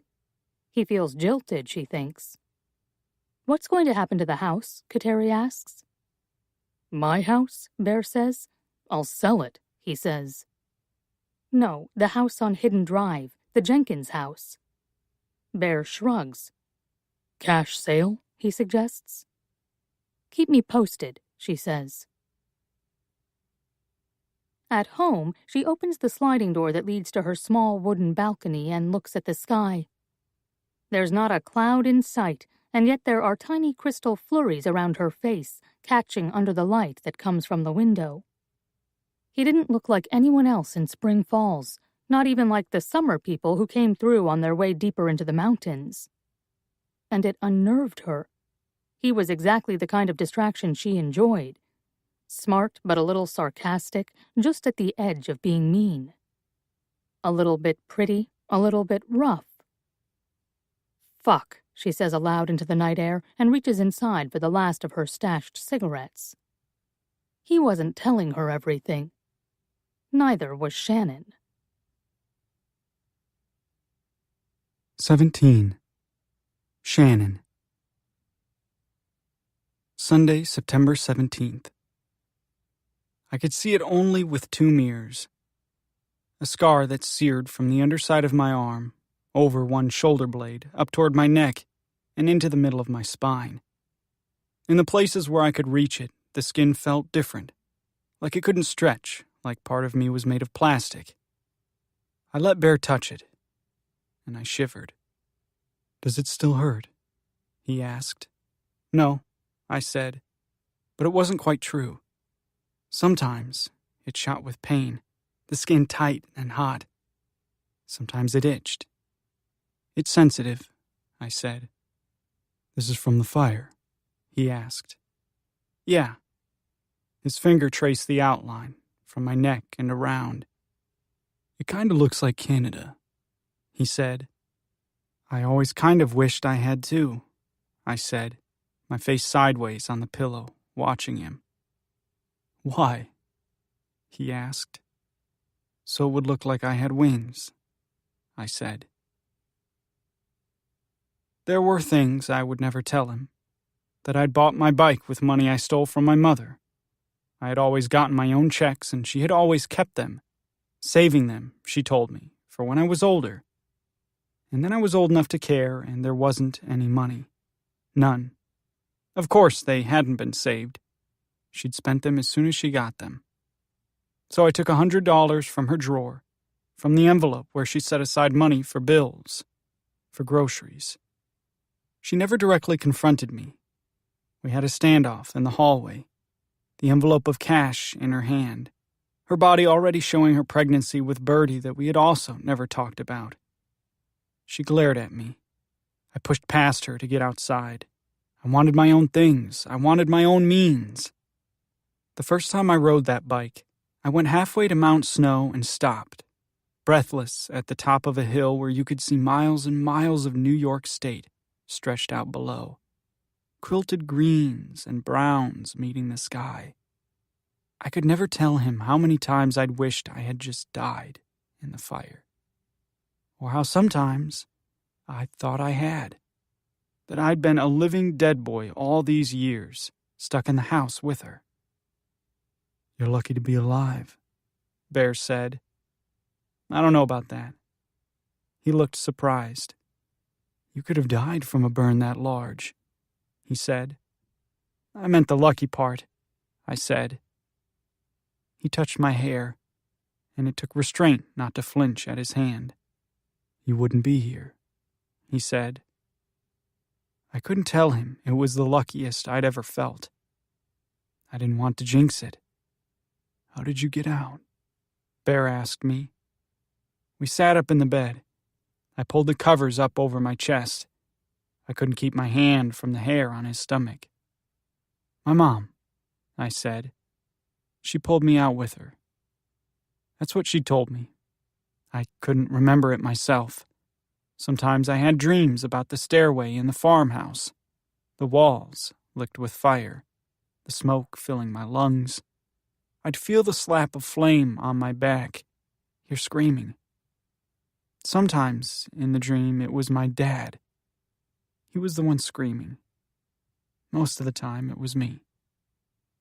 "I was in the hospital for like a month," I said, "because of the burn and because of some breathing issues, but I really don't remember it. Bits and pieces, sometimes." "Where was your mom?" Bear asked. "She was in hospital, too," I said. "I don't think as long. The beam broke part of her back, and she needed surgery, and then she was out.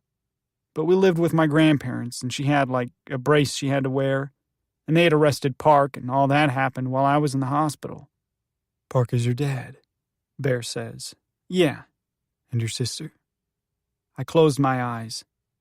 I should never have said anything. She's not your dad's, he said. No. He waited, and I felt his ankle wagging under the blankets. I could hear Buddy snoring on the floor in front of the fireplace. She's a secret, I said. He repeated it to me. Yeah, I've never told anyone about her. Like, anyone, I said, ever before. My mom has never taken her to the doctor, never registered her for school. She doesn't have a birth certificate. I rolled my eyes upward. Saying all of it aloud felt like that stairway again, narrow and closing in with fire. Why? Bear whispered. She's terrified of my dad, I said. She's afraid he'll find out that she had another kid and didn't wait for him. I don't know. She's super paranoid, I said. But to her credit, he did try to kill us. Who's her father? I don't know. Where was she born?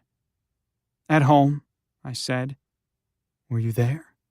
He asked, like he couldn't believe it. And when I said yes, he just said, Jesus. This was why I didn't tell. That one word, like it was all too much. To have been burned alive in a fire your dad started. To have watched your mother give birth to your secret sister. It was too much. The window was open, just enough to hear the wind through the pines outside, like a cold, soft whisper. I saw Buddy rouse and lift his nose and sniff the air as it came in. The air was sharp, but the bed was warm. You could get out of there, Bear said. I've thought about it. But? Bear asked. I can't leave her behind, I said. Your sister? Yes. Your mother did that to her, not you, he said. She's just a baby, I said. It's abusive to both of you, he said. It's just as bad to expect you to keep the secret, to live with that, as it is for her to keep her. I was quiet. I didn't disagree with him. I just didn't know what to say. How do you leave? How do you leave behind that little pudge-legged curly-haired baby? What if it kills you both? He asked. It didn't, though, I said. What was supposed to kill me didn't. I chewed at my lip, thinking. We should have all been dead, I said. But we're not. I'm not, and now she's here. I can't just leave her. He sat up and turned his back to me, checked his phone, then put it face down on the nightstand. He had $1 million skin. Not a blemish, not a scar. No one had ever clocked him upside the head or set his house on fire while he was sleeping. I didn't think he had so much as a split end in all that beautiful hair. His teeth were blinding white. He looked over his shoulder. I get it, he said. You do. I've been braced for rejection, for fury or coldness or anything other than understanding. He got under the covers and lay on top of me, his elbows on my shoulders and his arms alongside my face so I couldn't move at all. I jumped, captive, my whole body wired and taut. When I jumped, he said, I'm not going to hurt you. I closed my eyes because it was too much, the sight of him, the proximity, the weight. He kissed me. He put his thumbs at the corners of my eyes and waited for me to open them, to look at him. I'm going to help you, he said, and smiled a little, the way he did, like a cat. It just might not be pretty, he said.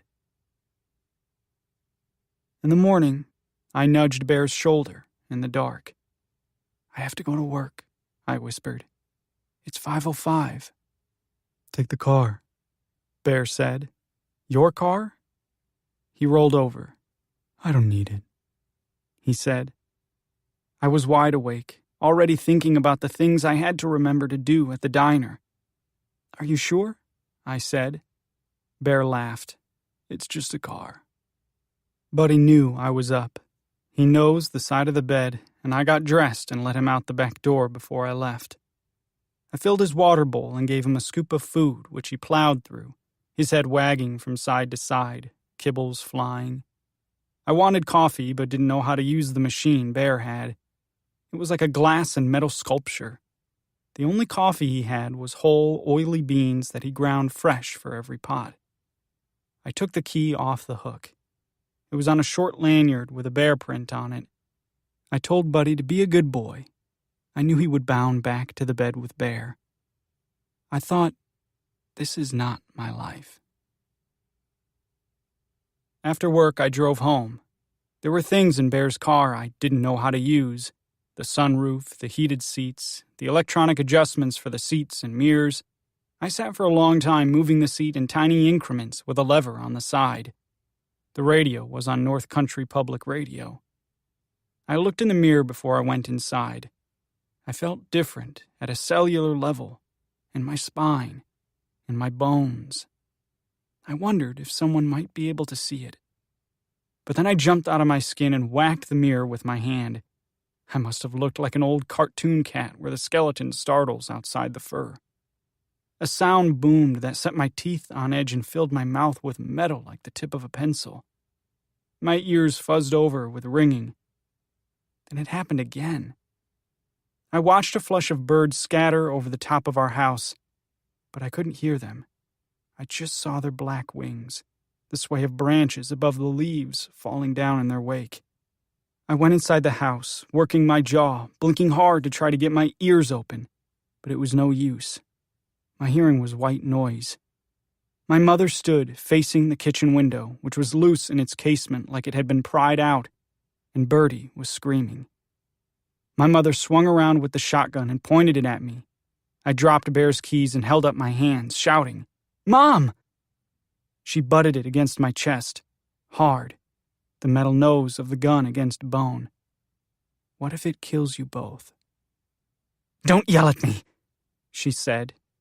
Bertie let out a shriek and ran for my legs, gripped my knees, her face pressed into my thigh. "Mom," I said, and swallowed. I put my hand in Bertie's hair. I tried to guide the gun away from my heart. I had arrived in a strange car. I was lucky she hadn't shot me. "You think I have that for nothing?" my mother said, and pointed at the TV. "I know when there's people lurking," she said. "There are people in the woods all the time. We're on a trail," I said. "You can't just shoot at people going by." "This wasn't a hiker," she said. "No one hikes in a fucking suit," she shouted. I let go of the barrel, and she let it down, pointed at the floor. "And I don't know where you decided to sleep last night," she added. Then she looked out the front door at the Land Rover, parked in the gravel, and whipped around. "Who's here?" she yelped. "Shannon, who did you bring here?" "No one," I shouted back. "I'm driving that," I said. She peered again. "The hell you are," she said. "Whose is it?" "He's my friend," I said, and hesitated, just an instant. "Uh-huh. Your friend drives a fucking Land Rover." Her eyes scanned my clothes, but I was wearing my own. "Since when do you have a friend with a Land Rover?" Bertie sniffled, still holding on to my knees. "She's scared," I said softly to my mom. "She should be," she said. I patted her on the butt, and she headed into my mother's room for toys or books or maybe to cry herself to sleep. And my mother pulled the gun back up and held it across her chest like a shield. "What does he know?" she asked. "Nothing," I said. "Bullshit," my mother said. "Nothing, Mom," I said. "I haven't said anything." "You were there all night."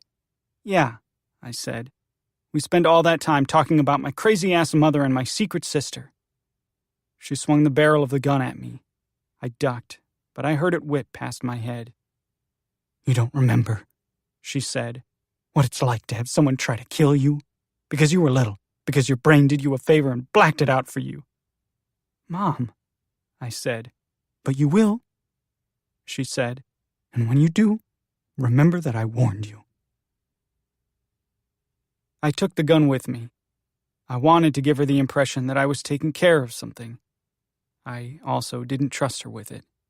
I laid it in the back of the Land Rover, tucked under Buddy's blanket, and left the car parked in town. No one hikes in a suit. I knew only one person who even wore a suit.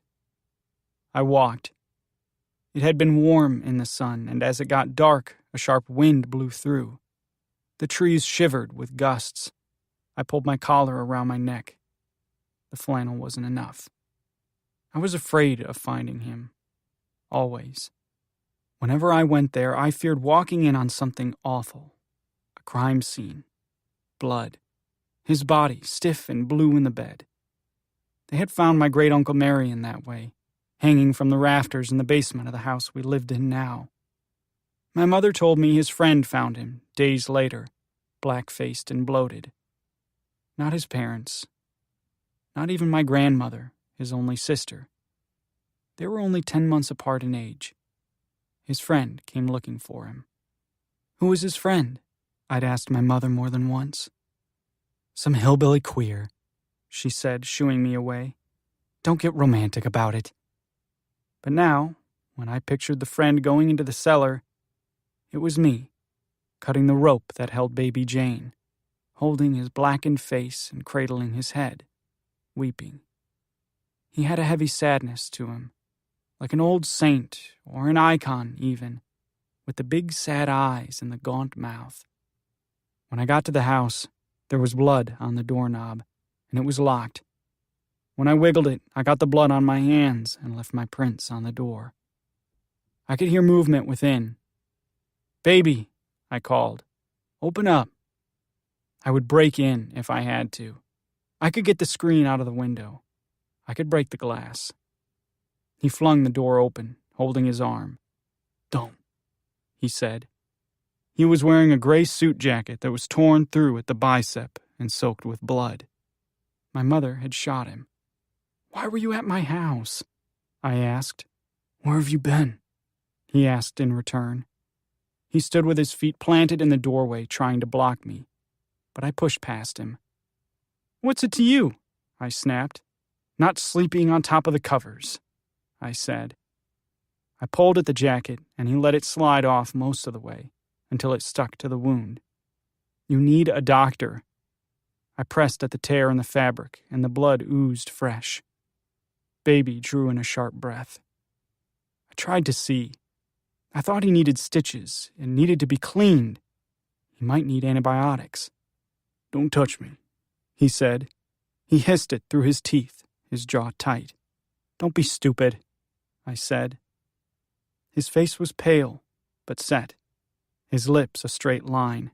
"Sit down," I said. I forced him to sit on the love seat. There was blood on my hands, on my shirt. It had dripped on the floor. "It's all over you," he said. "So what?" I said. "My mother tried to shoot you." "She did shoot me," he said. "She tried to kill me." "Why were you there?" "Why weren't you there?" he shot back. "You can't come looking for me," I said. "That's not how this works." "Wash your hands," he said. "Why?" I shouted. "This is what you're afraid of." I took the wet blood from my hands and smeared it on my face. "Who fucking cares?" "Shannon," he said, shrunk into the love seat. His face was wet with tears, but also sweat. "It's dangerous," he said. I laughed at him. "I'm dangerous," he said. "I'll believe it when I see it," I said, and rolled my eyes. He was living like a hermit, like a monk, alone without TV or a phone. And then I thought, so am I. 18. Kateri. Tuesday, October 24th. Shannon's prints show up on everything inside the house and out, including the axe. There are hair samples from what looks like both kids, blonde and kinked red, and pearls, and a fourth that Kateri cannot identify. She has saved those, fine, straight, and black, bagged and ready for the lab. There are another set of prints in the house that are not quite readable, like they have been left with gloves, smudged with plastic in between.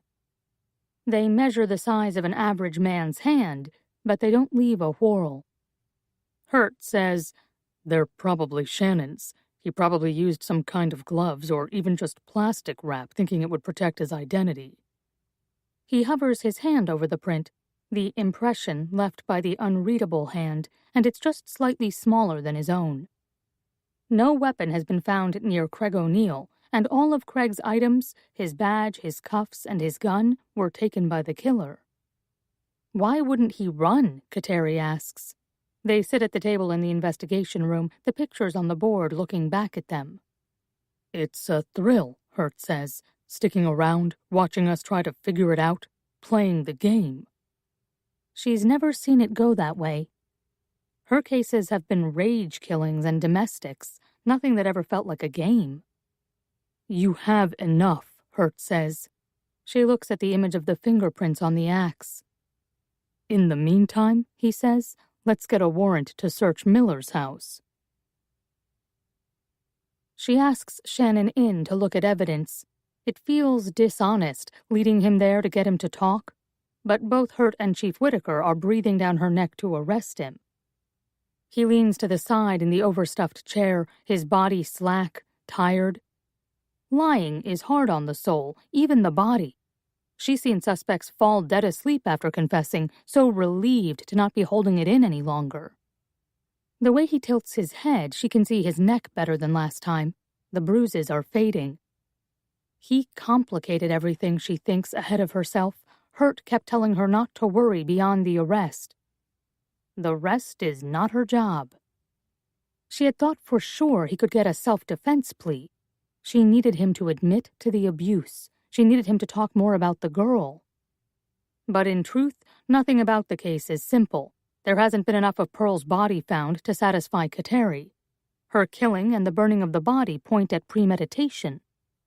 So does ambushing the cop to get to the girl. She looks at the hollows of his eyes.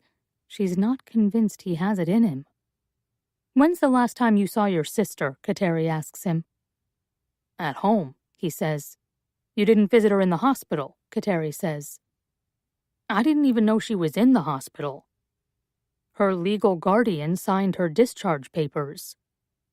"Who the fuck is her legal guardian?" Shannon shouts. "Am I? She's not my kid." Kateri shrugs, cool, and then Shannon's face turns to fear. "Where is she?" he asks. Kateri waits. "Where is Birdie?" "I could ask you the same thing," she says. He stands up, swings, and punches a dent much bigger than his fist into the wall. His knuckle cracks open, bloody. "I can have you restrained," Kateri says, her voice louder. "Fine," Shannon says. "Can you find my fucking sister?" He has puffed up, and she sees it for the first time, the propensity for rage in his curled fist, his hard breathing. "Please sit down," Kateri says. Joel Hurt comes in without knocking, having heard the bang on the wall. He looks at the dent and down at Shannon's hand. "Should we move rooms?" Hurt asks. "Interrogation B is open." "I think we're okay," Kateri says. Interrogation B is a windowless cinder block room. She will lose him in there. Hurt stays, though, his back against the wall, leaning, not asking questions, letting Kateri do her work. "I need you to think, Shannon," she says, "about who your sister might have agreed to go with." "No one," he says. "Or, I don't know, maybe anyone."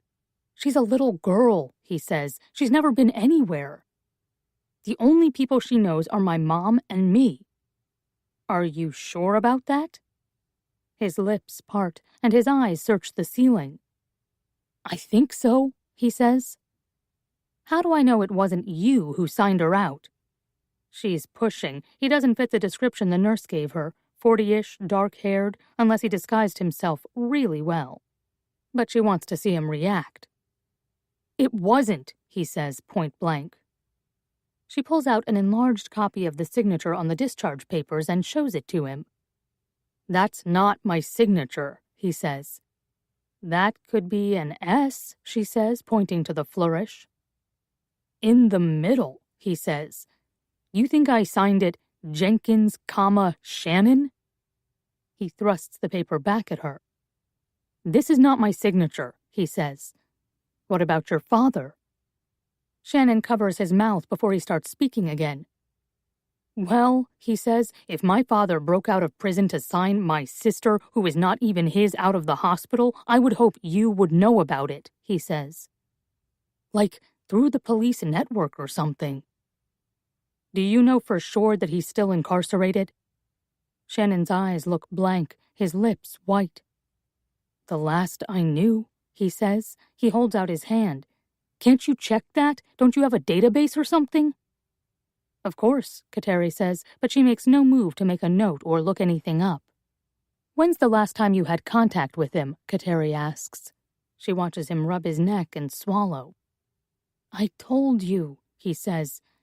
2 years ago. After she was born, she says.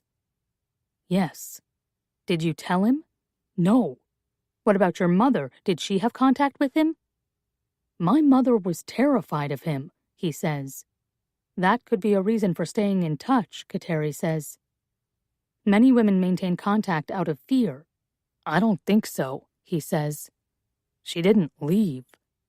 After Bertie, she never left the house. We don't have a phone, we don't have internet. Mail? Kateri asks. I don't know, Shannon says. What about your father's associates? Kateri asks.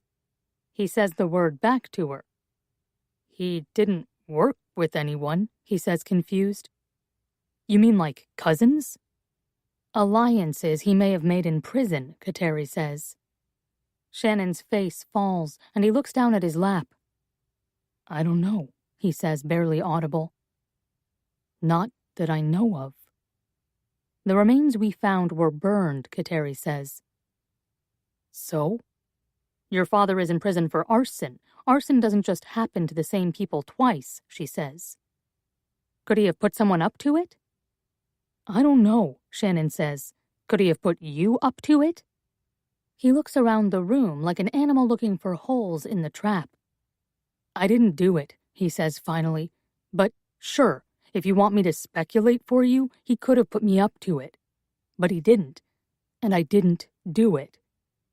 It's Hert's turn to chime in. Crimes often repeat generationally, he says to Shannon. I know, Shannon says. You know?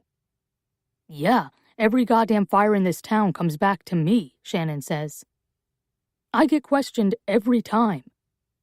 Yes, but this time it involves your mother, Kateri stresses. Are you telling me that a fire happened to your mother twice? He looks at neither of them and holds his hands open, an empty offering. He stares at the wall behind them. Do you want me to repeat myself? He asks, and then does. I didn't do it. Kateri rubs the ever-growing crease between her brows and tries to switch gears. Your mother kept you both captive, Kateri says, complicit. After your sister was born, you had to keep the secret too. He nods slightly. Where are you staying? She asks, stretching her neck, watching, to see if he'll unconsciously mimic her. She needs to get a better look at each side, the mark of a thumb and 4 fingers. I don't know why that matters, Shannon says. Well, it might matter a great deal, Hurt says, sudden and loud, and Shannon jumps at the male voice. Do you have a friend, Kateri asks, or a coworker maybe, who might have signed Bertie out for you? No, Shannon says, I didn't ask anyone to sign her out. What about Bear Miller? Kateri asks. Shannon blinks, presses his lips together and looks away from Kateri. He didn't sign her out, he says. Kateri cocks her head. How do you know Bear Miller? She asks. I work for him, Shannon says. Is that all? Hurt asks. Does it matter? Shannon asks. Let's say that it does, Hurt says. Is it true, Kateri says, taking back over, that you're staying with Mr. Miller in the model home at the Riverview site on Fountain Street? Shannon's shoulders sink low in the chair, his neck hidden, his hands laced together in his lap, fidgeting. He wags one foot. "Why don't you tell me?" he asks, "since you seem to know exactly what I'm doing." "How did you get the money to pay for the lawyer when you put the property in your own name?" Kateri asks. He won't look her in the eye. She hears the click of his teeth. "If you couldn't pay the utilities," she says, "and the taxes were years behind, how did you manage to pay Dan Sullivan for his services?" "It must have been, what, $1,000? Kateri perches on the edge of her desk. She can wait a long time, but she watches all the small movements that Shannon makes. His fingers, folded, unfolded. His hands in his hair, his bouncing knee. "Did Mr. Miller pay for it?" she asks. It takes him a minute to respond. Finally, he says, "He has been nice to me." "Nice," Hurt repeats. Shannon's face flames up, hot pink spots on his cheeks. He bites his lower lip. "How long have you known Bear Miller?" Kateri asks. Shannon shrugs. "A couple of months." "Do you know anything about him?" Kateri asks. Shannon's eyes search. "I don't know what you mean," he says. "Anything about his family, his past, where he's from?" she asks. "Do you know if he goes by any other names?" "No," he says, and his chest caves a little. She tries a little harder. "Michael?" she asks. Then, "Bart? Bartholomew?" His face is blank. "Jane?" she says. He jumps. "What?" "No." Then he adds, "That's a woman's name." "Mr. Miller knew your situation at home, correct?" Kateri asks. "He'd been nice to you, as you said. He understood your struggle." "I guess," Shannon says. "I don't know why it matters." "Does he know about your sister?" Kateri asks. Shannon's face pales. "If he was willing to pay your legal fees," Kateri says. "He didn't pay them." "Who did?" "I did," Shannon says, but Kateri doesn't quite believe him. He's hiding where he got the money. "He knew about Bertie," Kateri says, and pauses for a long time, watching Shannon get uncomfortable. "Would he also hurt your mother?" His face begins to look green in the hollows of his cheeks. "No," he says, barely voiced. "No." "But he knows," she says. "Yes," he says. "Who hurt you, Shannon?" Kateri asks. "What?" She points at his neck. "Who tried to strangle you?" "No one," he says. "You have visible bruising on your neck." He pulls his collar around him, lowers his head.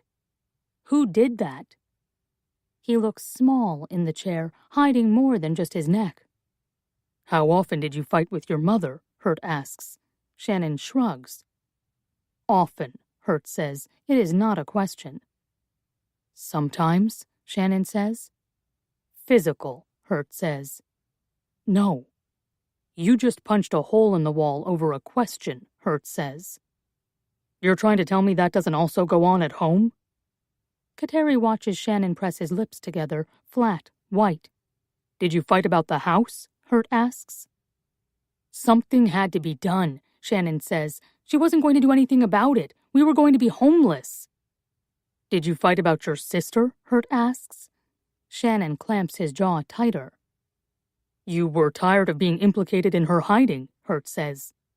"You disagreed with the way your mother had chosen to keep her captive all this time." Shannon looks at Hurt, then looks Kateri in the eye. "So you confronted her," Hurt says, projecting. Kateri has seen other investigators use this, and she's used it herself. Tell the story the way it might have happened, and wait for the suspect to disagree, to begin to tell it right, or to crumple with guilt or flare with anger at being caught. "It got physical," Hurt says. "You're still badly bruised," he says, and Shannon's hands go to his throat. "And in reaction, in rage, pent up from years of lying, you struck her." Shannon moves his shoulder a little, shifts against the wall. Maybe you didn't mean to do that much damage, Hurt says, but faced with what you had done, you tried to hide it, you destroyed the evidence, and you hid your sister in the safest spot you could find, the closet. Shannon's nostrils flare, and he draws his lips in so tight they are nearly invisible. When you found out your sister was at mercy, you staked out her guard, attacked him in the parking lot, signed your sister out, and fled.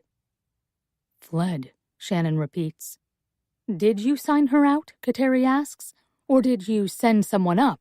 Tag team, so to speak, she says. While you ambushed Craig O'Neill in the parking lot, Hurt says. He shrugs, cool. Maybe you didn't mean to kill him. But he died, bound and drowning in the trunk of his own car. She watches Shannon swallow. We're in the process of searching Bear Miller's house, Kateri says. Shannon huffs. Your prints are on the murder weapon, Hurt says. Shannon's mouth falls open and his eyes spring with tears. I didn't do it, he says. I didn't do anything. Where's the girl? Hurt asks. I don't know, Shannon says. Triple homicide is a steep offense, Hurt says. Kateri watches 2 tears brim and fall from his eyes. I would never hurt her, he says. I'm sure you didn't mean for it to go this far, Hurt says. Kateri leans forward on the desk. Who's the angel? She asks. Shannon closes his eyes for a long moment before he looks at her. His eyes have gone dark and searching with fear. I don't know, he says, but he knows what she's talking about. This is not a new phrase to him. She folds her hands and lets him sit with it, and she notices that he starts to shake, first in his hands, which he clamps together, and then in his arms and across his torso. She has knocked something loose in him. Hurt nods at her. I didn't do it, Shannon cries. I have to arrest you, Kateri says. Fisher, Hurt says suddenly, stop telling him and just do it. She begins, reads his rights, her own voice wavering. He sobs for a minute. I have to call Bear, he says, and the break in his voice hits her hard. But then he seems to suck it all in, tight, pale, shocked into silence. He won't meet her eye anymore. He makes the phone call with his back to her, and she can't make out any of the words. And then she has a deputy, a young dad in his 30s, walk Shannon down to booking. He never looks back. 19. Shannon. Saturday, September 30th. I'd cut all my hours down at the hub. Bear wanted me available to begin work on the house, and I'd been working 6 days a week. I couldn't keep spending so much time with Bear. Not working meant less money. I needed to stay on top of the bills, but I didn't want to be anywhere else. How much are you making at the diner? Bear asked. 300, I said. For 6 days, he said. I blushed hard. It was unheard of to him. We sat at the kitchen island. The stone always felt cold, even when the house was warm. Are you going to pay me? I asked when he didn't offer. He laughed. You can have whatever you want, he said. It was hard for me to understand. I didn't know what I wanted. I needed to just rely on regular money in my pocket. Junior gave me cash every week. I don't think you understand, I started. He tipped his head, listening. Anything means nothing to me, I said. It's not a thing. Do you want cash? He said. I guess, I said. I mean, I've always just been paid cash, and that's how I pay the bills and buy groceries. So, yeah, that's what makes sense to me. I don't have cash on me, he said, patting his shirt pockets like it might be there. But I'll take some out tomorrow and I'll give you $500. I haven't even done any work yet. He got up and came around the back of me, his hands holding my shoulders in. He put his lips on the top of my head. It's part of the anything you want, he said. The next day, He sent me out to buy paint. I'd picked the color myself, a buttery warm beige called d'Anjou, and I used Bear's credit card, even though I protested. "I can't use your credit card," I'd said to him. He hadn't given me the cash yet. "Sure you can," he said. "Sign my name." "I can't sign your name," I said. "People commit worse crimes all the time. You're spending $75 on paint." He handed me a black Amex card and waved his hand. "Take the Land Rover," he said. "Take the Roadster if you want." "I can't drive a stick," I said. He laughed. "What are you going to do when we go to Europe?" he asked. I looked at him like I had no idea who he was. I didn't know who he was. My eyes felt huge. Europe might as well have been another planet. I sat in the parking lot of Lowe's like I was someone else. I parked far away so no one would ding the sides of the Land Rover, even though I'd seen Bear drive it with total abandon. I had his keys on the Bear lanyard and his credit card tucked into my wallet. I clicked the key fob to lock the car and caught the eye of a woman going in ahead of me. It's not my car, I thought. It's my... The word I had meant to think of, the word I was having trouble admitting, was boyfriend. But the word that actually came to mind was master. When I got back, I went to the basement. In the model home, it was just another part of the house, not like the cellar in our house, which was dirt floor and stone walls with spiders bigger than I ever wanted to see again. This was finished, with dark shining hardwood floors and walls that were flat white with primer. I needed to mask everything down there and get it ready for painting. But before Bear came to see what I was doing, I went into the workroom where the floors were cement and there was a tool chest, a closet with hooks for hanging hammers and extension cords, and I hid my mother's gun. It had been in the back of the Land Rover, wrapped in Buddy's blanket, for days. It was like a beating heart out there. I was always aware of it, always afraid Bear would find it and question me. I thought I could probably tell him. But instead, I stood it up in the closet with a broom and mop in front of it. I moved a box filled with picture frames that still had the fake photos in them. A pretty, copper-haired girl in a white sweater. A baby with creamy, perfect skin. I laid plastic over the floor, the way you would if you were going to hide a body, I thought.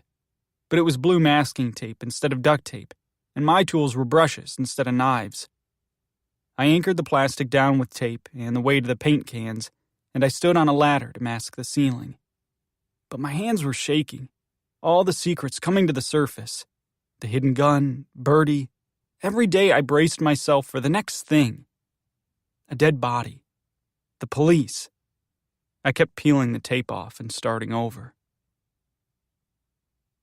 I woke up to an empty house in the big white bed by myself. I was sprawled in the middle like a starfish, with Buddy curled into my side. I couldn't ever quite stretch out in my twin bed at home. My hands and feet hung off either end. Bear's room was light as soon as the sun came up, but I'd been asleep through hours of sunlight. The room warm and drowsy, the dog snoring. Apparently, I'd gotten used to taking up space. I'd had Bear teach me how to make coffee in the high-end machine he had. It produced just regular coffee, nothing fancier than we had at work. I set it up and went out back to smoke a cigarette, standing because all the patio furniture had been covered for winter. First snow was possible as early as next week.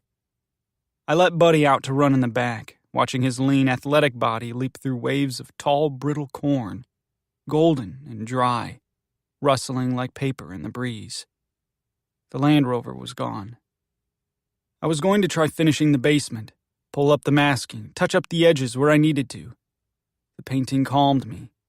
The clean smell of it, the steady coverage, the straight grid of color going on thick. I imagined staying in the house until work tomorrow. A long, free day. An evening with Bear. Maybe a walk with the dog. But instead, I heard the doorbell. And a baby. I thought, there aren't even neighbors up here. And then whoever had rung the bell was now trying the knob, knocking it in its casing. Buddy was too far out to hear or care. I left him out there chasing a swallow that teased him over a flat part of the field, swooping so low it looked like he could get it and then darting swiftly back up again. Buddy leaned and barked and ran. He would be tired. I went in, crossing the great room like I belonged there, and swept open the big, heavy front door that had only a small window to peer out of, the window having its own tiny door, like in a medieval castle. "Hi," the woman said to me, impatient. She shifted the baby on her hip and pushed past me, walking into the open dining room. She had red gold hair, pulled up in a perfectly messy bun with soft, curved wisps hanging down at the temples, a sprinkle of freckles. The baby had the same copper hair, pierced ears, a blue corduroy dress. They were the people in the pictures, the ones I had thought were fake, an advertising family. I heard the coffee finish brewing. I thought, maybe that's what they are. They are models, and Bear needs to pay them. "Can I help you?" I asked, soft. She laughed. "I don't know," she said. "Is Bear even here?" "No," I said, suddenly glad I was dressed and hadn't wandered into the kitchen in my shorts and t-shirt, one of Bear's flannels over my shoulders. She swung a diaper bag onto the formal dining room table, the one I'd never seen used for anything other than occasional pieces of mail. It sat 8. She stuck her hand in the side pocket of the bag, digging until she pulled out a small green pacifier and gave it to the baby, who sucked it right in. "She's tired," the woman said. Then, "I'm sorry, you are?" I felt like a puppet, like a rag doll. I said my own name like it was someone else's. "What are you working on?" she asked. "The basement," I said. It was barely above a whisper. Out the front window, her car sat in the driveway by the front sidewalk. A black Mercedes SUV. She had on slim navy blue pants, cropped above her ankle, and shiny leather loafers. "I don't mean to keep you from your work," she said, and then touched the side of her head. Dumb. "Sorry," she said, and held out her hand. "I'm Megan." "Megan," I repeated. The baby fussed and smashed her face into Megan's collarbone, hungry. "I'm not staying," Megan said, "unless Bear takes a really long time to come back. Do you know where he is?" "No," I said. I thought maybe getting my money. My breath was coming short and hard, and I had to press my lips together to try to slow down my heart. "I'm sorry," I said. "I just have only ever dealt with Bear." "No surprise," Megan said, and she walked into the kitchen without hesitation, opened the fridge, rooted around. She set the baby on the floor with a soft square toy. The baby scooted around on her butt, pacifier tight in her mouth, bumping the toy, then going after it. "He's not great at talking about himself," Megan said. She poured filtered water into a tall glass. "Of course, there's a reason for that. No one else has been here?" she asked, laughing. I felt my eyes widen. "No," I said. "No other women?" she asked. "Another wife, another baby?" I couldn't stop looking at the baby. Bear's baby. "No, ma'am," I said. "Just Bear." "And what are you doing?" she asked again. "Painting." She looked at my clothes. My own jeans, but Bear's t-shirt. Both clean, both free of paint. I was barefoot. "Is that it?" she asked. I stammered. "Unpacking," I said. "Moving stuff." The words felt jumbled in my mouth. I couldn't tell her what I was actually doing. Megan nodded and smiled. "You're his minion," she said. All I could think was that a minion was an animal, a donkey, or an ass. A Sherpa who carries all your shit up a mountain. A minion was something the devil had, to do his dirty work.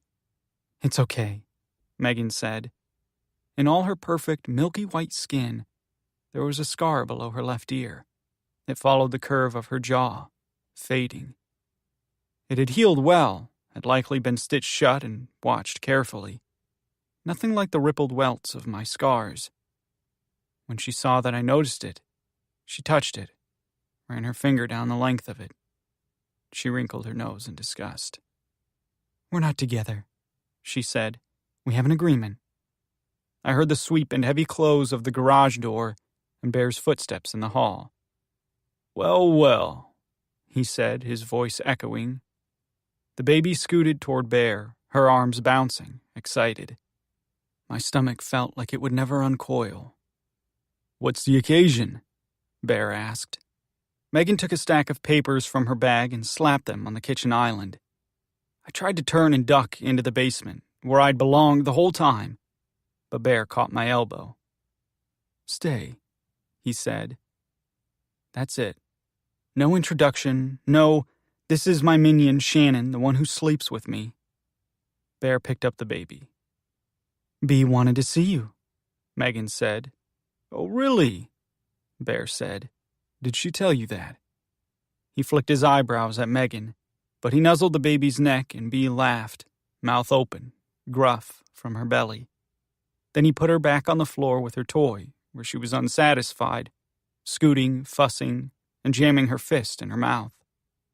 Megan flipped open the stack of long contract papers. They were flagged in places where Bear was supposed to sign. "You didn't have to drop these off," Bear said. "But," he added, "you wondered what I was up to." She looked at me. "I see what you've been up to," she said. I looked away. "I'll send them back," Bear said. I could see that the baby, Bee, was about to let out a wail, so I did what came naturally to me and scooped her up, my arm under her butt and my hand in her armpit. She pushed her face against my shoulder, rooting. Megan watched me with her daughter. "You could sign them now," she said to Bear. "Maybe he could nurse your daughter." I hid my face in Bee's hair and tried to shush her. She smelled like clean, powdery baby. Bear showed his teeth. Not exactly a smile.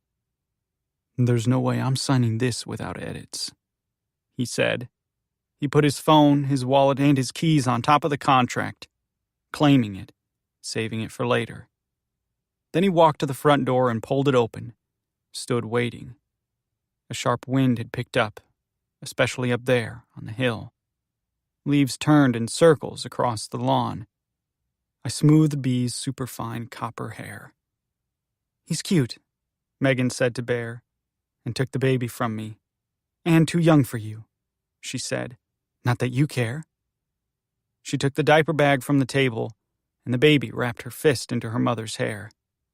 Megan stared Bear in the eye, then shifted to the side and looked back at me. "He's a piece of shit," she said to me. "There's no way he's told you everything." "Not in front of Bee," Bear said. "I'm sure that's in the contract." Megan shook her head and didn't look back. When he was shutting the door behind her, I stole into the basement and stood in a dry corner where I craned my neck and then smashed my face as hard as I could into the wall without getting a running start. It lit up all my bones, the hot pain ringing in my skull. It gave the other pain a place to go. I did it again. "I'm sorry," Bear said from the stairs. He stood with his shoulders square, his hands open. He hadn't seen me hit my face. "You should have told me," I said with my back to him. "It's usually a deal breaker," he said, light. I turned around, not smiling.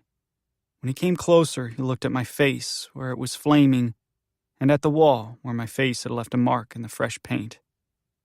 "Were you just not going to tell me?" I said. "I was," he said. "When?" He slid his fingers along my cheekbone, where it pulsed under his touch, and then down the line of my jaw, his thumb over the curve of my top lip. "Soon," he said, low. "What else don't I know?" I said. He leaned in and kissed the skin in front of my ear, not where I'd smashed my face, but behind that, a soft, tender spot. My skin prickled with his breathing. "I'll tell you," he said. He didn't have his hands on me anymore, just his mouth. He grazed his lips over the hot part of my cheek, where my face throbbed underneath. I could feel my pulse. "What are you going to tell me?" he asked. I had to grip his shirt to keep from falling over. My knees were turning to water. "Anything," I thought. "Anything you want to hear." He could ask me to kill someone with his lips on my ear, and I would do it. 20. Kateri. Wednesday, October 25th. It's not a jail, it's a justice center. It's where both Kateri and Joel have small offices adjacent to each other. Where Chief Whitaker has a large office with a wall of windows, where the deputies have their cubicles. And it's where Shannon Jenkins is held in one of a few small cells. If he is ordered to stay incarcerated after his arraignment, they will move him to a county prison outside of town. If he is convicted on even one count of murder, he will end up in maximum. He is likely to be charged with one count of second-degree murder in the killing of Craig O'Neill, second-degree murder in the killing of his mother, and first-degree kidnapping. She can't imagine him in maximum, his thin arms and his soft face. "I don't think it was forethought," she says to Hurt. "Really?" he says. He stands with his back to her in her own office, fidgeting with the fat leaves on a jade plant on top of the filing cabinet. "Don't be naive, Fisher." "I just don't," she says again, but looks down. It weakens her argument, she knows, but she feels weak about all of it, like she put herself on the line. "It's an open and shut case, Fisher," he says. "All the pieces are there." "They don't fit," she says. "We can't confirm the murder weapon without a body. A good defense lawyer will eat this case alive," she added. "That's not our job. Our job is just to arrest him." She chews her lip, looks at the situation board, the young, scared picture of Shannon from high school. "I'm going to be out tomorrow morning," Hurt says then. "Unreachable. For a few hours." Kateri raises her eyebrows at him. "I have a breakfast." He doesn't want to tell her. "For the case?"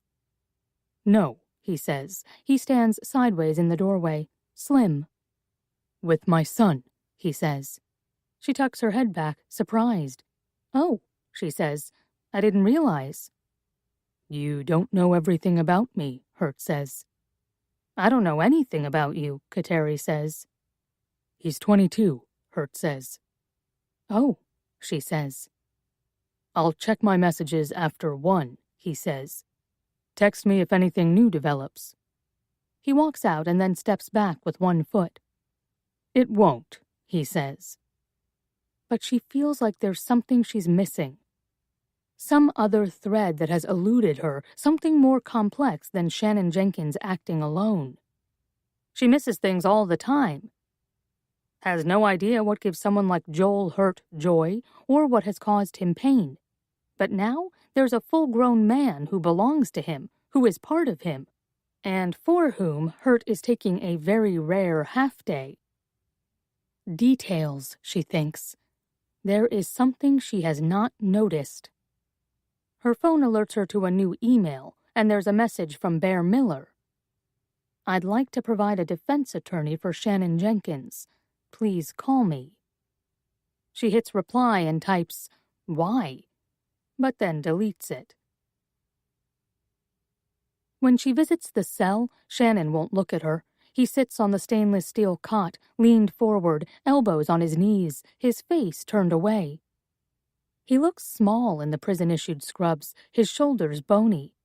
His long, willowy arms are faintly striped with scars that Kateri recognizes as self-inflicted. Years ago, she thinks, they hold the pattern of purposeful injury. "Shannon," she says, "I need you to tell me where we might find your sister." He lets it sit between them, the heaviness of the missing girl, for a moment before he answers. "I don't know," he says flat. The more time that passes, Kateri says, the more dangerous it becomes. He looks her in the eye. "I know." She waits, and he says nothing more. A lawyer is being provided for you, she tells him. Free of charge? Shannon says, and then looks at her. His right eye is bruised underneath. Again, Kateri thinks, self-inflicted. I need a court-appointed lawyer, Shannon says. I can't afford one. Which basically means you can just move me to death row now, he adds. There's no death penalty in New York State, Kateri says. Oh, well, goody, Shannon says. Bear Miller is providing an attorney for you, she says. Why? He asks. I don't know, she says, and feels catty and hates that feeling in herself. He seems to have a soft spot for you, she says. Shannon scoffs and then laughs, but it's bitter, hard, and there's not a hint, she thinks, of a smile or any kind of mirth on his face. Great, he says. The attorney Bear sends is slick. Kateri has seen his type before in Syracuse. He's not exceptionally good-looking, but his dress is outstanding. An expensive, precisely tailored suit, immaculate shoes. A heavy watch that Kateri cannot make out the brand of. His hair is dark and well cut, combed off his forehead. He's fit. In fact, his body is perfect, like the only thing he does other than work is work out. He might be a machine, Kateri thinks, or a robot. Or, most likely, a sociopath. He's a different kind of fit than hurt. She knows that Joel runs, hikes. She imagines him kayaking with a slightly younger version of himself. His body is lean and well used. She wants to think that's what gives him joy. But she detects something hollow and lonely in Joel Hurt. Somehow, the wind blows through him. David Brewer, the lawyer says and shakes her hand. He has dark eyes without smiling. He is either a freak about cutting his nails, or he gets manicures. Kateri begins to feel, as she often does in the presence of highly professional men, like she's the help instead of the lead investigator. Like she should be getting his coffee or minding his children. It's the morning Hurt is off. She notices that Brewer looks around for another detective. She hands him the Jenkins file, which he opens and appears to fall right into. Kateri's handwritten notes, the crime scene photos. Excellent, Brewer says, and leaves the file open on a photograph of the burned bones, the delicate curve of spine, the butterfly pelvis. This is all you have? He says. Nothing else has surfaced, Kateri says. I think it's all that survived the fire. She can see his wheels turning as he looks at the bones. DNA match, he says. Not to Shannon, Kateri says. I can put you in touch with the medical examiner. The blood found on the murder weapon matches what was in the house. Does the blood match? Not Shannon, she says again. He straightens up, like his job just got easier. His prints are all over the weapon. Brewer looks at the photo of the bones. How do you know that's the weapon? He asks. It was with the bones. He says, dissatisfied. He slaps the folder closed and looks first at Kateri's chest before meeting her eye. I'll see my client now, he says. She can't do it. It's a small team. She could walk down the hall, make small talk, usher him into the interrogation room. Make eye contact with Shannon to make sure he's okay with all of this. But she steps out of her office and motions to Dawn, the 50-ish mother who works for them as a receptionist. Dawn, she says, would you escort Mr. Brewer down to interrogation B, please? And have a guard fetch Mr. Jenkins? It's a pleasure, Brewer says. It's then that he smiles. No problem, Kateri says. She folds her arms and retreats to her office. She passes by twice, hours apart, and can see from the window in the door and from the two-way mirror in the observation room that David Brewer sits with Shannon Jenkins for more than 3 hours. He takes notes on a yellow legal pad, his handwriting slanted and hard. Some items are underlined, others starred. She catches a glimpse of Shannon's face, lit up with recognition. And then he shakes his head. But I didn't, she imagines him saying. She's not sure why it makes a difference to her at all. She watches Shannon move his hands around the... Let the story pause so your spirit doesn't have to. This music is for your restoration, and this audiobook is a gift to you.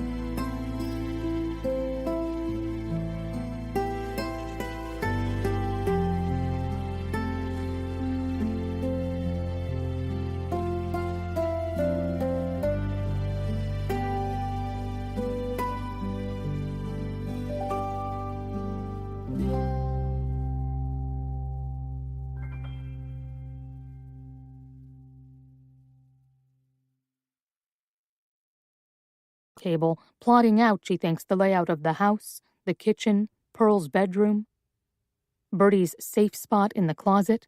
She wants to tap on the glass. You have to tell the truth, she thinks. Tell him everything. He was a soft-faced boy, she thinks, the first time she talked to him. Soft and scared. And now something has crept in at the edges, has hardened the bones in his cheeks and jaw. Something has left a shadow under his eyes and around his neck, like long fingers. She looks at the way the bruises are disappearing on his skin, where the thumb would have gone, where the fingertips were. She puts her hand to her own throat and feels, recognizes what it was that unsettled her before. There's no way Pearl Jenkins's hand was that big. On her way back from Interrogation B, she swings by Hurt's office to see if he's in yet. It's past 3. His office is still generic, still like he's using borrowed temporary space. the chair pushed in, the computer monitor off. She walks around the desk and opens a side drawer, not sure what she's even looking for. A lint roller, a small paper copy of Be Here Now with an ornately illustrated cover. A river stone. She closes the drawer abruptly, and when it slams, she jumps. On her way out, she glances at the reception desk. "Any word from Detective Hurt?" Kateri asks, her phone buzzing in her pocket with a text message. "No, ma'am," Dawn says. She turns her back to Dawn's desk as she reads the message. It's an unknown number. "Envious of the person who does get to have a drink with you, Detective. Maybe we can fix that." Kateri stands still in the middle of the reception area, Dawn answering the phone, keyboards clacking away, the printer whirring and spitting out pages. "Bear?" she types and sends, and regrets immediately not using a more formal tone. "What big eyes you have," he answers. She laughs aloud, but it's tight and nervous. She deletes the messages, her hands jumpy. And then regrets that too. 21. Shannon. Tuesday, October 10th. He finally told me. I was afraid to ask, and threw myself into work. Shifts at the diner, work in the house, and it took more than a week before I could ask anything. What did she mean? What didn't I know? I couldn't even begin to explain what I did know. I could hardly listen. I watched his face, his hair, his eyes, his hands, the way he breathed, his mouth. They got married when he was 30. She wanted a baby, he didn't. He hadn't really even wanted to get married. They'd been living apart since before Bee was born. "Bee?" I asked him. "Like a bumblebee," he said. "Like a birdie," I said. "Or a bear," he said, getting closer. I thought it, or rather saw it, in my head. The sentence, typed out and lit up, but it was Bear who said it aloud. "We belong to each other." We sat on the bed with the dog. I had never finished the basement after I hid the gun and uncovered the photos. After I smashed my face into the wall. I had a tender spot that would turn green in a day. I left the basement half done, partially masked, the coat uneven. I started upstairs instead. Painted a gray bathroom, a green bedroom. I asked Bear to explain the business to me. I asked him what else he had done, what he had kept a secret. "It's my mother's company," he said. He was such an adult to me. I had never even imagined him with a mother. Or a family. I stopped him. "Are there more of you?" I asked. He laughed. "There's only one of me," he said. I stumbled. "I mean, brothers and sisters." "No," he said. "Just me and my mom, who took over my dad's company after he died." "Do you work for her?" "Sort of," he said. "I invest her interests." "Right," I said, faking it. I'd been making $7.50 an hour for 4 years. "It's a complicated web of transactions right now." He pressed his lips together. "Is that the secret?" I asked. "That you don't really work for her? It's just like money?" "No," he said. "What is it?" He took his hand from mine and tucked his hands between his knees. "I got in trouble as a kid," he said. The dog stretched between us, his frog legs out behind, his head ducked underneath a pillow. "Legal?" I said. I couldn't imagine him committing a crime. Stealing. Why would he steal? Then it occurred to me. I could imagine him raping someone. I thought about the power he held when he leaned over me. I held my breath and waited. "Yeah," he said. "Although nothing ever really came of it, so," he said, "I don't have a record." "Were you arrested?" I asked. "Yes," he said, "but it was all expunged." "What happened?" I got in a fight, he said, the summer right before I went to college. That's it, I said, waiting. No, he said. I watched him blow out a long breath. The other kid died. How? I yelped. From the fight? Yeah, Bear said. How? He seemed to hold his breath. I had never seen him stressed, not even when Megan was there, and I wasn't sure he was now. He might be pausing for effect, but I was on edge, listening to the story, waiting. I hit him, he said. Then, with a bat. It was so quiet, I could hear the refrigerator come on in the kitchen. You killed him, I said. I was 17, he said. And nothing happened? No, Bear said. I mean, a lot happened, but my father's lawyer took care of all of it. If anyone knew I even thought about killing someone, I would be in jail, I said. I know, Bear said. It's a terrible misuse of privilege. But that's what happened. That's the thing. That's the secret. He said. Megan likes to hold it over me. The secret is that you killed someone, I said, my voice high, on the edge of hysteria. I got up off the bed. Shannon, he said, trying to appeal to me. I couldn't stop the words from coming out of my mouth. You killed someone, I said. You killed another kid. Shannon, he said again. I covered my own mouth. I thought I might scream. I'm not telling you to scare you, he said. I'm telling you the truth. I'm not dangerous, he said. I was a stupid kid. It was an accident. I meant to knock him out, he said. He held his hands open, palms up, waiting for me to take them. I'm not going to hurt you, he said. I was shaking inside. Listen, he said. I could have told you anything, but I told you the truth. I could have made something up, right? The secret could have been that I cheated on Megan. You are cheating on Megan, I said. His voice was low and determined. I told you the truth. He made his face softer, his eyes bigger, his mouth loosened so it wasn't so rigid. Please, he said.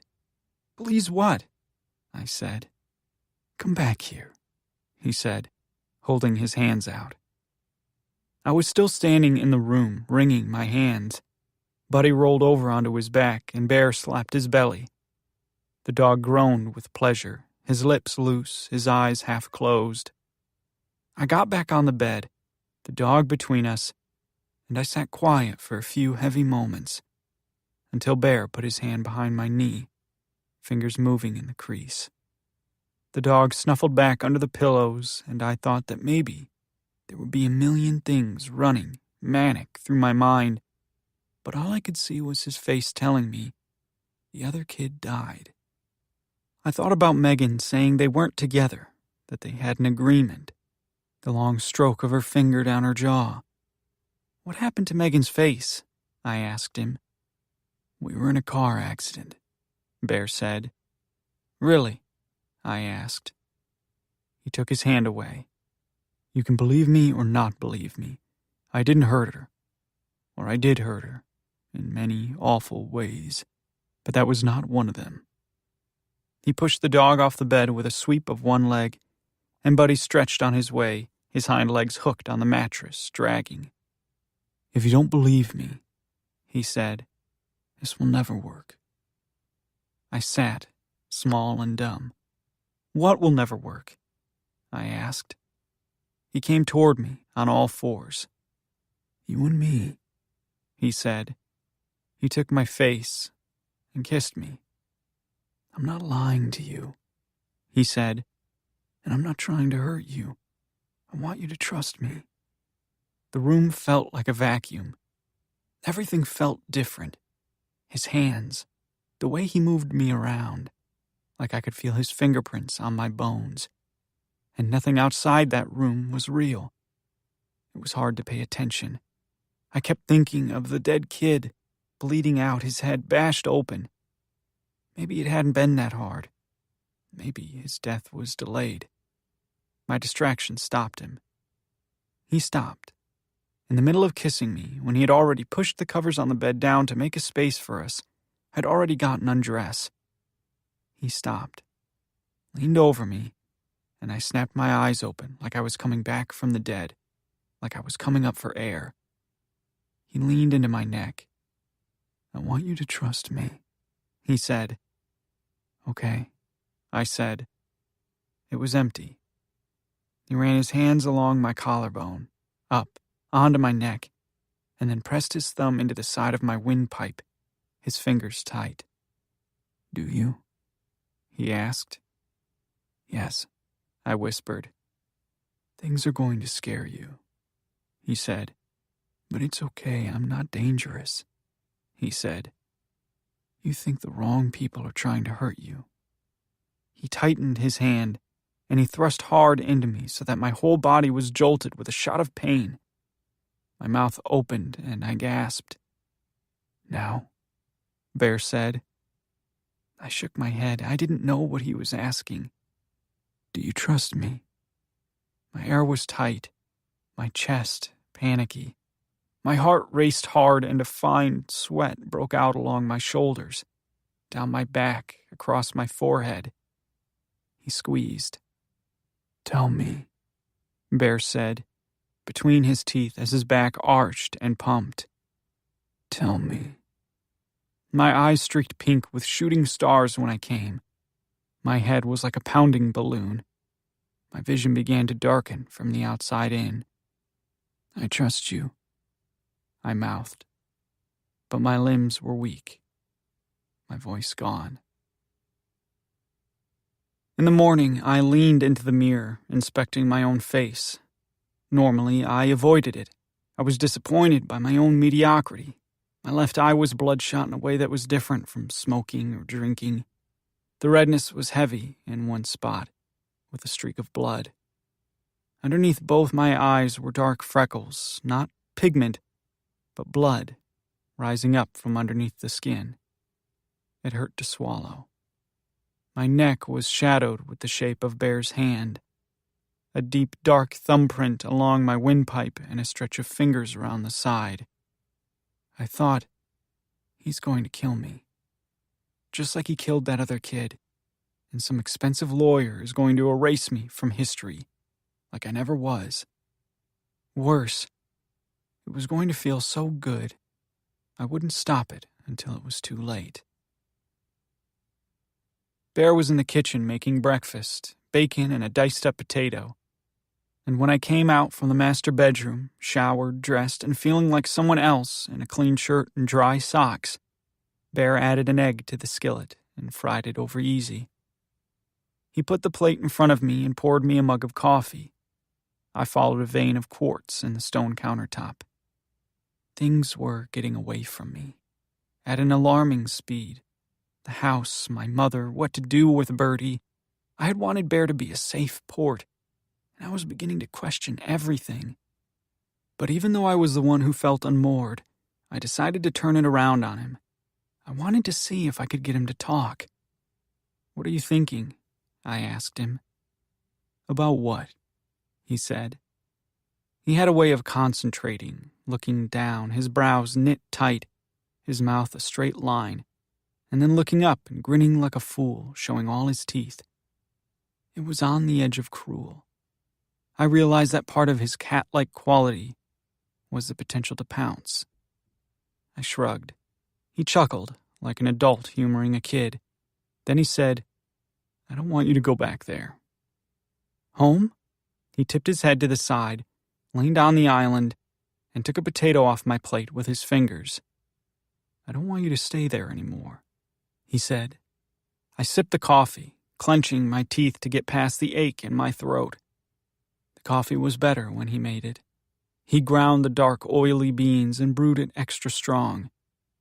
But I missed the way my mother made coffee, with a cheap can of Bustelo, brewed in the percolator on the stove, mixed with just a hint of cinnamon.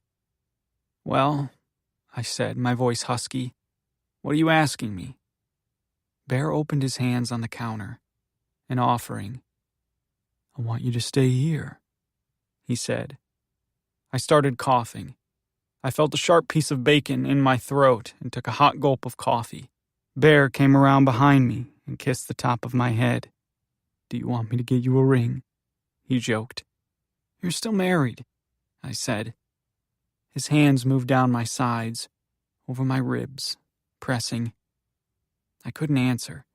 I couldn't say what was needling me. The wife, the baby, the dead boy. What I might have to do with Bertie, and when.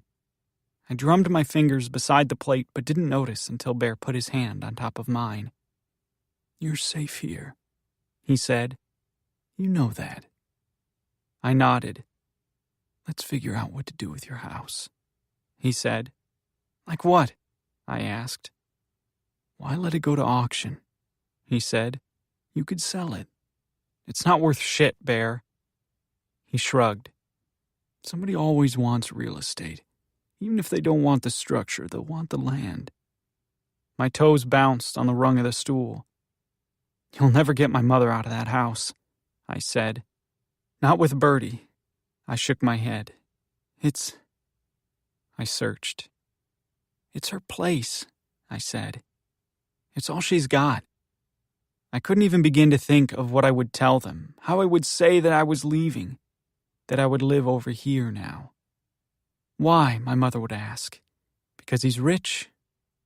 "Just try to trust me," he said, like he knew he'd get me to come around. He stroked the side of my neck with his finger, tracing the places that ached. After breakfast, we put Buddy in the Land Rover, and Bear asked me what I needed from the house. Buddy butted his nose against the window in excitement. He knew we were headed toward the woods. There wasn't much. A few books, I thought. Some clothes. I wanted to check on Bertie. I needed a moment alone with her. Wanted her on my lap. Wanted to rough up her curls, get her to belly laugh. I needed to know that I could see her whenever I wanted. What I really wanted was to take her with me. I would send her to school, set things right for her. She still had a chance. I told Bear I just needed to check on her. "Of course," he said. "You should." We parked in the lot and opened the door for Buddy, who tore off after a rabbit in the field. "I want you to come here as often as you want," Bear said. "Okay," I said. "I'm not trying to take you away." "I know." He turned the engine off and just sat, looking at me. "But," I prompted, because I sensed it, that he wasn't saying something. "But I want you in my bed every night," he said. He wasn't smiling. It wasn't flirtatious, and it wasn't our bed. It was a demand. I felt myself tremble. I clamped down. He cupped my knee and shook it. I tried not to think of what he might look like in a rage, or with a bat in his hand, or what I might look like with my head bashed in. 22. Kateri. Tuesday, October 31st. Sometimes she wonders about her ex, Andrew. Her grandmother knew his mother, and Kateri can remember him as much as a little boy as she can a man. He knew all her shit. About her mother, about her father. When they got to 19, and they were both done with the family drama that was no longer theirs, they got married in a courthouse by a judge. Kateri wore a yellow dress and put flowers in her hair. His mother was there with her grandmother, holding hands. It lasted 5 years.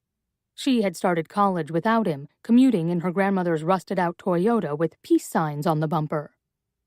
She hated it. The classes, the other kids, the delayed adulthood. She was eager to work, to start living. So she joined the force at 21 and was ready to make detective by the time their marriage was over. Andrew thought she was single-minded and selfish. She thought he wasn't single-minded enough. She wanted him to be independent, for them to work hard, side by side. But she earned the money and he resented that. They drank a lot, and fought, or cried. When he moved out, she helped him. They picked out his new place together, and she brought over boxes in her car. "I'll see you in 10 years, Andrew said. "For what?" Kateri asked. She lived less than a mile away. "Everything will be different then," Andrew said. Afterward, she didn't date. She didn't then, and she still doesn't want a boyfriend, although she misses the feel of another body, the weight of someone, the thrill in a deep kiss. She craved the exhaustion of sex, some use for her body that wasn't work-related. She sometimes didn't even tell them her name. Or she said her name was Kate or Katie, depending on the guy. She didn't want to be traceable. She wanted sex as a physical transaction between bodies. When it was over, and it wasn't bogged down by love and drinking and crying and trying to make a life together. She thought she loved Andrew. She did love him, but when she moved to Spring Falls, she came without any attachments, certainly not a boyfriend, not even a cat. Her last living relative had died. She felt unmoored and unattached, and empty, like a good strong wind might blow her away. She took a sunny upper apartment in a farmhouse outside of town, with bright oak floors and white walls. She brought things that reminded her of her grandmother's home, a dream catcher, river stones, candles. When she was a rookie cop, the older men would hit on her. They liked her thick hair, her skin, the way her uniform stretched over her body. She had a burn on the inside of her wrist from when she was 15. Her mother's boyfriend had caught her coming in after 2 a.m. and pressed the hot crown of his lighter into her flesh. He was younger than her mother. He wasn't even 30. "Next time," he said, "your neck." She'd been out with Andrew. Halloween falls on a Tuesday. She stays late in an office filled with pumpkins and skeletons, and then stops at home to change before she drives out to Mount Snow for a slow walk through an empty Walmart. She's eager to be off-duty, to be in regular comfortable clothes, to shop anonymously. In the store, the costumes are picked over, half on the floor, ghoulish heads and witch hats strewn in the aisle. She buys 1 bag of candy for herself and some new candles, including a 7-day Lady of Guadalupe. No kids will come to her house. She leaves her porch light off. Cemetery Road is 45 miles per hour, and people tend to go much faster. The kids in Spring Falls trick-or-treat in town. She comes home after 9, when most of the town's kids have gone in for the night, chilled to the bone and sugared up. There are trails of toilet paper in the trees, silly string on the stop signs, but the town is quiet. On Cemetery Road, 1 small car is parked off to the side. Broken down, she guesses, or maybe it's a couple. She catches it in her headlights when she pulls into her own driveway. She hasn't gotten used to the country dark. She catches herself squinting when she drives at night, or wide-eyed, searching for the shape of the road in front of her. The fields on either side could be anything, ocean, sky. She comes up the stairs in the dark, feeling her way, wishing she'd left the light on. Over the railing, she sees the field next door, hears the whisper of cornstalks farther away, the rush of the river, and a voice. "Detective." Her heart spasms hard in her chest, leaving her breathless. It's Bear Miller in the shadow beside her door. He has a bottle of Angel's Envy rye. When she sees him, he moves over, his arm across the threshold of her door. She lays her hand over her heart, willing it to slow, and drops the bag to the porch floor. "How did you find out where I live?" she says. She tries to stay smooth. Tries to hide the panic in her voice. "In this town?" Bear says. "You just have to ask the right people." He tips his head to the side, blinks slow. "I brought you something," he says, and holds up the bottle. "Some of it's already gone." He holds the bottle to his lips, drinks, and then tips it toward her. "No," she says. "What did you think of Brewer?" he asks. Beyond the porch, the wind whistles through the cornfield. Far off, she sees the orange light of a bonfire. She exhales slow, her breath a long visible line in the cold air. Her entire body is taut, on guard. "How long have you been out here?" she asks. Bear shrugs. "What did you think?" he asks again. "I thought he was slick," she answers, "but quite possibly what Shannon needs." "What Shannon needs is a miracle worker," Bear says, "a guardian angel." He laughs, his mouth wet and open. "An act of God." "Then why'd you hire him?" she asks. Bear shrugs. "He's the best there is," he says. "What do you care?" A gust comes off the field and whips her hair over her face.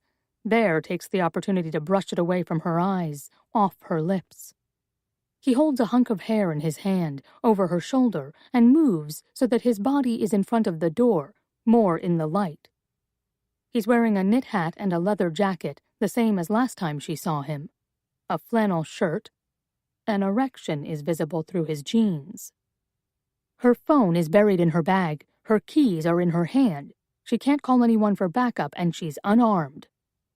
"You need to leave," she warns. He plants his feet and braces himself against the door. "Or?" he says.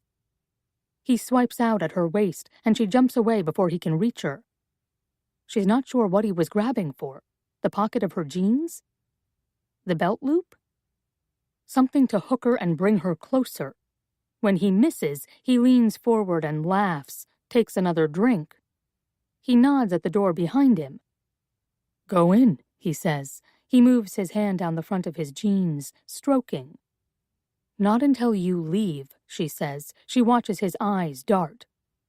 "The keyhole's right there," he says, and traces his finger over it. "Go ahead."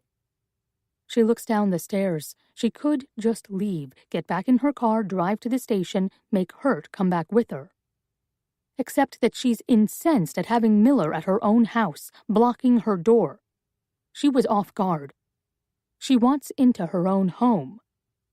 Instead, she tries to leave, her purse on her shoulder, the Walmart bag on the floor. But when she turns just a fraction, he hooks his finger into the back pocket of her jeans and pulls her in, switching their spots. Kateri with her back against the door and Bear in front of her. He holds her hand that has her keys by the wrist. Hard. When she wiggles her fingers, he presses on her tendons, and her arm shoots with pain. But she won't let go. He pushes his knee between her legs and has her pinned against the door. She can feel him against her leg. She turns her face away, her eyes on the pines across the street, her hand going numb. His whiskey breath near her ear. "You're strong," he says. She feels his tongue along the folds of her ear. Her stomach tightens, her spine stiff. "Fuck off," she says, flinching away. "Don't be coy," he says. She gathers strength like a coiled spring, appearing to soften beneath him so that he presses harder against her. He pushes his lips into her collarbone and inspects the scar under her chin. "What's this?" he asks, and runs his cold finger along it so that she shivers. "What didn't kill me," she says. He sniffs into her hair. "Did it make you stronger?" he asks. "Try me," she says. Then, "I can smell that you want it." She lurches and pushes him back. It might be just enough to let her duck and run, she thinks, just enough to break the spell and give her a chance to get away. But when he steps back to regain his balance, his foot lands on the candle, the cylinder rolling, shooting his leg out in front of him, throwing him off, sending him in a tumble down an entire flight of porch stairs. She unlocks the door, slips inside alone, and turns the bolt. She covers her mouth, trying not to scream in anger, to release some of what has built up in her racing heart, and she hears him in the driveway, yelling, "Fuck! Fuck you, Fisher!" he yells. She barely breathes, trying to listen for the sound of his feet in the gravel. She doesn't know if he's hurt. He yells it again, and then, after a moment, she hears the roar of the engine of the small car that was parked alongside the road. His. She didn't realize. She thought he drove something more substantial. She peers through the side of the curtains, watches the lights as he turns the car around and then speeds down Cemetery Road, leaving a patch of rubber on the pavement. And then she unlocks the door just enough to reach outside for the bottle of whiskey. She sees the bag, the spilled candy crushed underfoot when he fell, the Lady of Guadalupe on her side like a rolling pin. She takes a long drink from the bottle, and as soon as the warmth hits her throat, down into her belly, her face floods with tears. Everything that has been held so tight, so hard, rushes out of her, and she doubles over onto the living room floor. She drinks again. Her phone buzzes deep inside her bag, and she assumes it's him. It's Bear Miller, taunting her now via text. She digs it out and sees instead a text from Hurt. "You still in the office, Fisher?" "Ugh, fuck you," she says at the phone. What she wants is a girlfriend, another woman whose house she can go to and stay up all night in, cry in if she feels like it, yell if that's better. She has never been good at keeping women as friends. They compete. She's threatening, or she's threatened, and a man gets in the way. She closes her eyes and thinks there's nothing more she wants than to see her grandmother one more time. To sit across from her at the kitchen table. For her to say complete bullshit to her like everything's going to be fine. Just so Kateri can hear her voice. She lets herself sob for a minute. Then she gets up and checks outside to make sure he's really gone, and by then her phone is buzzing again. It's Hurt, and he's calling. "Yeah," she says. "Anyone come to your door?" Hurt says, and for a moment she stiffens with panic, thinking that Hurt was in on it somehow. That he set her up for a test she didn't see coming.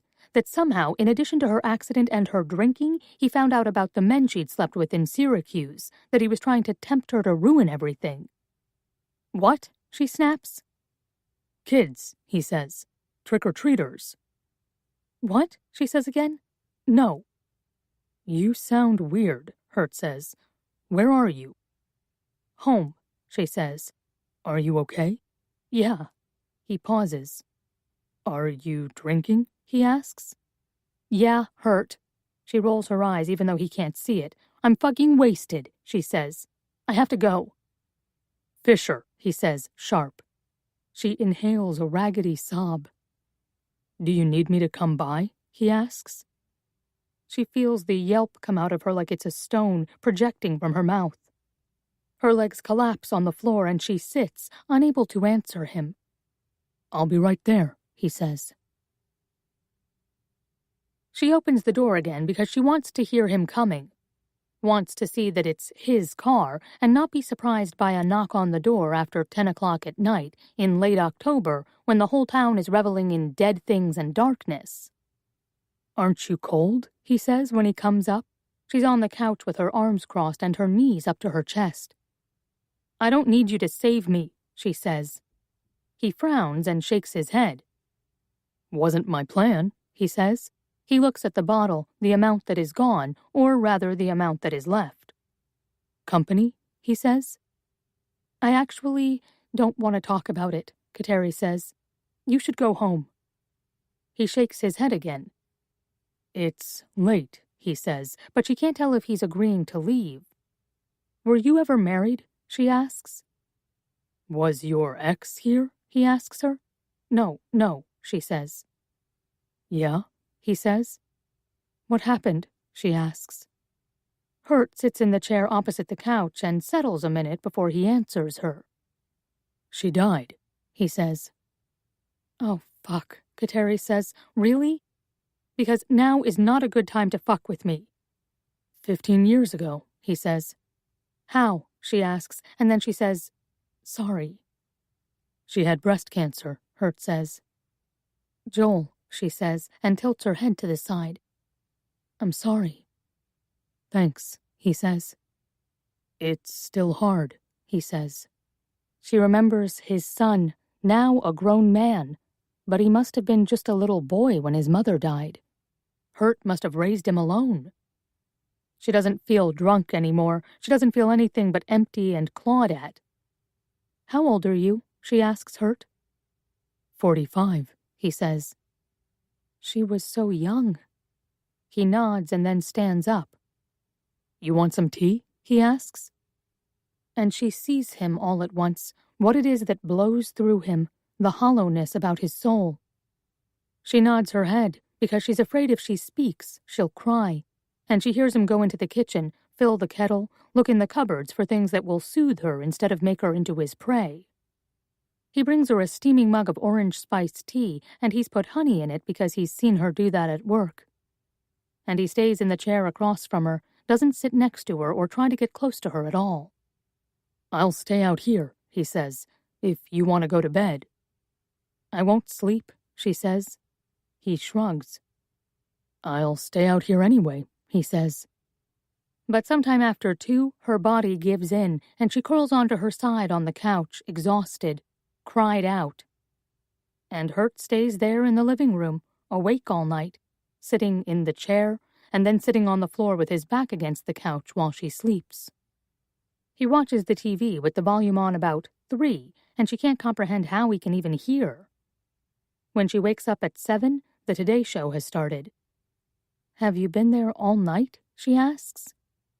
Yeah, he says. He gets up, stiff, and twists his back. You didn't have to, she says. Yeah, I did, he says. Coffee? 23. Shannon.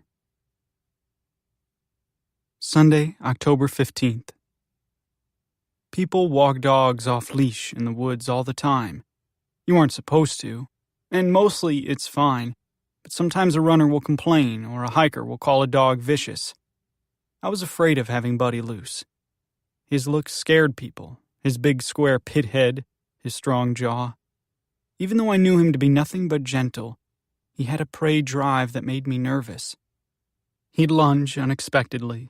I'd seen him kill a squirrel in the yard, his head whipping back and forth, the squirrel screaming. When it was dead, he dropped it, and then rolled it over with his nose, trying to coax it into playing with him. I didn't want Bear there. I could do it alone. It was better alone. Gathering my things, explaining things to Birdie in a way she would understand. She always understood more than I gave her credit for. But I couldn't get away from him.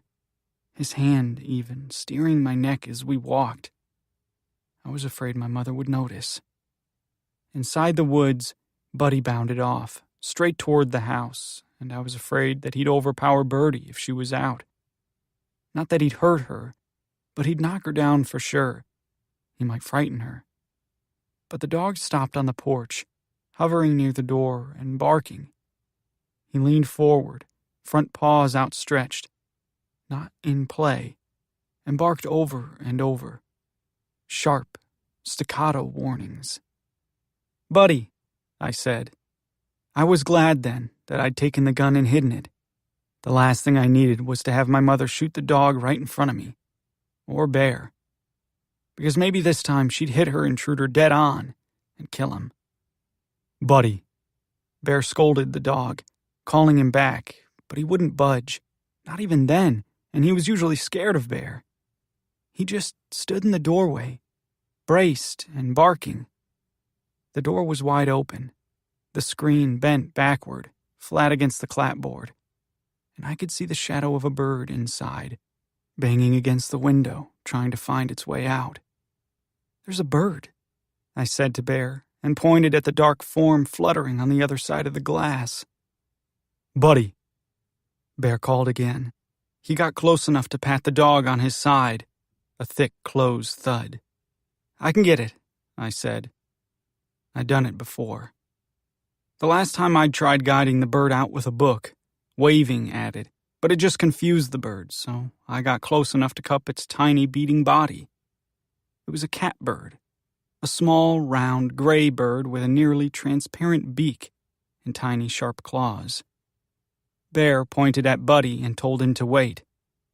Buddy bared his teeth as he barked, snapping. I'd never seen him like that. Bear crossed the threshold into the house and stepped inside, looking for the bird, back and forth from room to room, but then stepped out. I thought maybe it was a bat, but it was mid-afternoon. No, Bear said and took my shoulders, hard. Don't, he said. Buddy kept on barking. I heard the clamp of his jaws each time. The bird battered itself against the glass. I can get it, I said again. I'd like the feel of the bird in my hand for those few seconds before it realized it was free, before it took off. Bear put his hands on the sides of my face. Shannon, he said, stern. What happened? My stomach turned. What? I asked. I don't know what you mean, I said. I tried again to get past him and into the house. Bear started to walk me backward up the gravel path. Buddy, he called, sharp. Come. I had to fight to get his hands off me, but I found that I couldn't. He was stronger than I thought, and determined. Let me go, I said. I thought, maybe they're gone. Maybe the house is empty and a bear has come through, ransacked the cupboards, the stinking refrigerator. I thought of her traveling on foot through the trees with Bertie on her back, disappearing into Canada, changing her name. My father had been in jail for 15 years. No one had told us when he might get out. I wondered what she knew. I ducked under Bear's stiff, outstretched arm and made for the doorway, past the still barking dog. At first sight, the house was a mess, but nothing more than normal. Shoes and clothes on the floor and dishes on the table. There was a high cloud of cigarette smoke, and underneath that, a dark and metallic smell. Not like food, not even rotting food. It smelled like blood. There was blood on the walls, the cupboards, the ceiling, and a puddle on the floor, with the drag of a body through it. I couldn't breathe, my throat sore and contracting. I ran from the house back outside, fell to my knees, and vomited up everything I'd eaten. It was so violent I could barely take a breath back in. I opened my eyes wide, like I was drowning, and sat up, arched my back, wheezing in air, my chest tight and panicked. Shannon, Bear said behind me. The dog was still barking, but he had circled over to me and my vomit and was sniffing us both out. I gasped for breath, my nose flaring. It came back to me all at once. The feel of smoke, burning my eyes, constricting my airway. The desperate crawl through the farmhouse while the beams fell, flaming. Mom! I yelled, and in my head I heard my little kid voice calling for her, but I was saying it now. Mom! I called. Shannon, Bear said again, in the same voice he used on the dog. I half expected him to say, come, and for me to do it. The trails were wet and cold, even in the sun. A couple of runners called out to us from the path. They'd heard me scream. They saw me on my knees in the gravel. Everything okay? The guy yelled. Yeah, Bear answered. Dead deer, he said, and then waved them on. Shannon, he said to me, quiet and terse. My throat felt like it was bleeding. He pulled me to standing. My head was light, and I had to hold on to his arms. He had to hold me upright. What did you do? I said. What did I do? Bear asked, sharp. I watched behind him as the dog went back to the door, but was quiet. He sniffed, his head low and cautious. Did you do this? I said again, my voice like it had razors in it. What we talked about, I said. I held my hand out toward the house. The house, I said. The boy, I said. The one who died, I whispered. I felt crazy, like I was putting together pieces of a bad dream. He put his hands on my shoulders, heavy, and I felt like he was pressing me into the ground, or like he was the only thing holding me to earth. Do you think I'm out of my fucking mind? He asked. Yes, I said, my eyes wide. I gasped again. You want the truth? I said. Yes, I do. I'm fucking terrified, I said. I started to scream again. and I thought he was going to hit me, but he covered my mouth. Behind his palm, my face broke open, and all that came out was crying, my cheeks wet and my mouth open. When he let go, my belly caved in, and I fell up against him. He held me for a moment, just his arms around my back, his hand rubbing. Then he picked my face up. "Did you?" he asked. I felt hollow. I thought the answer was obvious, but I'd done so many strange things since I'd met him. I wasn't sure of anything. "Me?" I said. "What happened?" he asked again, as if I knew. Then he said, "It's why I told you. I can get you out of it," he said. "If you did." "I didn't do it," I said. He looked hard at me. "I was in your bed all night," I said, and he nodded, but his eyes were sly, shifting. "So were you," I added, but I knew, as soon as I said it, that when I finally fell asleep, I'd had no idea if he was there or not. And the same was true of me for him. "Listen to me," he said, holding my face. "Listen." There was so much blood. I looked, panicked, at my own shoes, but it didn't look like I'd stepped in it. I screamed for Buddy not to go in. I couldn't imagine getting blood off his white paws.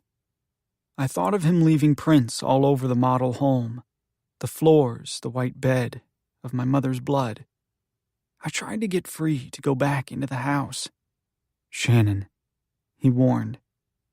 I wailed under his grip, and he put his hand over my mouth again, even tighter. My nose flared and I reeled it in. His stare was hard, his eyes a weird bright green in the forest light. "I am going to make a call," Bear said. I felt like I was choking. "And then we're going to leave." "Where is she?" I asked, frantic. He shook his head. "I don't know," he said. It felt like frost coming from his lips. "How am I supposed to know that you didn't do this?" "Shannon," he said, "I was with you." He took my face. "I was with you," he said again. "Say it. I was with you. You were with me." I swallowed hard and saw a flash of light behind my eyes from the pain. "I have to get Birdie," I said. "Listen to me," Bear said, his voice so calm it felt blue to me, like a blue light shining through dark water. "She can't be in there with that. She can't be alone," I said. His look had changed. It was hard, searching. "She's not there," he said. "She's probably in the closet," I yelped. "That's where my mother puts her." My mind raced, and my body was sore. From retching, from tension. I looked at my hands, my own skin, for freckles of blood. I didn't know who to trust. "She puts her in the closet?" Bear asked. I thought, I am insane. This has made me insane. "Give me your phone." He looked afraid. For the first time ever, I looked at his face and thought he looked scared. Not of everything that was happening, but like he was scared of me. What I might do. Like he might be next. It filled me with enough rage that I thought he might be justified. I noticed the toes of his boots were soaked in blood. "No," he said, when I held my hand out and tucked the phone away. "So I can use the flashlight," I yelled. I pointed at the hose on the side of the house. "What?" he said. I made him hose off his boots, pink water running off the soles. "Come on," I said, when the water finally ran clear. Outside the Land Rover, I made him take off his boots. "I washed them," he said. "Give them to me," I said.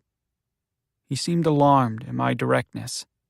He bent and unlaced the boots, took them off, and then I said, "Socks too," and he did as he was told. "What are you doing?" he said. I walked them over to the dumpster behind the pavilion and threw them in. I took mine off and did the same. He stood there, barefoot in the parking lot. Those are $500 boots. So? I said. You don't have another $500? You want to get into your car with my mother's blood on your boots? I asked. Are you crazy? Trash comes tomorrow, I said. He narrowed his eyes. How do you know that? He asked, like I'd been scheming. I live here, I shouted. I gripped and released my hands, trying to remember anything. I got into the car barefoot, and Buddy jumped into the back seat. The dog leaned over my shoulder and panted, his nose wet and his breath hot. I felt like I'd been hit over the head and stunned. My body ached. My throat was sore. I watched Bear pacing in the grass, phone cupped in his hand. I watched his shoulders hunch while he bent at the waist, yelling something I couldn't make out. Buddy nudged the side of my face, hungry, impatient. The dog didn't know the difference. He'd forgotten the trauma of the blood. I was just his other owner, the one in the passenger seat, the one in the left side of the bed. My mother's truck was parked in the last spot under a pine tree. I fished my keys out of my pocket and walked over to it, while Bear put his phone away and called out to me. What are you doing? He asked, suspicious. Taking my own car, I said. When he looked at me, blank, searching, I said, I'll meet you there. I went around the park and drove slow up and down the hill of Mill Street before I went up Fountain. Baby Jane's remained closed up tight, the way it had been the last time I was there. The blinds without an inch of light coming in or out. The yard neat and empty. A newspaper sat, damp and rolled, on the concrete step. Back at his house, Bear asked me to make him a drink. Of what? I asked. My head felt stuffed with cotton. Whiskey, he said. I stood in front of the bar. There were 3 different types of whiskey and a variety of glasses. I always drink straight from a small plastic bottle, usually Canadian Club, usually with Baby Jane. I picked up a bottle called Angel's Envy and poured it into a heavy-bottomed glass. Make it how? I asked, stupid. Bear hunched over his phone on the island. Just put ice in it, honey. He was texting quickly, with both thumbs, and then swiping over the glass, deleting as he went. I put the drink on the island. What's going on? I asked.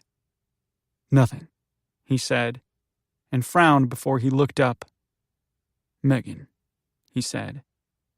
I was about to ask him how often he saw Bea, but couldn't get the words out of my tight throat. I plunked down on the stool across from him and held my head. What am I going to do? I asked. Bear pushed the drink at me. You're going to take a drink, he said, and a deep breath and relax. I didn't know who he'd talked to or what he'd said. He'd made the phone call far away from me with his shoulders hunched and his back turned. What did you tell them? I asked. Who? He said. 911, I said. Just to check the welfare, he said. What does that mean? You know, he said. If you haven't seen a neighbor or you think a kid is at home alone, you ask the police to come check the welfare of the occupants. Did you say that? I asked. I felt my hair stand on end. Did you mention her? They were going to find her. It was going to be over. I had no idea what that meant for me. Or her. No, Bear said. He held up his hands in surrender. But they know it was you who called, I said.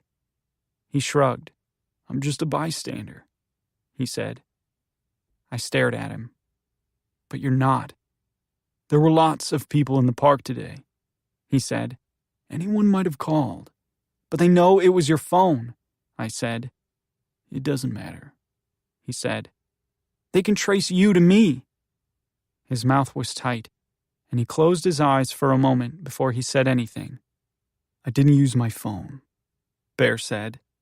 I felt in my pocket for mine, confused. "Whose phone did you use?" I asked. "A burner," he said. He shook his head a little. "I threw it out." "Why do you have a burner?" I asked. The whiskey was hitting me hard.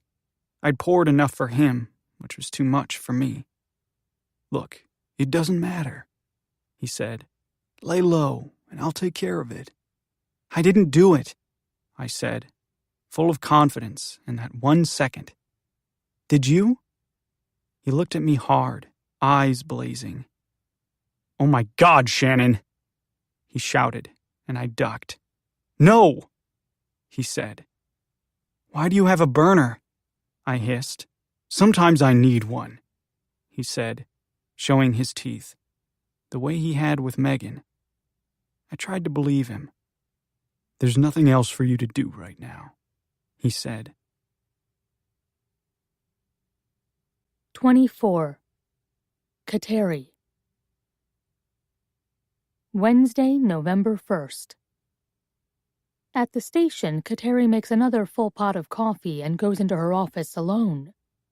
Hurt went home before he came in to shower and change, and she won't blame him if he's taking a quick nap. She can't believe he was up all night. She logs into the state database and does another search for Bear Miller. Again, she finds nothing out of the ordinary. He attended the University of Vermont, is still listed as legally married, though she's never seen or heard anything about a wife. She doesn't know why she thinks she'll find something this time when she didn't last time, but part of her feels certain there's something not there, something redacted, something sealed. She could press charges. On what, she thinks, the threat? He'd say she pushed him down the stairs and probably have the bruises to prove it. She wants to walk down to Shannon's cell and ask him outright, did Bear Miller kill your mother? Did Bear Miller kill the cop? Did he take your sister? What has he done to you? But she knows he's tight-lipped and protective of Bear. If she arrests Bear, who will pay for Shannon's defense? It's a sure bet that without it he'll be convicted. Of something he probably didn't do, possibly something he was forced to watch someone else do. Joel Hurt opens her door without knocking, and she jumps, and he jumps. She spills coffee down her work pants and grabs a handful of tissues to mop it up. "Someone spotted the girl," he says, and hands her a report. "And your report came back. There's blood that's not a match for Pearl or Shannon or the girl." She throws the tissues into the garbage can under her desk and then moves her coffee cup away from the computer keyboard. "Where did they see her?" she asks. "Dirt road near Star Lake," Hurt says, "beside an old Buick." "Alone?" Kateri asks. "No description of the driver," Hurt says. "Fuck," she says. She needs to get a DNA kit on Bear Miller. She presses her fingers into her lips and Hurt asks her, "Are you okay?" "How can I see if someone has a sealed file?" she asks. "Shannon Jenkins doesn't have previous," he says. "Not Shannon," she says. "You need an order?" he says and shrugs. "It's not hard." "Who?" "Bear Miller," she says. She's afraid he will go straight to last night, but his head is in the case. "What makes you think?" he says. She presses her mouth closed and shakes her head. "A feeling," she says, annoyed and disappointed that it's the best she can offer. She holds up her hand. She was grateful for him last night, for his sitting up, waiting, making her tea. But right now, she doesn't want a work lecture on how feelings affect cold analysis. "Let me figure it out," she says. He backs down. "Okay," he says. Then, "I trust your feeling. I've had the same one," he says. "Well, maybe not exactly the same." She gives him a look. "Can we get an APB on the Buick?" "Already done," he says, and leaves her with the evidence report and damp pants. The judge sets Shannon's arraignment for November 3rd with no bail. The closest local news stations come to perch on the lawn in front of the Justice Center. reporting on the arrest of Shannon Jenkins and the continuing searches for Pearl Jenkins and a small child. It makes Shannon sound like a serial killer, and Kateri thinks he'll never get a fair trial in this town. Photographers from the paper flash lights in Kateri's eyes when she goes into work. Brewer comes in every day. She begs him to please not talk to the news. "I might suggest the same to you," he tells her. "The less info we have out there, the fairer a trial this kid gets." Nothing in this kid's life has been fair. Brewer wants the charges reduced. He tells Kateri that Shannon shouldn't be charged with murder at all, but manslaughter self-defense, and adds that Shannon keeps fighting him on it because he insists he didn't do it at all. "She was abusive," Brewer says to Kateri. "I know. Did you see the bruise on him?" She thinks before she answers. "I did," she says. "I don't know why he won't trust me," Brewer says. "I can get him off." "Because he didn't do it at all," Kateri says, against her better judgment. "And because he's probably been raised not to trust people in authority. His father's incarcerated," she reminds him. Brewer shakes his head. "Sometimes it's in the blood," he says. He slides into his suit jacket, which is black and shiny like it's coated in oil. "I fucking hate these white trash cases," he says. He leaves the door open when he goes. Outside, there's a flutter of flash as he gets into his car. Kateri feigns working late. Hurt comes into her office at 6 and asks if she wants a beer, stammers and adds, or whatever, as she clicks away on her keyboard without actually typing anything. She looks up from the screen. "Nah, I need to follow this thread," she tells him. In fact, she's sure there is a thread she should be following, and she has a feeling it goes back to Park Jenkins and Pearl's desperate fear of him. She wishes there were an easier way to take their fucking white trash case and zoom out to the county, the state, the nation. Something that might illuminate the connections for her, might light up a line whose hook ends in Bear Miller. They have an all-points bulletin on the Buick. There are Amber Alerts for Sparrow Annie Jenkins, age 5, 38 inches tall, 38 pounds, blue eyes, red curly hair, mixed race. No one is sure what she's wearing, or if it matters. Kateri tries first to narrow the number of old-style Buicks on the road. Hurt told her it was an early 90s model.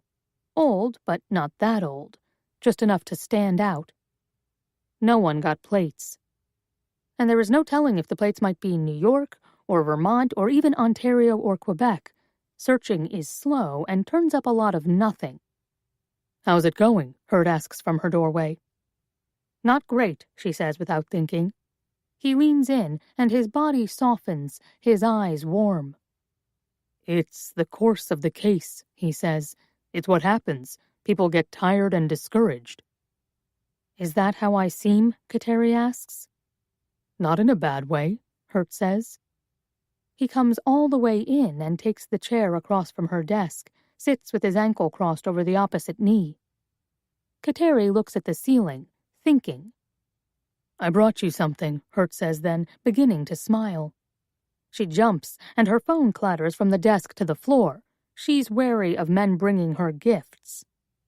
"What is it?" He places a fat folder on her desk. "It's Bear Miller's sealed file," he tells her. It's from the mid-90s. Kateri goes through the slick, damp-feeling facsimile pages, and behind that finds a handwritten report from an officer in Vermont. Bear Miller was arrested at 17 for assault on another boy, also 17.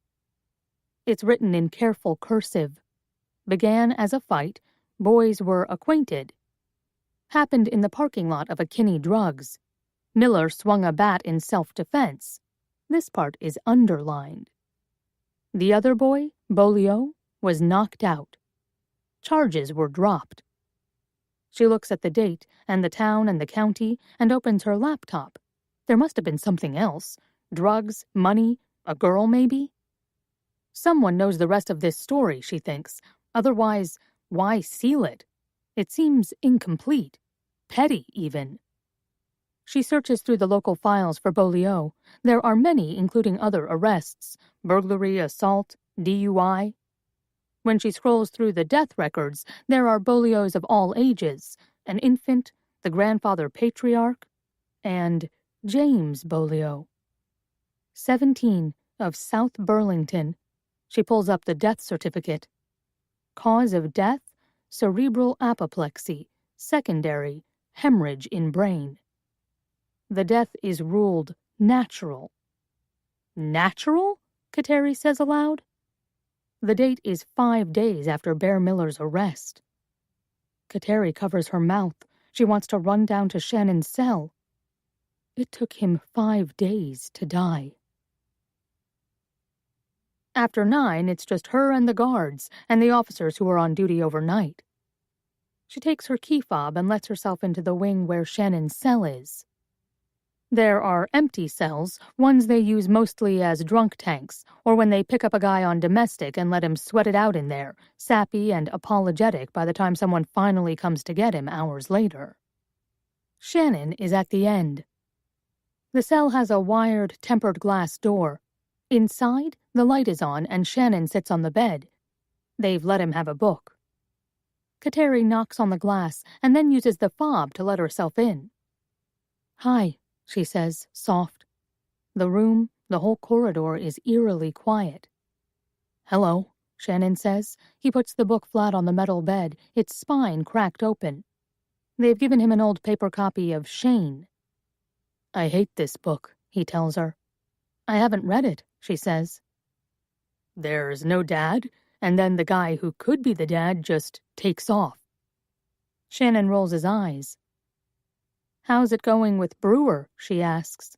Shannon shrugs. "He wants me to plead guilty and say it was because she abused me. Self-defense." Kateri leans on the wall. There's a stainless steel toilet between them. "I didn't do it," he says. He looks her in the eye. "I know," she says. He shakes his head, his eyes wide. The bruises on his neck have all but faded. "I can't say that I did it," he says, "just to get off." "I'm not saying I did that," he repeats. "That I killed my own mother and then burned her body? I was in a fire," he says. His voice goes up, shrill, tense. "Why would I do that?" "Well," Kateri says, "the prosecution will likely argue that that's exactly why you did it." "They won't let me go," he says. "They'll never let me go, even if I say I did it in self-defense." "Who did?" Kateri asks. His lips are a flat line. "I don't know," he says. "Let's look at our options," Kateri says. "You didn't," she repeats. "No," he says. "What about Bear Miller?" His jaw tightens. "He didn't," he says. She watches him press on his teeth from behind. "Are you sure?" she says. "He was with me." "When?" Kateri asks. "When it happened," he says. "How do you know that?" she asks. "We're not exactly sure when she was killed." "We went to pick up some things, and the kitchen," he says, "it was full of blood." She waits, and her own heart fills up her ears, beating. "You have to tell me what you know." "That's all I know," he says. He has trusted Bear with everything. She sees it now. Behind her, the faucet in the stainless steel sink drips, a soft patter that after days would drive anyone crazy. "What happened during the fire, when you were little?" "I don't remember," he says. "You were hurt, though." "Yes," he says. "I have a burn scar." He turns his arm over, and she can see the edge of it coming out from underneath his short sleeve. "And your mother?" she asks. "She broke her back," he says. "That's why she always has pain meds." "Where on her back?" Kateri asks. She pictures the bones on Elise's table, the pelvis with the birth scars, the knuckles of spine. "Low," Shannon says. "We were crawling to get out and a beam hit her, by her waist," he says. "Are you sure about that?" Kateri asks. "Yeah," he says. "She has a scar. She had to have surgery on it." The sink patters away. She needs to look again at the bones as soon as possible. She takes her phone out and checks for messages. Then she asks, "Does Bear know about your sister?" Yes, he says. Then he adds, he doesn't have her. He folds and unfolds his hands, switching the lace of his fingers each time. Aren't you looking? He asks. We have a substantial lead, Kateri says. She's been seen. He presses his fingers together and steeples his hands in front of his face. It's too late for her to try Elise Diaz, but she can get hurt, and she can get there first thing in the morning. She notices the relief in Shannon's shoulders. Who's the angel? She asks him again, and this time he looks her in the eye, waiting. The tall man, Kateri adds, in the suit. Did they see him? Shannon asks. 25. Shannon. Monday, October 16th. It was my turn to leave him in the bed. I got up while Bear was still sleeping and crept through the house. I looked in all the drawers. I tried to open the computer. It was password protected. I couldn't think of anything he might use as a password, and my guess was that he was really good at coming up with something obscure, like I was a teenage murderer. I almost typed it in, but the sound of Buddy's feet from the bedroom made me jump, and I slammed the laptop closed. I let Buddy out, then shooed him back into the bedroom and closed the door most of the way. But before I did, I looked for a long time at Bear, asleep on his stomach, his arms stretched out where I had been, his face slack, the whiskers on his chin coming in gray. I looked in boxes in the basement and boxes in the garage. I didn't want to open anything that had been sealed. I found a lot of nothing. Camping supplies, books, a set of dishes. I figured anything important was sealed or wasn't even here. So I drove out to Mill Road by myself. I couldn't risk taking the dog, and it had sounded like he'd settled in on the bed with Bear anyway. It was early, and I wasn't working. Junior had hired fucking Kyle Metzger to replace me. Kyle was just a shitty version of me. All I could think was that Kyle was lazy and stupid, and Junior had said he'd knocked up his girlfriend, so I guessed he needed to work. Every time Junior called to ask me if I wanted a shift, I turned him down. If Bear was in the room when I answered and I said, "Tomorrow morning?" to Junior, Bear would shake his head, and I'd decline. I didn't even know if I had a job anymore.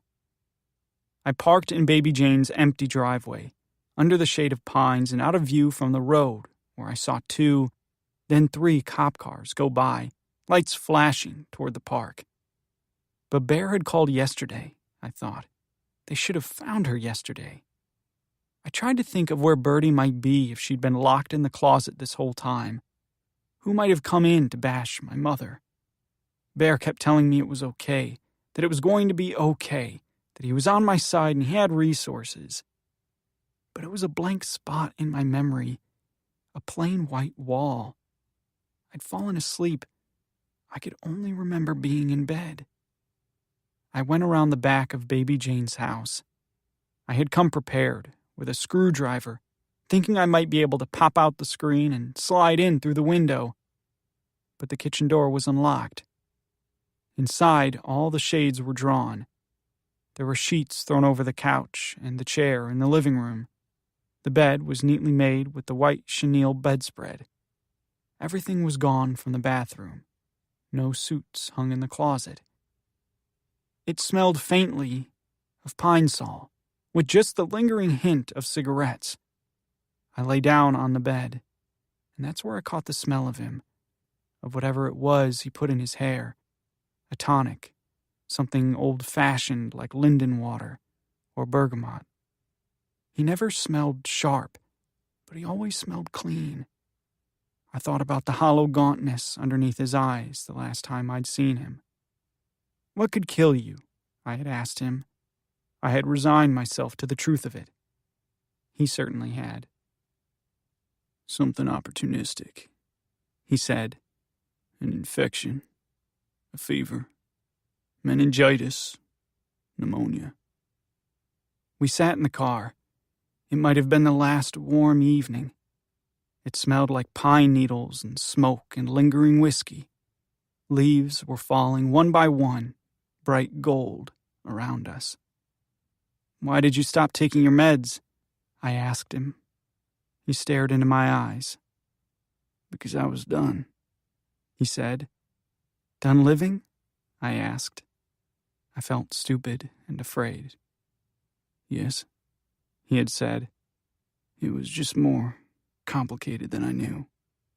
I thought about the blood in his cabin, the gunshot wound from my mother, Bertie's shriek. Where were you before this? Jail. I rolled onto my back on his bed. He knew she was there. He'd known all along. "Tell your mother," my dad had said, "that I know every goddamn thing she does." Everything rushed at me at once. They were going to find my mother dead. They were going to either find my sister or find out about her, and someone was going to be charged with kidnapping her. The house was going to be closed off as a crime scene. I was undoubtedly going to be arrested for some or all of it. I lay still with panic, my chest heaving, my hands shaking. All I could do was trust what Bear had said, that it would be okay, that he could save me. My mother was dead. I didn't have any place else to go. 26. Kateri. Wednesday, November 1st. "I need to see Diaz again," Kateri tells Hurt. "I'd like you to go with me." He looks only mildly surprised. "Find something?" he asks. "Not yet," she answers, "but I'm confident I will." They drive out in her car, and the sky is cut in half along the horizon, bright blue, and above that a sharp line of heavy gray snow clouds. It's 48 degrees and dropping. The radio warns of freezing rain. She knows no plans have been made to release the remains or to have them processed in any way. There is still some slim hope of finding more of the body. In the lobby, the receptionist picks up the phone, and Kateri can't hear what she's saying. When she hangs it up, she says, "Dr. Diaz isn't expecting you. Is there something I can help you with?" Hurt stands at her side, looking up at the art on the walls. Lithographs that look arty and Eastern, maybe Persian. "I need to re-examine the bones in the Pearl Jenkins case," she says. The receptionist comes out from behind her desk, and Kateri sees that she's in a well-cut pantsuit with a white blouse that is open quite a ways, but it doesn't seem to matter because the woman is thin and fairly flat-chested. Kateri shrugs her own shoulders forward, caving her chest in. "Let me see if I can interrupt her," the receptionist says. When Elise Diaz comes out, she's wearing a white medical coat and has just taken off surgical gloves. "You didn't tell me Detective Hurt was here," she says. Kateri fights, rolling her eyes. "All Fisher," Hurt says. Diaz looks up at him, coy. "You're not coming?" she asks. She's about to lead them into the basement. "No, I'm coming," he says, "but it's Fisher's lead." In the exam room, Diaz pulls out the specimen drawer and lays the bones on paper where they can examine from all sides. Kateri leans but doesn't touch. "Can you explain the birth scars to me again?" Kateri asks. Dr. Diaz pulls on fresh gloves and turns the pelvis over. The burn marks are surface stains, the way smoke leaves a trail up a wall, curling and sheer. "Birth is a trauma to the body, Detective Fisher," Diaz says. She points to several pits in the bone. "These here, along with these depressions, indicate a body that has given birth, at least once," she says. "Is there any way to tell if there were further births?" she asks. "No," Diaz says. "We can generally tell if a body has never given birth, or if it has. It's more difficult with cesarean deliveries." "And what about the spine?" Kateri says, looking at the other knuckles of bone. "How hard would it be to tell if a bone had been broken?" Hurt paces around the table while the women stand still, heads bent. "Oh, quite easy," Diaz says. "A fractured humerus or a femur, for example, shows post-mortem." "Would a fractured spine?" Kateri asks without looking up. "Mostly likely. Maybe not in the case of a hairline fracture." No, Kateri says, a compound fracture in vertebrae L3 and L4. Which, she says, looking up at Elise Diaz, we have here. Diaz draws in a sharp breath. These have not been broken, she says. Kateri looks at Hurt. It's not her, she says. How do you know? He says. I pulled her medical file from Mercy Hospital. When the fire burned that house down, Pearl Jenkins broke her back. She had surgery on it. She was in recovery for months. It was probably never the same. I have the summary that describes the fractures to L3 and L4. Diaz looks at Hurt and raises an eyebrow, but the conversation is between him and Kateri. When's the arraignment? He asks. Friday morning, Kateri says. And no further sighting of the kid? No, she says. Let's search Miller's house, he says. Kateri looks to Elise Diaz, who looks down at the bones on the table and not at Kateri. Hurt, meanwhile, leans in very close to the bones, without touching. What else could these be, he asks Diaz, besides human? There are several animals, similar in size, Diaz says. The DNA is not back on these yet.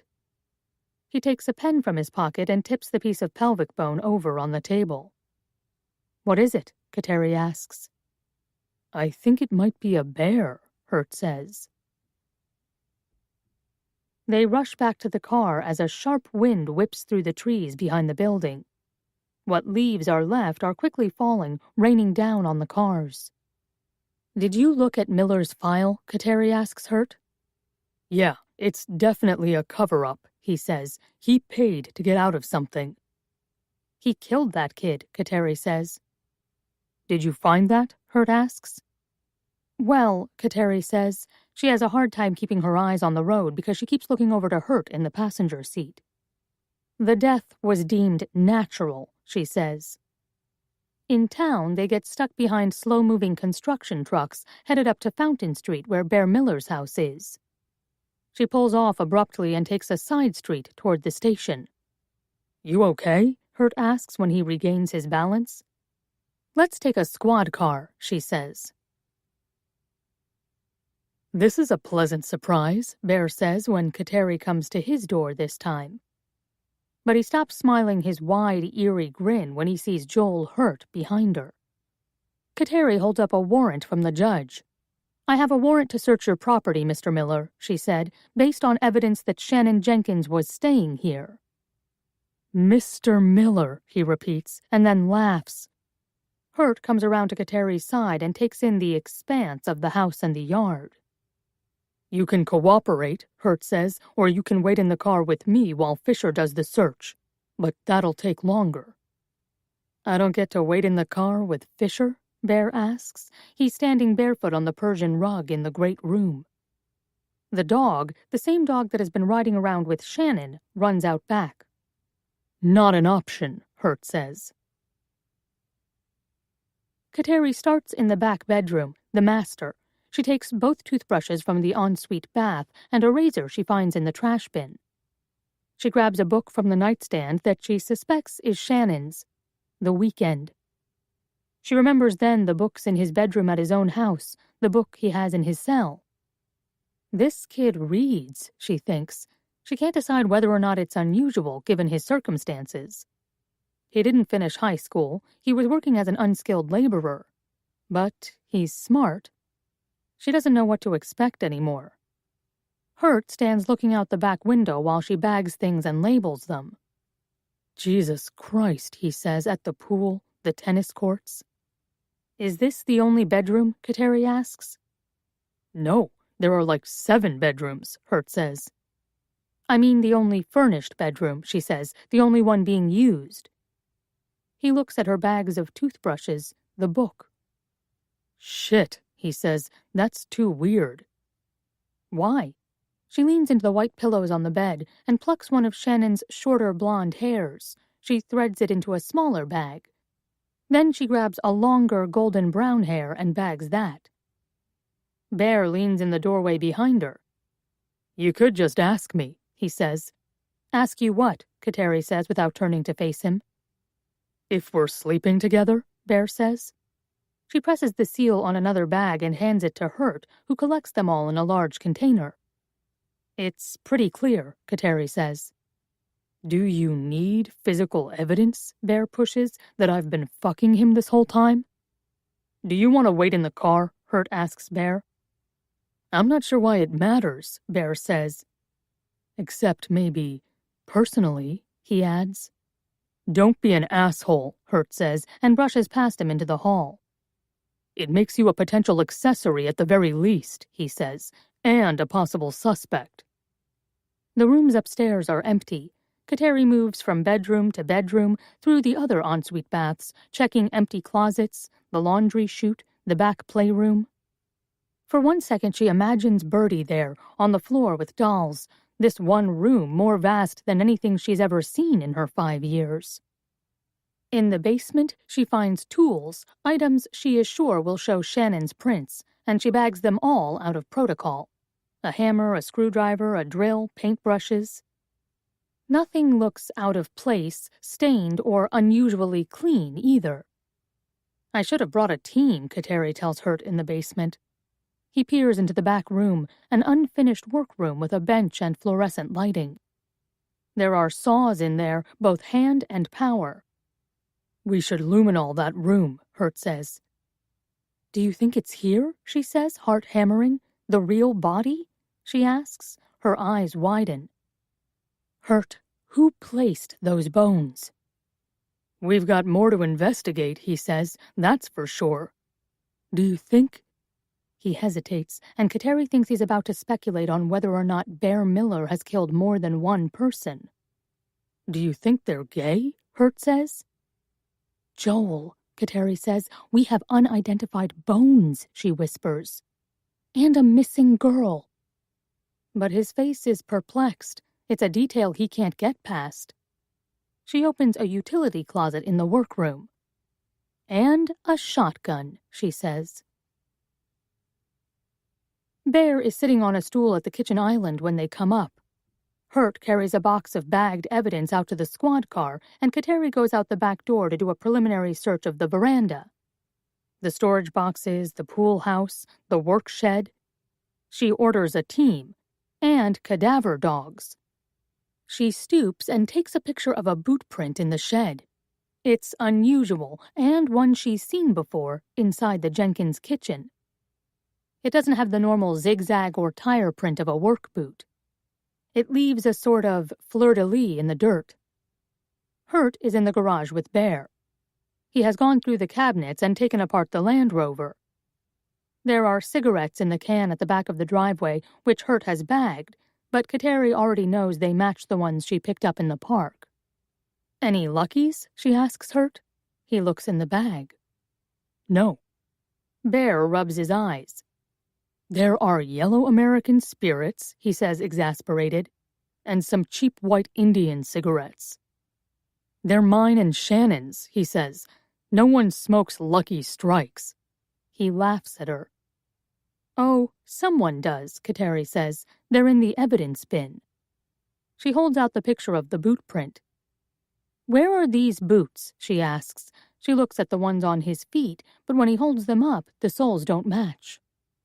Those? Bear says. Yes, these, Kateri says. She's tired of his stalling, of everyone's efforts to distract her, to lead her in a different direction, to confuse her with things that don't matter.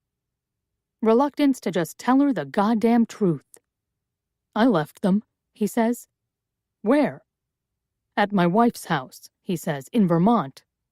He waits a moment and then adds, Surely you knew I had a wife. I did know, Kateri says. When's the last time you were there? She asks. Last weekend, Bear says. She nods to Hurt. She needs to get her hands on those boots and whatever else might have evidence from the crime scene on it. Bear leans on the rail of the step that goes back into the kitchen. You can't put me on trial, he says, for having a consensual affair with a boy who's of age. Hurt tips his head and slips into the kitchen again for one last sweep. It wouldn't be for that, Kateri says. It would be for plotting to and/or helping him kill his mother. The affair is just icing, she says. Why on earth would I kill his mother? Bear says. But she doesn't get a chance to answer because Hurt comes back into the garage and takes the evidence bags from Kateri, adding them to his growing collection kit. Thanks for your cooperation, Mr. Miller, Hurt says curt. A separate forensics team will be out this afternoon to conduct a more thorough search. He walks briskly away from the garage and motions for Kateri to follow. We'll be in touch, Hurt says over his shoulder. Kateri follows, flummoxed, and gets into the driver's seat. I don't care if you drive, Hurt says, but please stop for coffee. She drives out of the new development, back into town, and gets 2 sugary, creamy coffees and a bag of donuts from a non-chain place in town, where the donuts are heavy grease balls covered in granular sugar and cinnamon. They sit in the parking lot before going back into the office. The sky is a blinding bright blue behind trees that are nearly bare. Hurt pulls an evidence bag from his jacket and waves it at Kateri. What's that? She licks the sugar off her fingers. He has bagged a piece of mail. An envelope from Kirpak Industries to the auction house. It's stamped, but it's not canceled. Outgoing mail. Hurt waits while she registers the name, the context, and then puts it back in his pocket. He wants the property, Hurt says. That's it? Kateri asks. I don't know if that's it, Hurt says. There's clearly some other shit going on. But that house is standing in the way of Bear Miller making a fuck ton of money. On what? Kateri asks. The house is worthless. The land, he says. He wants to develop the land. The Jenkins own a big chunk of it, he says. I guarantee you, when we open that, it's a preempt, a hefty offer prior to auction. Kateri leans back in the driver's seat. Who would go that far, she asks, to get property? It's worth millions to him, Hurt says. And he's a sadist. Any other businessman would just offer the kid money and buy him out. Not Miller, he says. That poor kid, Kateri says. Well, Hurt says. Miller is providing his lawyer, she says. Yeah, Hurt says. That kid's fucked. 27. Shannon. Thursday, November 2nd. Brewer slams around when he comes to visit. It's like the chair isn't enough to hold him. He's not a big guy, not much bigger than me, but he takes up a lot of space. He asks questions like an annoyed school psychologist, like some kind of shrink hoping to blame it all on my mother. What are you doing? I ask him finally. I'm tired of wearing prison scrubs. My feet feel clammy inside the rubbery Crocs they issued me to wear over these awful scratchy white socks. Seams of the scrub shirt rub under my arms and leave my skin red and raw. What do you mean, what am I doing? Brewer asks. He's not attractive. I mean, I'm sure someone finds him attractive, like maybe a woman who wants to be told what to do without ever being looked in the eye. He's too perfect. Not a hair is out of place. Bleached teeth. It's repulsive. His eyes are bright, but creepy. His shirt, underneath his suit jacket, is so starched it's like heavy paper. I motion at the notes he's always making. With this, I say, I just want to lie down on a real bed, on the white bed with Bear and Buddy curled behind my knees. It's been hard to sleep at all, and I'm always tired, frayed, fuzzy at the edges. If I didn't know better, I'd swear it was a tactic. I'm building a character study, Brewer says. On me. And your mother, he says. He moves his feet noisily on the concrete floor, and it echoes in the room. Is she on trial? I ask. I want to goad him. I feel like a brat. Kind of, Brewer answers. I have a better chance of proving you not guilty if I can paint an accurate picture of her. You can never paint an accurate picture of her, I say. She's more complicated than one thing, I say. Was, I add. Not without your help I can't, he says. He drums his fingers hard on the table. His hands are big, with squared-off fingers and short nails. "This is difficult," he says to me, "and I apologize." I shrug. I'm not even sure what Brewer might find difficult. Lifting, maybe, having a pimple. "Were you sexually abused by your mother?" he asks. "No." "Someone else?" he asks. "No," I say. "How often did your mother abuse you?" he asks. "I just said she didn't," I say. "Physically," he says. "Hitting, kicking, etc." He waits. "I don't know," I say. "I was hit a few times, in the midst of bad fights. It wasn't what I would call abuse, it was fighting. Abuse is when you hit a kid who can't hit back, when you beat someone with something. A bat." He writes on his pad without looking at me. "Did your mother try to strangle you?" he asks. "What?" I say. "No." But Brewer points at my throat. "I know it's hard to admit." He tries to be soft. "It's very important," he says. "It's recent, and it incited you to take action. In reality, you might not even remember it correctly," he says, "like the crime itself." My hand goes to my neck. "I do have photographs," Brewer says, shuffling through a fat folder, "that show the bruise at its worst, which will help. Can you do your best to describe the scene to me?" "What scene?" I say. All I can do is whisper.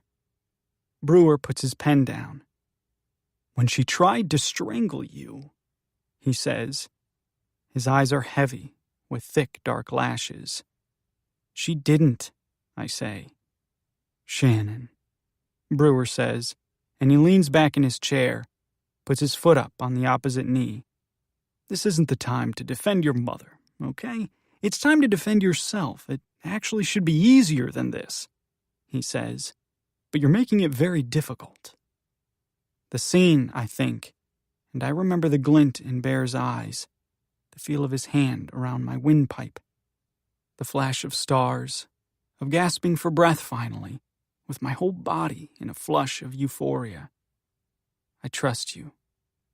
"I need a minute," I say, and swallow. I really, really want a cigarette. "Sure," Brewer says and stands up, the chair rattling backward. He stomps around in a circle. "I'll step out," he says. "I need to make a call." "Can I speak with Detective Fisher?" I ask. "Without me," Brewer shoots back. "Yeah." "It's not smart," he says. He leans down on the table. The table is a metal mint green with cross-hatched lines, like the teachers' desks in elementary school. I remember standing at those desks, telling one teacher after another that my mother couldn't make the conference. "She's working," I'd say. Everyone knew she didn't work. I wouldn't even tell my mother about the conferences. I didn't want her to show up high. "I am your best defense," Brewer says. "I want you to tell me everything you even think about saying so that I can say it for you, because everything you say will be used against you. Can you understand that?" He says, "You're not in a position of power here. You're very vulnerable." "I can speak for myself," I say.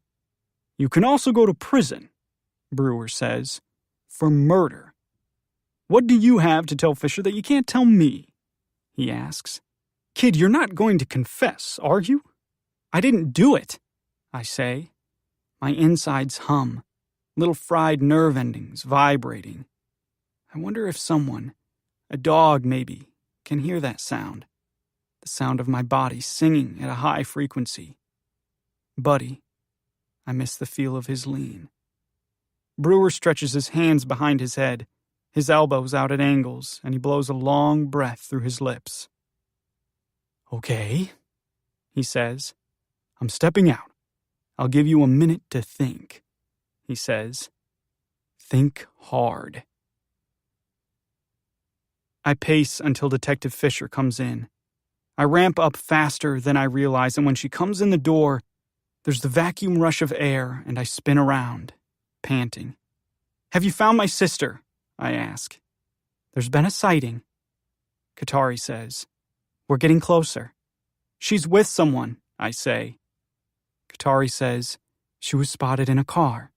What kind? I ask. A Buick, she says. Does that sound familiar? No, I say. I can't think of anyone who's driven a Buick ever. I can't do this, I tell her. You can, she says.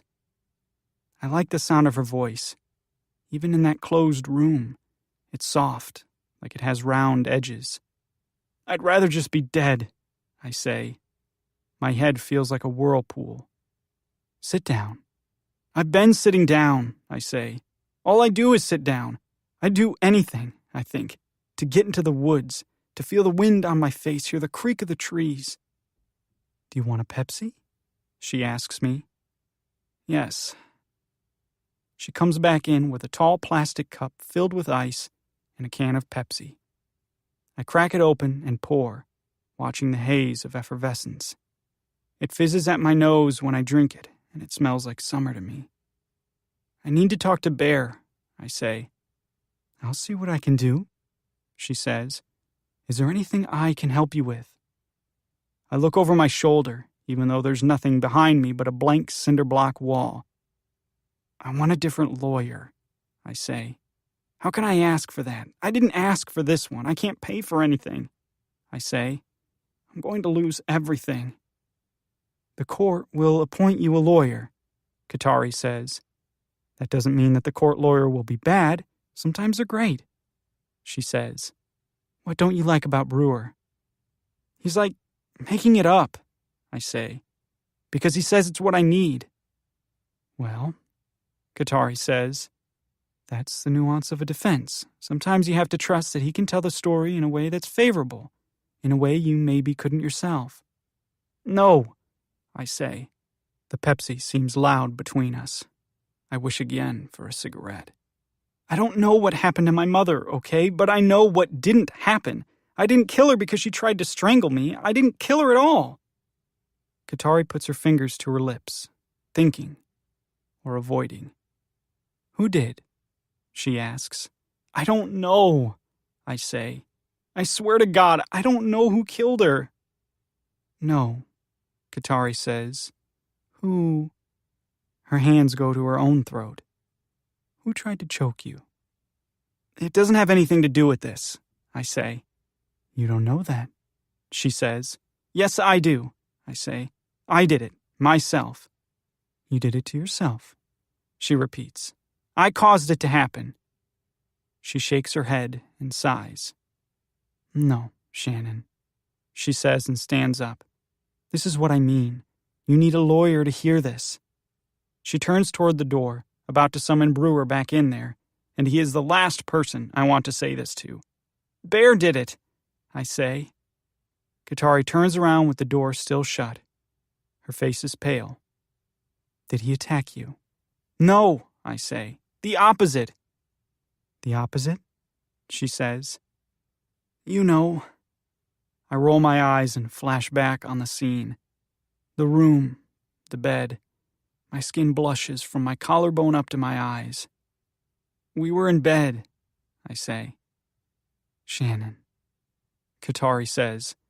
She comes back and sits across from me, but I can't look at her. The blush is so hard it almost hurts. My eyelid twitches. Just because something happens during sex doesn't mean it happens out of love, she says. I know that, I say, and my throat locks up. He hurt you, she says. I bite my lip and try to listen to the diminishing Pepsi instead of her voice. I need to talk to him, I say. So do I, she says. Don't, I say then, pleading. Don't. He didn't do it either, I say. I swear. Do you know that? She says. For absolute sure. I feel like I'm drowning, like water is rising up from my lungs and flooding me from the inside out. Why would he? I whisper. Katari taps her fingers on the table, thinking. Let me get Detective Hurt, okay? Why would he kill my mother? I say again. I can't stop seeing his face when he bares his teeth. The pure anger, like a white fire behind that. Katari comes back in with Hurt and Brewer, who sits down across from me. Brewer clicks his pen a few times, and Hurt puts a small digital video camera on a stand and turns it on. He announces who's present into the lens. Hurt has a look. A kind of dad look, but not an out-of-touch dad. More like a dad who cares what his daughters think. A dad who can cook, maybe. I don't know anything at all about him. I've barely talked to him. But it's a feeling I get. The way he wears a suit, if he does. There's something soft, something still about him. Calm. He stands close enough to Katari that their sleeves touch. I wonder about that. Has Bear Miller ever talked to you about your mother's house? Hurt asks me. Yes, I say, before Brewer can stop me, and he huffs about it. Please, please, he says. Look at me before you answer, okay? What was the status of your mother's house when you met Mr. Miller? Hurt says. I look at Brewer, but answer at the same time. His eyes flash with anger. It was about to be seized for taxes, I say. Then I add, these are just facts, to Brewer. Did Mr. Miller help you with that? Client declines to answer, Brewer says. Why? I say. Why does it matter? I was trying to save the house. Have you heard of Kirpak Industries? Hurt asks me. No. Has anyone ever contacted you about the house? The county, I say. I'm not sure how any of this is relevant, Brewer says. Anyone offering to buy it from you? Hurt says. For cash, maybe. No, I say. Who would even want it? But I think about Bear. Someone always wants real estate. Client declines to answer, Brewer says, before I can open my mouth. Have you seen his house? I say. He doesn't want mine, I say. He told me to sell it. Stop talking, Brewer says. To who? Hurt says. I watch his eyes narrow. I want to know what he knows. Or what he thinks he knows. I shrug. Just to sell it, I answer. Why? Did he give you any indication as to why that might be a good idea? Hurt asks. Before it went to auction, I say. He said I could get maybe $10,000 for it after everything. You know, once the taxes were paid. $10,000, Hurt says. Yeah. Hurt looks at Katari, who looks at the floor. Why? I ask. Brewer leans back in his chair again, his ankle crossed over his knee. He smells like a harsh cologne, grassy and acidic. Hurt nods to Katari. Shannon, she says, your house is on a piece of land that is very, very valuable to Bear Miller. What? I say. My eye twitches again. How? That doesn't make any sense at all, I say. Do you know what he does for a living? Hurt asks. Brewer holds up his hand to silence me, and I push it away from my face. It's a reflex, a hand coming at my face, and even though he doesn't touch me, I smack him away. Dude, Brewer says, and stands up. He shoots a look at Hurt and says, Can you do something about this? Real estate, I say. I invest her interests. For? Hurt says. His mother's company? I say. I've never actually seen him work. I had no idea what he was doing. But not my house, I say. There's a huge difference if you haven't noticed.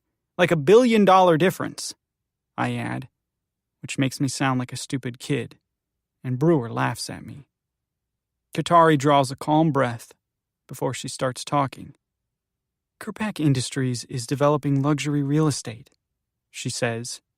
She nods at me. That is his mother's company. Yeah, okay, I say. Up on the hill, not by my house. Actually, Katari says, they are, but they can't build where your house is because your family, the Jenkins family, you, she says, own the land now. I shake my head. My stomach turns sour. No, I say. and I can't think of anything that might disprove her, so I just say it again. No. Hurt adds, well, he's not officially doing that. He's not officially doing anything. He says, he's not even drawing a goddamn paycheck from Kirpak. Who knows how they distribute the wealth? He invests her interests, I say. Exactly, Katari says. Your property is of great interest. I look at Brewer, who just shakes his head. Did you know about this? I ask, annoyed. No, he says. I don't know what the fuck they're talking about or why it makes a difference. Oh, come on, Hurt says. It totally makes a difference, I say to Brewer. Would you excuse us? Katari says to Brewer. I'm not leaving my client alone with you, he answers. She looks at me. Just go, I say. Like, for good, okay? Call Bear and tell him I fired you. Against my recommendation, Brewer says, but he snaps his pad into his briefcase. I'll take my chances, I say. Only Katari stays in the room with me. We sit there at the table for a long, silent moment. We took some evidence from the model home, she says finally, that proves his interest in the property. I don't know yet if he's willing to cooperate with us. I need to talk to him, I say. She takes me out to the lobby to make a phone call and lets me call Bear from the office phone, not the payphone. All it does is ring. There's no voicemail. It rings 15 times with me just holding the receiver, listening, while Katari stands a few feet away watching. I shake my head and put the phone down. I had no idea I had anything of interest, anything that was worth anything to someone other than just us. It was just our house. I never thought beyond that. And I was stupid enough to think I was the thing he wanted. When she walks me back to my cell, Katari gives me a Twix bar she got out of the machine. Are you going to arrest him? I ask. She presses her lips together and nods. 2 hours ago, I would have said he didn't do it. I swallow, my throat still sore. I just want my sister back, I say. Katari touches my shoulder then, and I don't mean to, but I crumple up against her.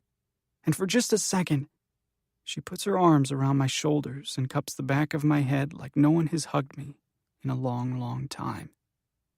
I smash my face into her collarbone.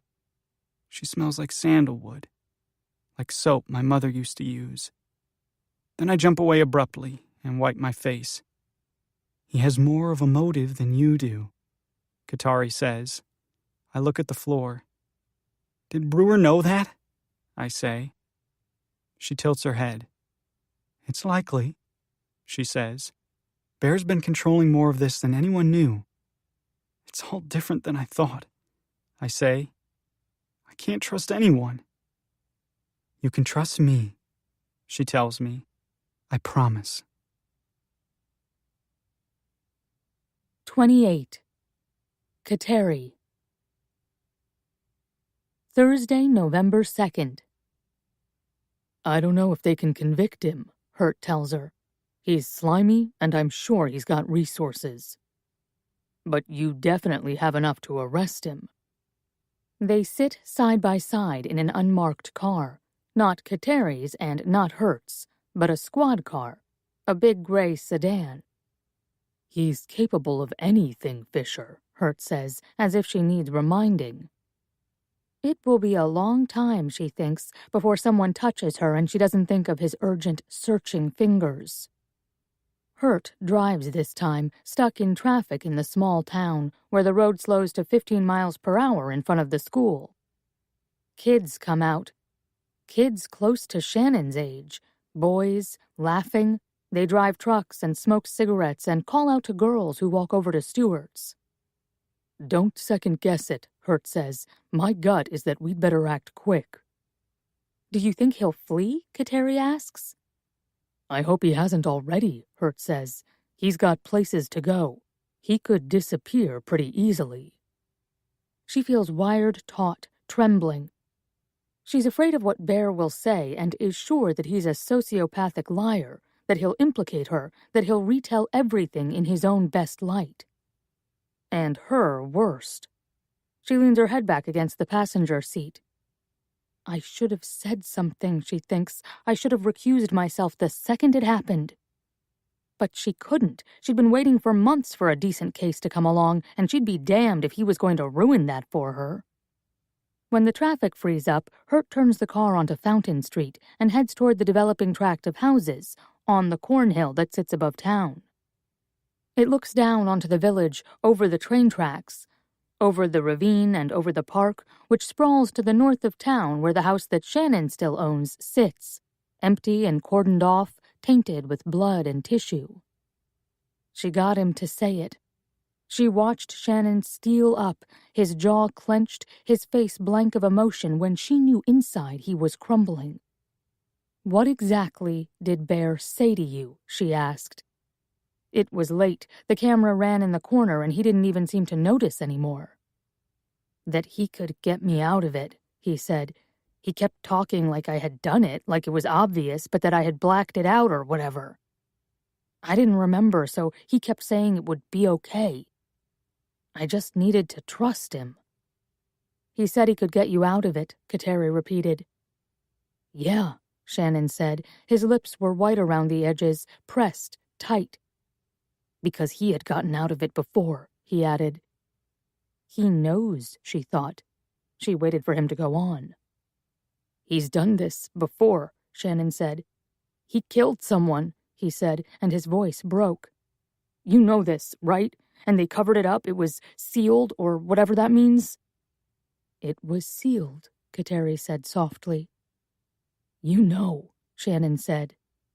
I do, Kateri said. From the hill, the town looks like a postcard. The steeple and the school tower, the green grass replaced with colored leaves. From Fountain Street you can see the hub, where by now another blond boy, similar in size and shape to Shannon, has replaced him. The Justice Center, the train barreling through, filled with freight. Hurt leaves the squad car at the foot of the driveway, with Bear's monstrosity of a house looming above. The lawn is fresh and clean, not a leaf out of place, the edges sharp and the driveway blown out. Not a good time, Bear says, a little louder than Kateri expects when he opens the door. They don't even ring the bell, he just sweeps it open and shouts. It's never a good time, Hurt says, and pushes his way past Kateri into the open grate room. There are tools on the kitchen counter, a paint can, a roll of blue shop towels. Do you have a warrant? Bear asks. I'm kind of busy. His hair is loose and sweaty, his face flushed with anger. His eyes dart in agitation. Kateri swallows, watching him. He seems coiled and ready, like he will strike at any moment. Hurt humors him. Doing, he says. The work that Shannon's not here to do, Bear says. Oh yeah? Hurt says. Can you suck your own dick? Actually, don't answer, he says, holding up a hand. I'm sure you've figured it out. Hurt, Kateri says, trying to shut him up, but she sees it happening, Bear's fist as it clenches, the knuckles white. The spring of his arm as he pulls back and clocks Hurt cold. She can't stop it, and Hurt can't get out of the way fast enough. The punch jolts his jaw upward. She hears the smack of his teeth and the knock of his head on the marble floor of the entryway. Kateri stands still for a moment, staring down at Hurt on the floor, and realizes that in the action, as a reflex, she has drawn her gun. Bear looks at her and laughs, his teeth bared and his face devoid of humor. Let's not get dramatic, he says. I have a warrant for your arrest, she says. Her heart pounds in her ears and her armpits start to itch. For what? Bear shouts. He is still smiling his mean grin, not mirth but rage. He massages his knuckles where he connected with Hurt's face. His shoulders square up, his chest pushes out. He makes himself bigger than he is and he comes toward Kateri. For the murder of Pearl Jenkins, Kateri says. She has to clench her arm deep in the shoulder socket to keep her hand from shaking. A bead of sweat rolls down her back, collects at her waist. Bear creeps closer, his eyes bright and intent, and he shakes his head. Kateri knows she needs to call for backup, but she can't take her gun or her eyes off him. She needs Hurt to get up. "Don't come any closer," she warns. "Or what?" Bear says, his eyes flash. She steadies her gun on him, suddenly settled, still at her core. Her arm is rod straight.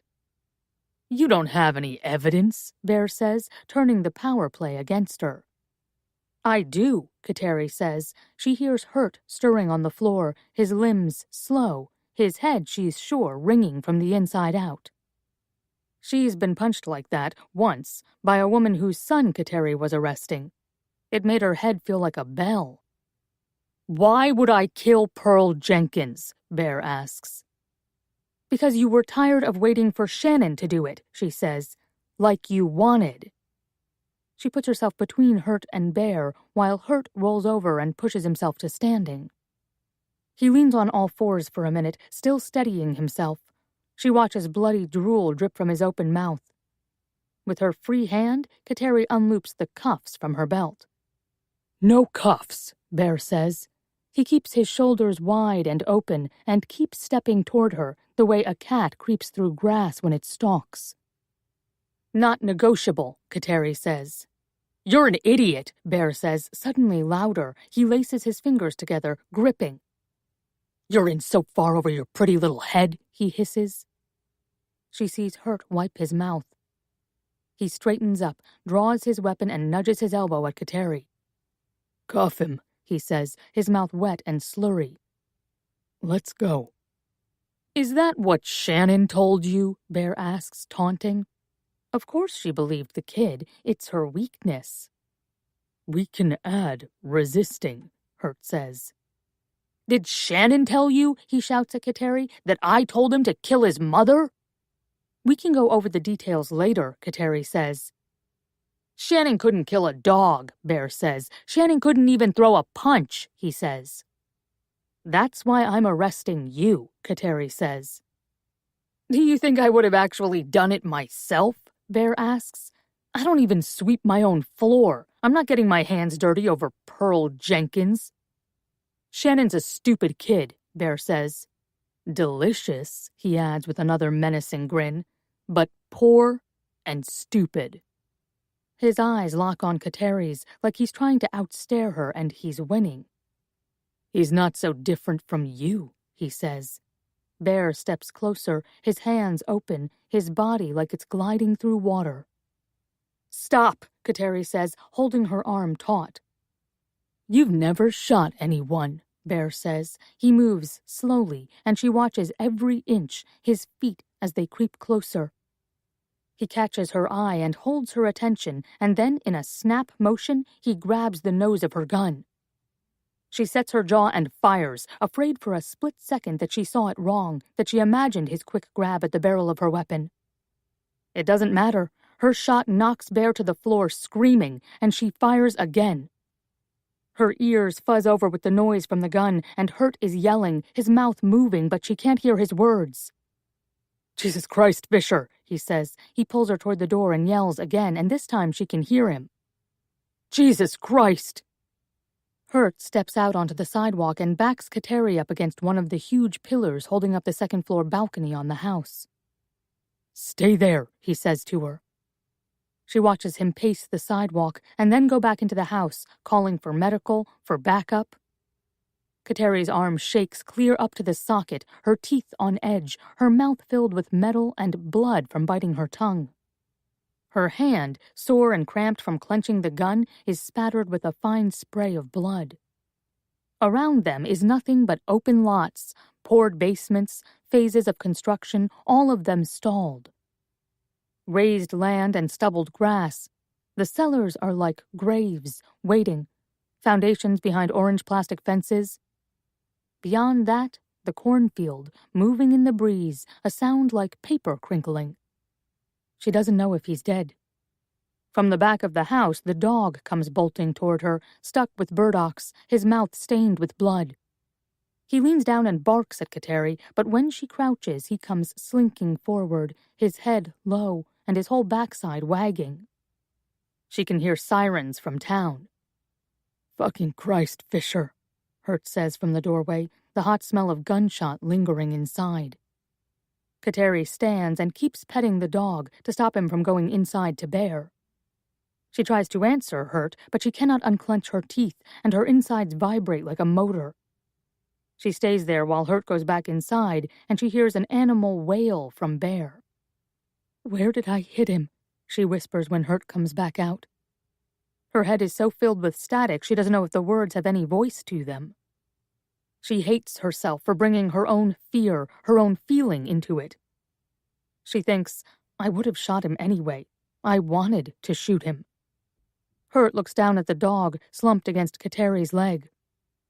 "Where should you have hit him?" he asks, and then adds, "Fisher, you're not a rookie." "I know," she says.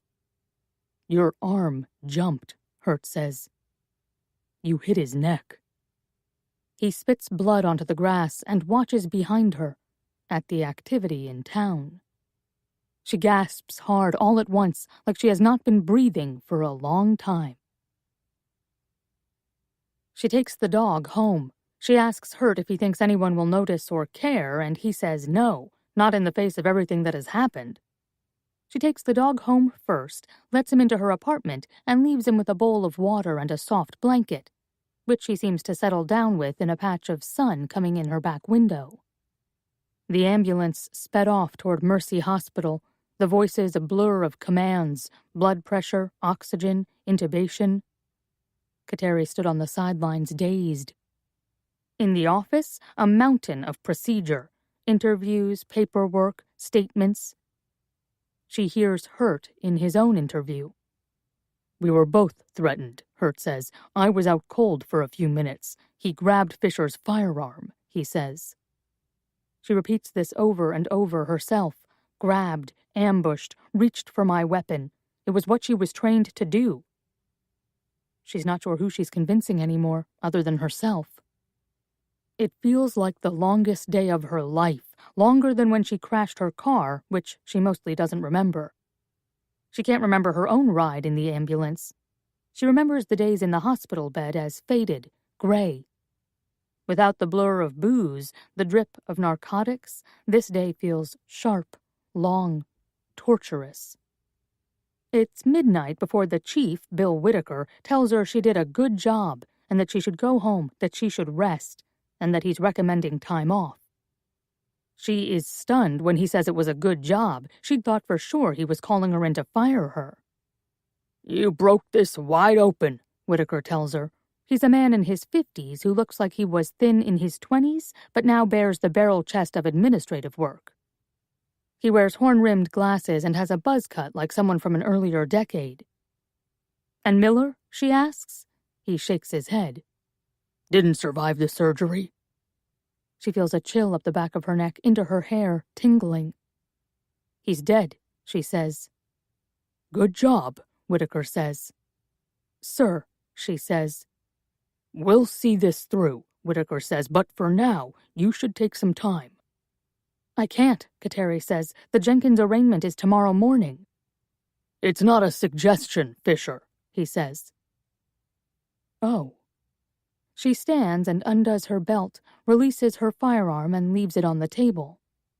"You can be at the arraignment," he says, "but Hurt will close the case." She can't tell Shannon. She can't leave him with the knowledge that Bear has been shot dead, by her, the night before he sees the judge. She calls Brewer to plead with him not to tell Shannon. But when she reaches him on the third try, close to 1 a.m, he tells her he quit the case. When, Kateri asks, she remembers Shannon saying, "Tell Bear I fired you." She sits in her office in the dark, just the glow of her computer and the light from the hallway. "This afternoon," Brewer says. "I can't work with that kid," he says, "and he doesn't want me. Trust me, he says it was mutual." "What the fuck happened up there?" Kateri leans into her hand. "What have you heard?" she says. "Standoff? Shots fired?" I may need you for questioning, Kateri says. Well, fire away, Brewer says, but I don't know anything. I thought he was your friend, Kateri says. Brewer laughs. On the phone, his voice is low, gravel but sharp. It's a sexy radio voice, a good phone voice. Bear Miller is no one's friend, he tells her. I thought he hired you, she says. He did, Brewer says, and I've known him for 15 years. But you're a fool if you think he's a friend to anyone. I see, Kateri says, completely unmoored by what is happening, how things are revealing themselves. He's a sociopath. He laughs again. He always has been. I'm sure someone would like to get a statement from you, Kateri says. Brewer breathes into the phone, a low hum. Shit sure is wild, he says. At home, the dog has chewed through her hiking boots. When she opens the door, he lies with his head flush to the floor in a landmine of leather and rubber debris. Oh no, Kateri says to him, and he shifts his body onto his side, his belly exposed, his tail thumping weakly. Buddy, she says. His back legs flail. If she's not careful, he'll start to pee. She picks up the scraps of leather and gets the dog more water, her body slow-moving and stiff. She's sitting on the floor with the dog pressed into her when Hurt calls. Buick, spotted near Brasher Falls, he tells her. Side roads, he continues. She feels empty, raw. Her jaw is tired from clenching. The dog smells like a velvety biscuit. Did you send anyone? She asks. Stopped at a Stewart's, paid cash, he says, kid in the front seat. Driver bought her Skittles. Security footage from Stewart's shows the kid clear as day, he says. Driver in a flannel shirt and a knit cap kept their face down the whole time. Is it Park Jenkins? He hasn't been released, Hurt says. You checked. He laughs a little. It's the first thing I checked, Fisher. Did you run the plate? Either they wrote it down wrong or it doesn't exist. No record? She asks. None. We put deputies on 374 and there are roadblocks on 30 and 11, Hurt says. But there are so many back roads, it's hard to say. They won't get past us, he adds. Unless they do, Kateri says. She's weary down to the bones, her shoulder still ringing from the kick of her weapon. She looks at the map of the roads winding through the mountains, many of them not even marked. An email comes in from Hurt, who is still on the line with her. It's the surveillance screen grab of the little girl, her face turned up to the camera, her hair in 2 puffball ponytails. She holds on to the shirt of the person who pays, her little hand tucked into the hem. 29. Shannon. Friday, November 3rd. I lean my head against the glass door. No one is around. I know that it's Thursday because the arraignment is set for tomorrow, on Friday, when the judge will decide what to do with me and then set another date. Everything inches forward. I want to know what Katari knows. Why won't Bear answer? I tried him twice, with no pickup, no voicemail, nothing but endless ringing. I imagine him back where he came from, in the mountains, in a smaller but even nicer chalet in the woods. Why did he just leave me here? No one else is here. The cell sits at the end of a mint green hallway, chilled with cement and stainless steel. I eat a bologna sandwich and drink a carton of room-temperature milk. Then I lie flat on the metal bed with the book open on my chest. But I don't read. I close my eyes and try to imagine something of comfort. What do normal people think of? Their mothers? I'm haunted by the kitchen and by the image of a boy I didn't even know. I can't even cry. I've cried so much I was a dried-out shell, brittle and pearlescent. I don't know when I finally fall asleep, the black and red scrunch of my closed eyes easing into a heavy, sinking dream. But when I wake up, I'm covered with a rough, warm blanket. It smells just like clean fiber, a cottony, woolly smell. My feet stick out the bottom, still in their socks, but the rest of me is blanketed, held down, warm, safe. I try to remember anyone coming in, the heavy chunk of the cell door opening, anyone tucking me in, watching, praying, the way a parent or a guardian angel might. But I can't. In the morning, I attend the arraignment in scrubs. I get a shower and a clean set with new socks. Katari comes in with another officer I've never seen, and I ask her if I should change into regular clothes or a suit, even though I don't have one. She says no.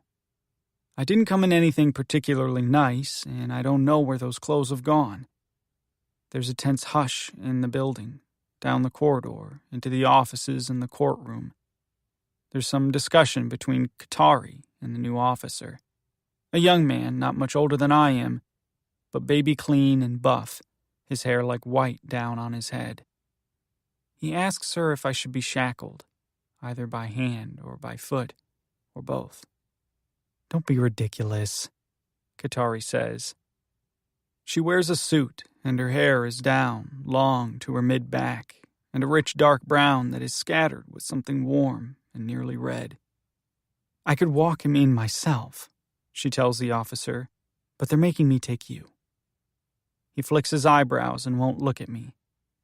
They have barricaded off the lobby, and through the windows I can see that the press has gathered outside. TV cameras, reporters, photographers. There are guards at the door, not letting anyone in, but people outside hold up cameras, iPhones, and a reporter from Watertown with a microphone shouts over the top of the crowd. There are Justice for Craig signs everywhere, and that unsettling American flag that's black and white with a blue stripe through the middle. In the precinct office, Katari talks with the newly appointed lawyer, a woman with a girl's face and a mother's body. Katari says, "This is Mandy Donovan. She's been brought up to speed on your case." Mandy shakes my hand and smiles, like she's half surprised that I'm a normal person, a kid, not a deranged killer. She has strawberry blonde curls, freckles, a Kelly green suit. They walk me down the windowed hallway to a small courtroom, and I wonder, for just enough of a second that it gives me a prickly nausea, what it would be like to be walked to a death chamber. We don't have the death penalty in New York. Even if they convict me, it won't happen. I'll have years to sit it out. I'm not the only one in the courtroom for arraignment. There are 2 other cases before me, a DUI and a domestic assault. The woman with the DUI pleads guilty, and the judge sets a further court date in December. The domestic case involves a restraining order and supervised visits with children. It's a man in his 30s with short hair and thick arms. He, too, gets another date. This is how it goes. They inch you along with further dates. Where is Bear? I wanted him to be here. I want to look over and see him in a suit, his hair knotted behind his head, wearing a pair of shoes that shine, that click on the tile floor, watching me, believing in something. I just wanted him to be the thing that stops it all from going any further, the thing that saves me, the thing that causes the judge to say, "I'm free to go." But there's no one else here. No one but Katari Fisher believes in me. After the first case, Detective Hurt comes in and leans to say something in Katari's ear that I can't hear except for the word Buick. I sit between Katari and the lawyer, and I turn my head for just a fraction toward Katari and say, "It's him," I say to her. "I'm sure of it." I hear her breath through her teeth. I feel like I'm at the very edge of a cliff, and someone I can't even see is about to push me off. I'll fall and fall, and when I hit the bottom, it'll feel like falling into bed, except it will break all my bones. She turns in the chair to face me, her legs crossed, and beside me, Mandy is struggling to hear us. "Shannon," Katari whispers, "does he smoke?" Yes, I say, and the memory of it is suddenly sharp with fragrance. From the cigarette, the whiskey, the smell of the pines underneath the wheels of the car, the damp smell of leaves. Lucky's, I say. I feel my gut rising up against my lungs, shortening my breath. He has her, doesn't he? I say, a little too loud. He has her. Katari stares at me and hushes me. I notice the darkness under her eyes, that she has covered it with makeup. Her lashes are stiff and curled with mascara. Her eyes deep, deep brown. Do you know who he is? Yes, I say, and my hands tremble. And no, I say, I don't know anything about him. Mandy pats my unshackled hand. It's going to be okay, she says. Then, I wish we'd had more time to go over this. Katari turns forward again, but keeps talking to me, barely moving her lips. Is there any chance Bear could have hired someone to kill your mother? Her voice is hoarse, raspy. I don't know, I say, and I feel like all my hair is standing on end. He could hire anyone to do anything, couldn't he? She closes her eyes and shakes her head. I don't know, she says. I don't know anything anymore. When the judge calls me up, Mandy goes with me and Katari stays behind on the chair that is linked to all the other chairs and bolted to the floor. I stand a few feet back from the bench and say my whole name, Shannon Lee Jenkins, and then repeat my date of birth and social security number into the microphone. There's a bustling of whispers behind me, and I hear Katari's voice, and I wish it were her standing up here with me. But she says, No cameras. And then I hear Detective Hurt's voice telling someone to get out. The judge shuffles a stack of papers, straightening them, and then reads the charge. 1 count second-degree homicide in the killing of Craig John O'Neill.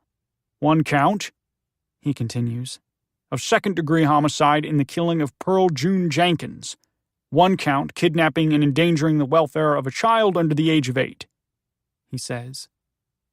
I shoot a look at Mandy, and she twitches her head as if to say, hear him out. The doors swish behind us. The previous arraignments are allowed to leave, and there's a gust of warm air, and more voices, more of Katari's voice, and a kid's voice even, which makes me think the domestic case dragged the kids in on one parent's behalf, or the other's. Mr. Jenkins, the judge says, you have the right to a speedy public jury trial. You have the right to representation, which I see has been provided for you. Miss Donovan, he says.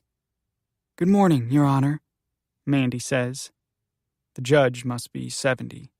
He looks like I imagine a professor would. Longish white hair, a white goatee. There's a looseness in his arms, the way he leans, that I don't expect, but makes him seem more likable. Miss Donovan, he says again, and smiles brightly at her. She's cute in her suit, with her gingery hair. Do you have any question or doubt in your mind that your client is fit, mentally or otherwise, to stand trial in the charges placed against him? No, sir, I do not, she says. Is the defendant ready to enter a plea? The judge asks. Yes, Your Honor, Mandy says. Mr. Jenkins, the judge says, how would you like to plead to the charges listed against you? It takes him a minute to look up from the paperwork and at me. When he does, when I have his eye contact, I answer. Not guilty, I say into the microphone, and it echoes in the courtroom. Your Honor, I add, forgetting. Do you understand the charges brought against you? He asks, and Mandy is about to answer for me when I say, No, Your Honor. I don't know what Brewer was working on, or how much of it was directed by Bear. I thought he was trying to reduce something, but the judge said homicide anyway, not self-defense. And there was the cop, and Bertie, and all I can think of is that I will never, ever get out of this. I'm about to spend the next 30 years in jail, just like my dad, just like any other Jenkins. Where the fuck is Bear? The judge looks at Mandy, about to ask her more questions. "Miss Donovan," he says, "it seems to me here that the charges are pretty straightforward. I'll ask you again if you have any doubt in your client's ability to stand trial for the charges that have been brought against him." "No, Your Honor," she says. "However, we have just met." "Have you discussed the charges with the defendant, Miss Donovan?" "No, Your Honor. I was brought up to speed yesterday," she says. "The original attorney recused himself from the case," she says. "I see."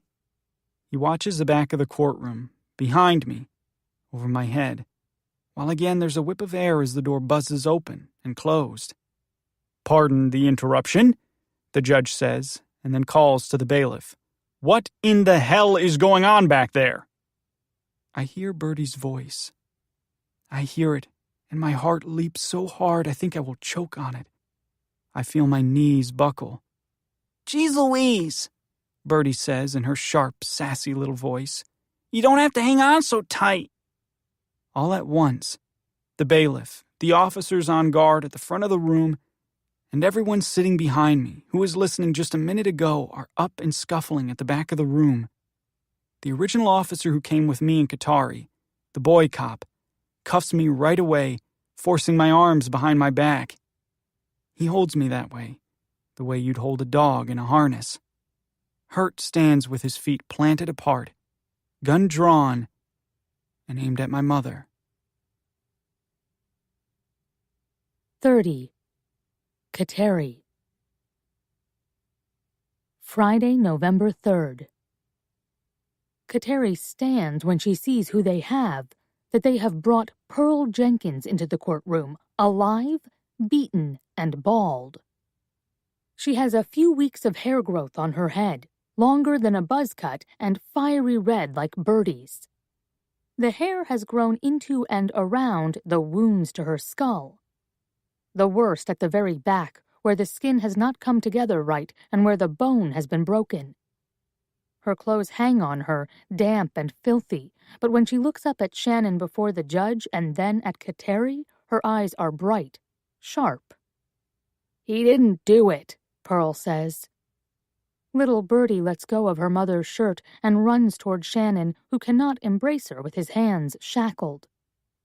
Instead, she leans into his leg, and he says, "Hey, Bird," with a catch in his throat.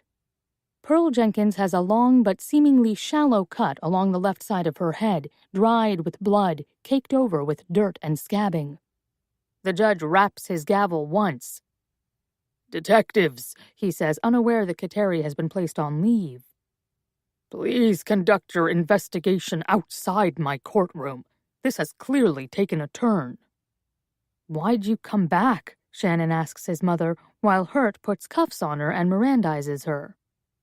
Pearl hangs her head, her teeth clenched, possibly in pain, Kateri thinks, looking at the wounds on her head and hands. Defensive wounds. "I heard about the arrest," she says. "I couldn't—" She stops and coughs and then straightens her back to look up at her son. "I couldn't let you go down, too." The judge, with his eyes on Pearl Jenkins, alive and harmed but here of her own free will, tells Shannon that he accepts his not guilty plea and will release him on $10,000 bond. Shannon weeps, his mouth open, his eyes raw. "There's money in my car," Pearl says, "from him." She does not elaborate, she just looks at Shannon. "Where did you get the car?" Shannon asks. "From Jane," Pearl says. "You know him." "The car's a piece of shit," Bertie says, and Shannon unexpectedly laughs. "It kept overheating," Pearl says. "It would just turn off, and we'd have to wait. We didn't make it to Canada," she says. "And then I heard the news." They take them in separate directions, Pearl off to booking, and Shannon to a holding cell, while the cash is extracted from the Buick and his release paperwork is processed. They send Bertie with Kateri. She is not assigned to the case any longer, and the chief made it clear that Hurt would close it. There was no plan made for who would take custody of the child if Pearl came back alive, but Kateri tells the judge she should be with her family. "Her family," the judge says. Her brother, Kateri says. The judge frowns, shuffling papers. Nothing is in place. He grants temporary custody and sets a date for family court in 10 days. It's Hurt who walks Pearl down to an interrogation room. When everyone else is dismissed, Kateri takes Bertie by the hand and meets Mandy Donovan in the hallway. Kateri stops her. "Please," she says, and, "I'm sorry," handing Bertie off to her. "Just for a while, here in the building," she says. I need to be in that room. Hurt doesn't give Pearl the benefit of the softer room with the stuffed chair and the bookshelves. He takes her straight to Interrogation B, with its metal table and cold cinder blocks. Pearl is quiet, compliant. She flinches when the guards come to take her clothing, when they strip her naked and search, when they shine a light into her mouth and inspect between her legs. She's covered in stab wounds on her body and defensive slashes on her arms. "Who gave you the car and the cash?" Hurt asks Pearl before he asks her anything else. "He goes by Jane," Pearl says. "Did he attack you?" Hurt asks. "No," she says. "Kyle Metzger tried to attack me." Kateri leans over the table. "Ma'am, he did some significant damage," she says. "You should see him," Pearl says, smug. Kateri is afraid of pushing her. Pearl is beaten, dehydrated, exhausted, but Hurt keeps going. He just hammers her with questions so she has little time to think in between. She was attacked by Kyle Metzger, a kid the same age as Shannon, who she bought drugs from, who she'd known since he was 8 years old. She didn't owe him money. "I didn't owe him a fucking thing," she says to Hurt, her eyes wide and indignant. "He had no reason to come there the way he did." Hurt points to the defensive cuts on Pearl's hands and forearms. "And then?" he asks. "I beat his ass," she says. "I fought back. I'm not going down for Kyle fucking Metzger." "They were coming for my house." "Who was?" "The county. I needed to get out of there, so I took advantage of the situation." "How so?" Hurt asks. She rubs her nose with the back of her hand and then coughs, and Kateri pushes a plastic cup of water toward her so she can drink. "I wanted to make it look like he killed me," Pearl says. "Inside the house?" Hurt asks. "No, with the bones," Pearl says. "You planted the bones," Kateri says, "and burned them," she adds. "Where did they come from?" "From Jane," Pearl says. "I don't know what they are. I thought they'd be unidentifiable, but, you know," she adds, "suspicious. Maybe enough. Enough for me to take Bird and run." Hurt scribbles away on his open pad, his handwriting urgent, slanted but small and neat. Kateri thinks of the map. Pearl and Bertie got as far as Brasher Falls, which is almost to Canada. She could have parked the car, crossed the border on foot through the woods. There are plenty of unpatrolled places to cross over. "Why did you come back?" Kateri asks. It's almost a whisper. She can't imagine what this woman was thinking, so close to her own freedom with her little girl. "Fuck," Pearl says. She cranes her neck back, looking at the ceiling, and when she comes up again, she looks like she'll black out from the rush, like she's ready to collapse from the physical beating, the stress, the fleeing. "Fuck," she says again. "Pearl," Kateri prompts. She refills the plastic cup from a larger plastic bottle. "I saw it on the news," she says, "at a Stewart's, where they had the TV on behind the ice cream counter." "Your disappearance?"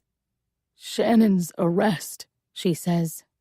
"I can't," she says then, and her face breaks, and Kateri thinks she will start to cry, but she doesn't. She can't be broken, Kateri thinks. Kateri watches her chew at her lip, mouth folded in on itself, and Pearl says, "I couldn't let him go to jail for something he didn't do." Her shoulders go soft all at once like she's deflating. "I did it to Park," she says, "and I couldn't do it to Shannon." Hurt drops his pen on the table, and the clatter in the quiet room makes Kateri jump. "Did what to Park?" Hurt asks.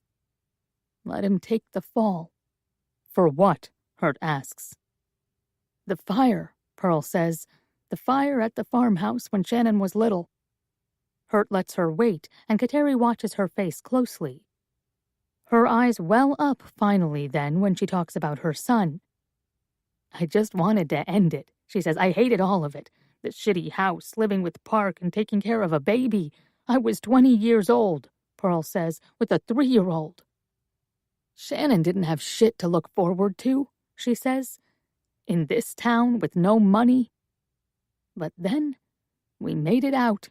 He kept screaming for me, but it was Park who pulled him out, and I crawled after him, hurt but alive, and when the cops came to investigate, I blamed it on Park.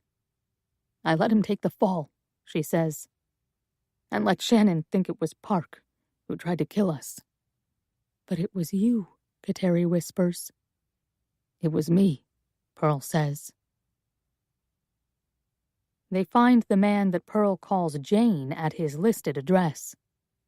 He opens the door without question, wearing a soft dress shirt, open at the collar, gray dress pants, and black shoes.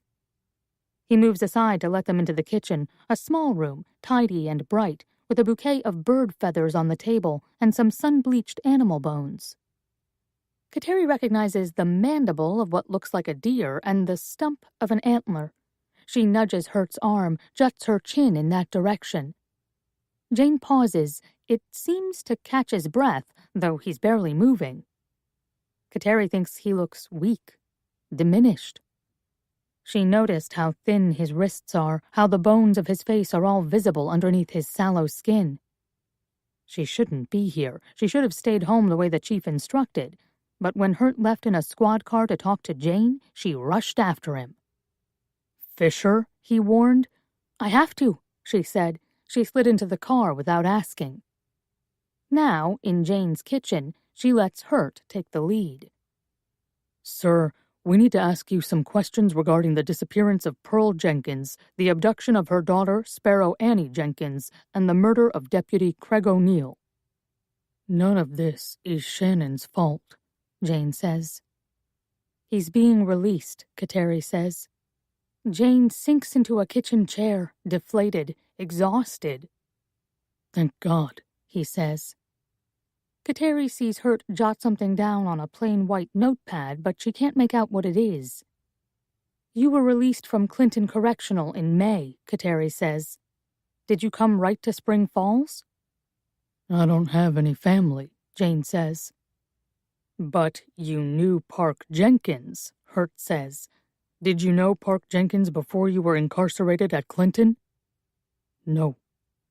"You must have become quite close," Hurt says, "to move to where his family lives. Were you expecting his release?" Jane crosses his legs and folds his hands on top of his knee. "I expected to die first," he says. Hurt scribbles more on his pad. "Dramatic," Kateri answers. "Is it?" Jane asks. "You helped Pearl escape after she was attacked," Kateri says, and he nods. "Did you sign Sparrow Annie out of Mercy Hospital?" "Yes," he says. She runs her finger along the smooth edge of the jawbone on the table. "Where did you get the bones?" she asks. He motions out the window, and she knows the woods are full of bones. Off-trail, you might stumble on the entire skeleton of a deer, a bear. You can buy pelts and bleached preserved skulls in some trading shops, mounted antlers, a completely taxidermied fox. "She wanted to throw them off her trail. If it looked like she was dead, she'd get farther," he says. "She planted the bones, the shoes, the bracelet. She thought they'd catch Kyle and she'd be gone." "Why help her at all?" Kateri asks. "It wasn't about her," Jane says. "I wanted," he begins, and stops to cough, a deep, dry, burning rattle in his chest. "I wanted to set Shannon free," he says. "From his mother," Hurt fills in. "From the secret kid and the paranoid TV screens." "Yes," Jane says. "Why, though?" Kateri asks. His cheeks color, the redness out of place on his pale skin. "I was quite fond of Shannon," he says. His mannerisms are genteel, his voice soft. "Did you kill the cop?" Kateri asks, "in order to get to the girl?" His face falls then, and he rubs his fingers along his brow, shading his eyes. Then he sweeps his hair off his forehead with his fingers, blinks, looks Kateri in the eye when he answers. "I didn't see another choice," he says. "I regret that. The cop had nothing to do with this." "You can arrest me," he says, and Hurt laughs a little at his permission. "But you need to arrest Bear Miller as well," he says. Kateri is about to answer when Hurt asks, "Why?" "He sent the kid to attack her," Jane says. "He paid Kyle Metzger to kill Pearl." "Why?" Kateri asks. "You'll have to ask Miller," Jane says. "Miller is dead," Hurt answers. Jane smiles slightly. "Hiring a hitman to kill someone is capital," Hurt says. "So is killing a cop." "I already have a death sentence," Jane says. Kateri perks up, alert, the second time he says it. She watches his face, the way the sun through the kitchen window catches his blue eyes. His skin is sallow, his upper lip sweaty. He folds his hands, and his fingers are like bones laced together. "What do you mean?" she asks. She narrows her eyes and cocks her head, listening. "I'm dying," he says, and looks her in the eye. His eyes are sharp, the brightest thing about him. "Do you want the details on how and why? I don't have anything to lose," he says, suddenly fired up. "I couldn't get to Bertie any other way. I'm sorry for that." Hurt huffs. "Yeah, sorry's not going to be enough," he says. "You can do whatever you want with me," Jane says. "I'm done."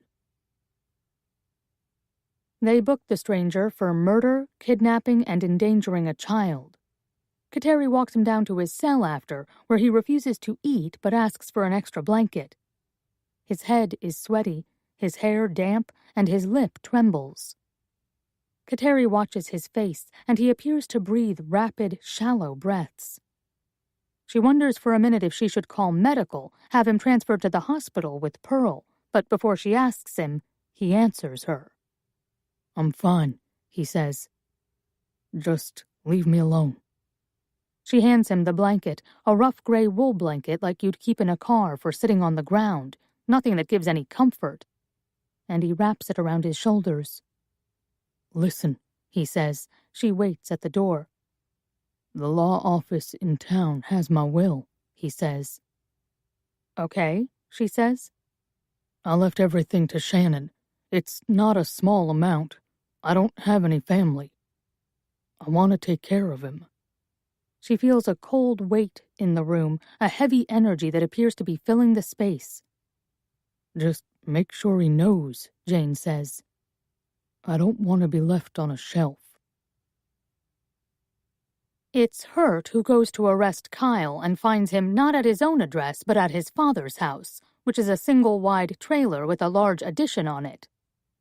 Kateri has seen it. She's heard calls there for domestic. It's a dirt yard with dogs and baby toys, a plastic pool in the summer, a rusted-out swing set. Kyle's father, Tim Metzger, is still in county waiting for his own arraignment. She's surprised that he looks a bit like Shannon. They are similarly built, but Kyle is wiry where Shannon is lithe. Kyle's hair is a dirty dark blonde, where Shannon's has a reddish hue. He's the youngest of the 5 Metzger boys, who mostly grew up without their mother, who died when Kyle was still a baby. He doesn't want to talk. It's late by the time Kateri meets Hurt back in the investigation room, the camera running again. Hurt announces who's present and why they are interviewing Kyle Metzger. "You knew Pearl Jenkins," Hurt says. Kyle nods, tense. He seems literally reluctant to open his mouth. "You were selling her oxycodone," Hurt says. "How did you meet Bear Miller?" Kyle purses his lips before he starts talking. "He came into the diner," he says slurry, and that's when Kateri notices that he's missing 2 teeth recently to the left of his front teeth. She points to his mouth. That happened during the struggle with Pearl, she says. He appears to bite down on his tongue and nods. It was Kyle's tooth they found, not Pearl's. What happened at the house? Hurt says. I couldn't do it, Kyle says. He slouches back in the chair, his knees wide. Couldn't do what?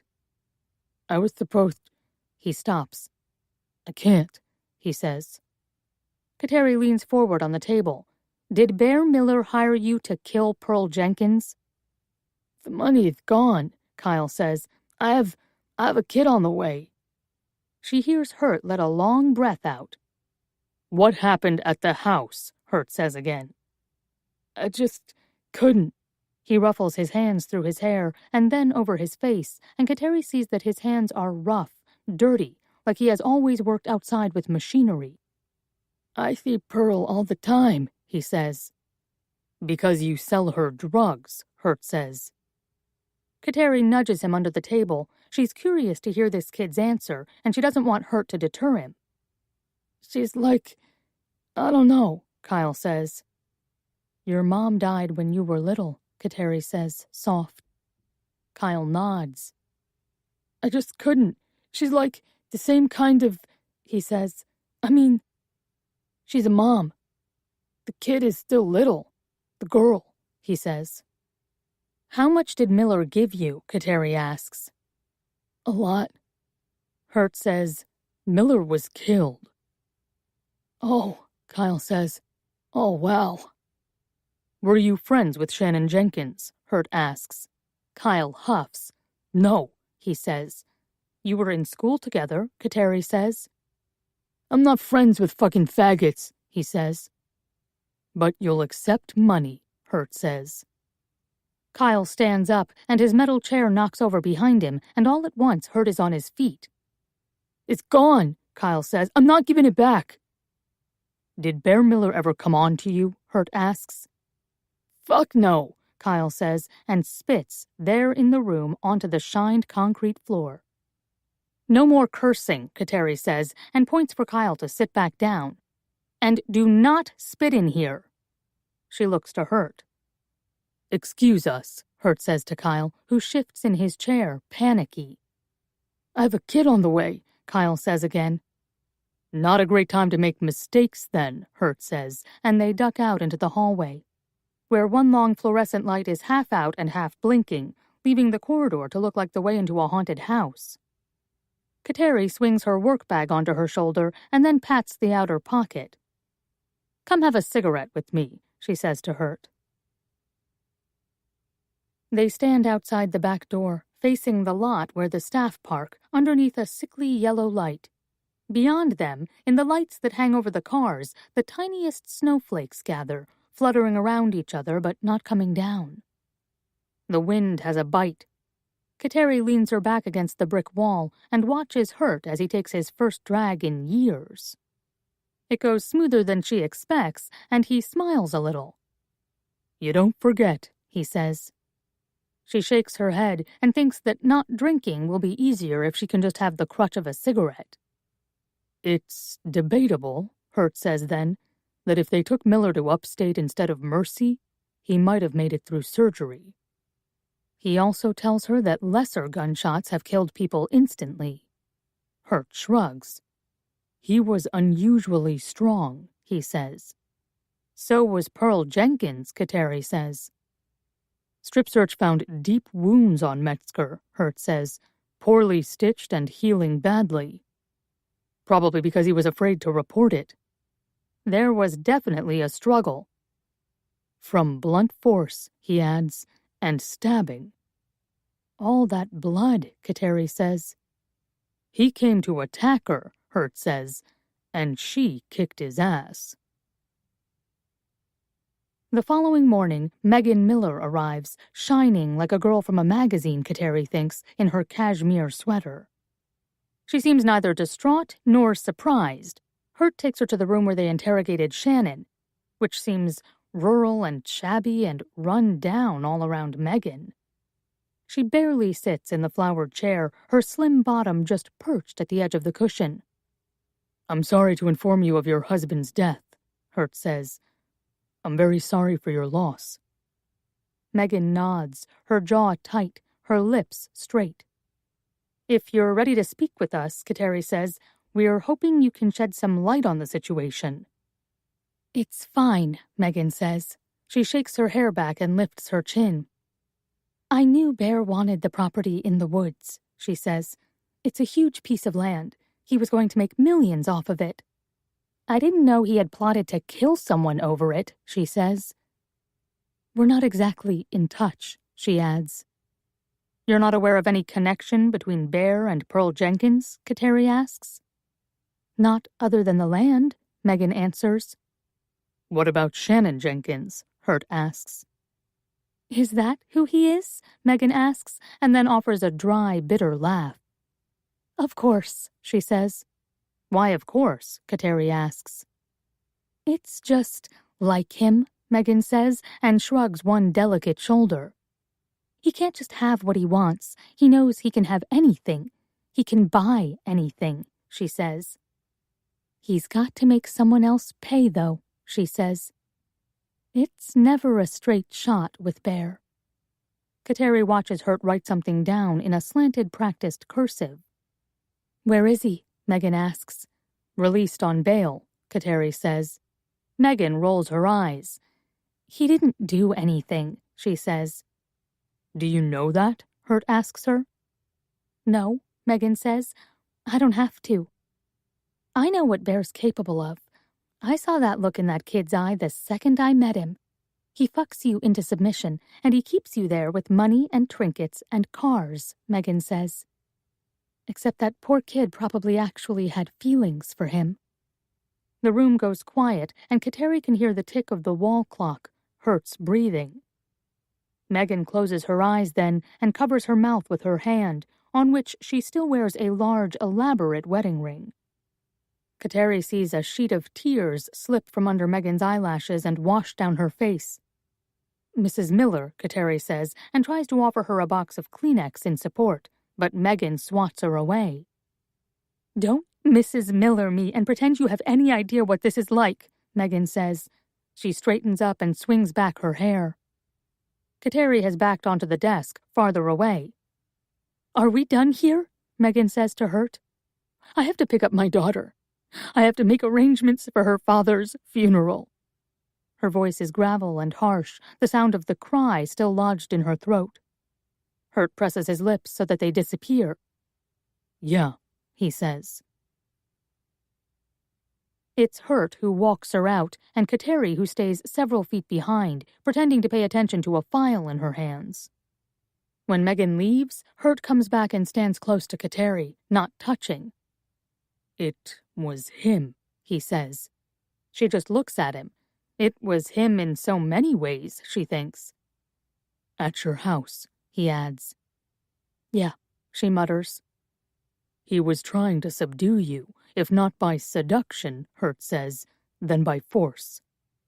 Apparently, Kateri says, she feels far away and empty. But he got neither one, Hurt says. The memory of it, so recent, rattles her core, turns her insides to a running motor, rumbling. She thinks of his face in hers, his snarl, the roll of his foot on the candle and the tumble of his body down the stairs. How'd you get rid of him? Hurt asks. I pushed him down the stairs, she says. Hurt smiles and looks her in the eye. Yeah, you did, he says. The stranger doesn't last the night. It's Kateri who goes in early the next morning, after she has taken the girl back to her own apartment, nestled her on the couch with Shannon. She lets herself into the cell wing before 5 a.m, when the light is just a lavender glow coming over the tops of the trees. She finds him curled on his side like a shell, brittle, intricate, empty. She sits for a moment on the steel bed and puts her hand to his cool face. She feels for a pulse, but knows without searching. He is still. It may have been an hour or more. His face pale and bluish. His knees are tight, his arms close to his chest, and his hands folded under his cheek. She tries to pray, but her mind is empty, white, quiet. She studies his face instead, the dark fringe of lashes, his soft mouth gone tight and rigid in death. He had nothing to lose. 31. Shannon. Friday, November 3rd. When they hand me back my possessions in jail, they're in a plastic bag marked inmate property. The keys to Bear's house and the Land Rover are in there. I have my learner's permit from when I turned 16, already expired, half a pack of cigarettes, a lighter, and $10. Katari walks me to the front door and out onto the sidewalk where it's bright and cold. They keep Birdie for a few more questions with a caseworker and a child psychologist. Where am I supposed to go? I ask. My own house was a crime scene, and now Bear's is as well. Shit, Katari mutters. They wouldn't let me see baby Jane. I only knew he was in the same line of cells I had been in. The same metal bed, the same cold walls. Katari holds up her finger for me to wait, and then steps down the hall to another office where she leans in. When she comes back, she hands me her house key. Cemetery Road, she says. She apologized this afternoon. When she told me, she said it generically. Bear has been shot. Passive. The first thing I asked her was, how? And then, by who? And then, why? She told me in her office, where I had my regular clothes back on. She had Hurt wait outside her door. I felt my head fill up with cotton, muffling other sounds.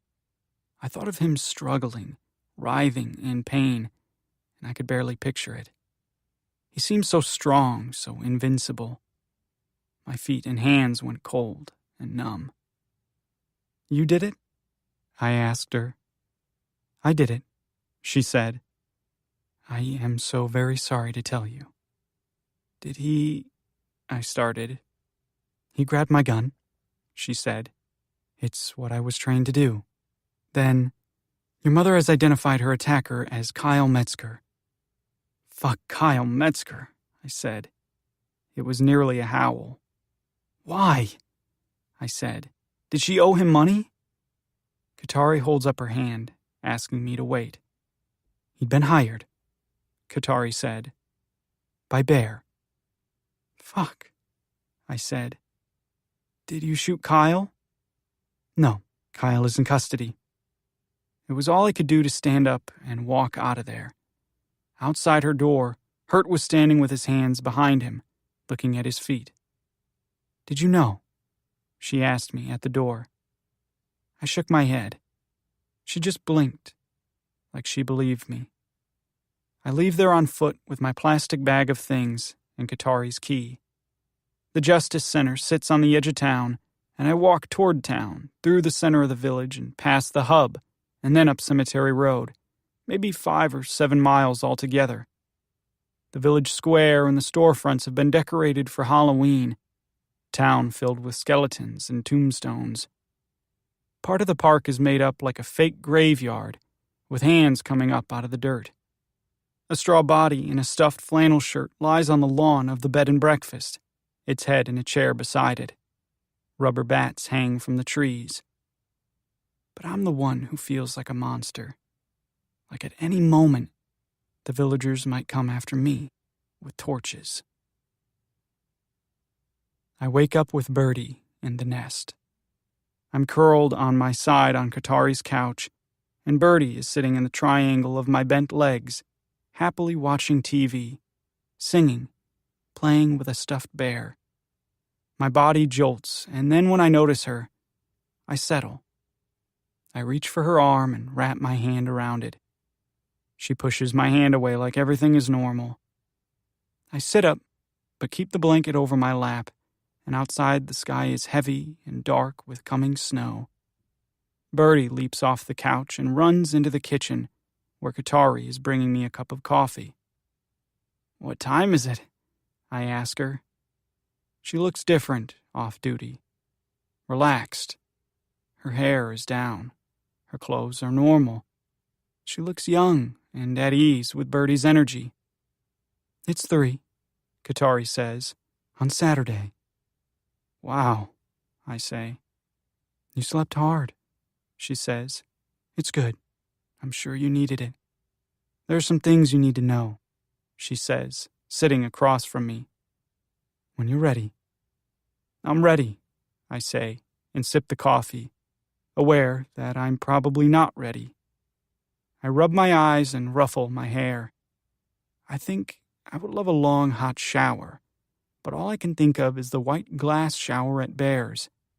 And all at once it comes back to me that he's gone, that he's dead, and I almost spill the coffee, doubling over. I feel Bertie get up, nervous, and I hear Katari take her into the kitchen, get her a juice box, murmur something to her. She lets me sob for a minute, and then I sit up, empty. Everything feels unreal. "I'm sorry," she says to me. Bertie has gone off to play in the bedroom, the door closed most of the way. "I'm so stupid," I say.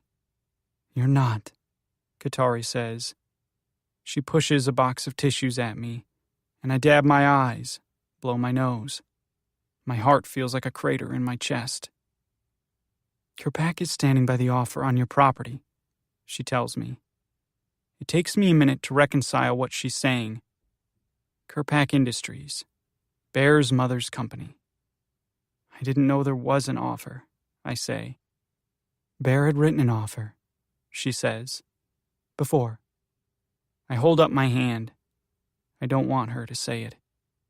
"Is it enough to pay off the taxes?"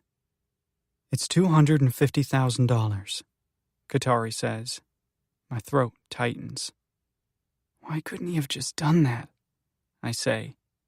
My voice breaks, and I feel like I'm swallowing rocks. "What are you going to do when we go to Europe?" How could he have been faking all of it? "I don't know the answer to that," Katari says. "Some people," she starts. "Don't," I say, and shake my head. "Don't try to explain him." "I'm sorry," she says. "There is also," she continues, "money for you in the estate of Michael Jane." "Baby Jane?" I say, and she nods. "I don't know how much," she says, "but he made it known to me that you are his sole benefactor." I don't ask. I hear the word estate, and I know. But I already knew it inside, that part of the empty well in my gut is that he is gone, and my body felt it. In fact, that may be what I have been feeling all along. His fading. His absence.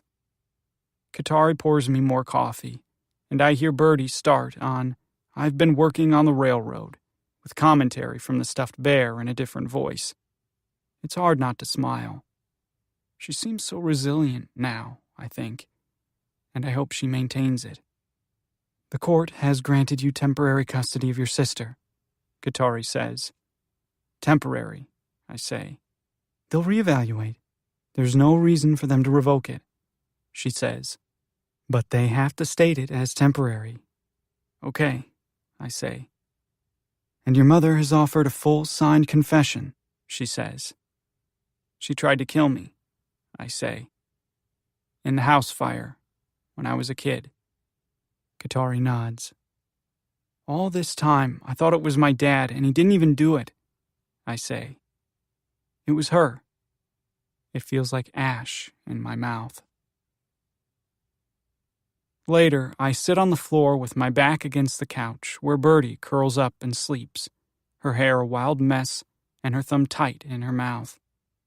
I had started to doze, my head back on the soft cushion, the TV on low, but I felt something near me, a hand on my shoulder. I checked on her, but she was in a ball at the other end, and the hand I'd felt was bigger, warmer, something protective, and there were lips near my ear. "Get up." I heard the voice, and then it was gone. The light is bright outside, and I can hear the loud scrape of snowplows moving along Cemetery Road. I turn the TV to a local channel, and I lean back on the couch, my shoulders cocooned in a white down comforter, watching the radar of a line of snow moving across the Great Lakes, into the North Country, over to Vermont. A dappled line of white and pink.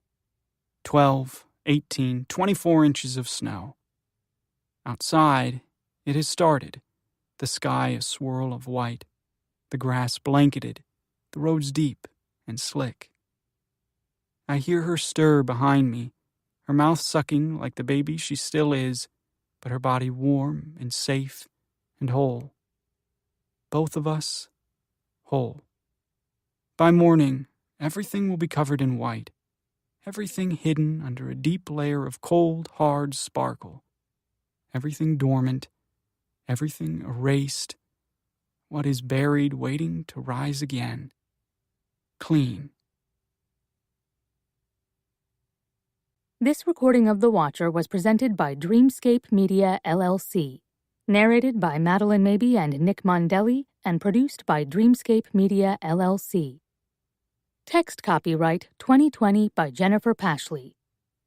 Sound recording copyright 2020 Dreamscape Media, LLC. This recording was produced by arrangement with Crooked Lane. Thank you for listening. Please check dreamscapepublishing.com for Dreamscape's latest releases.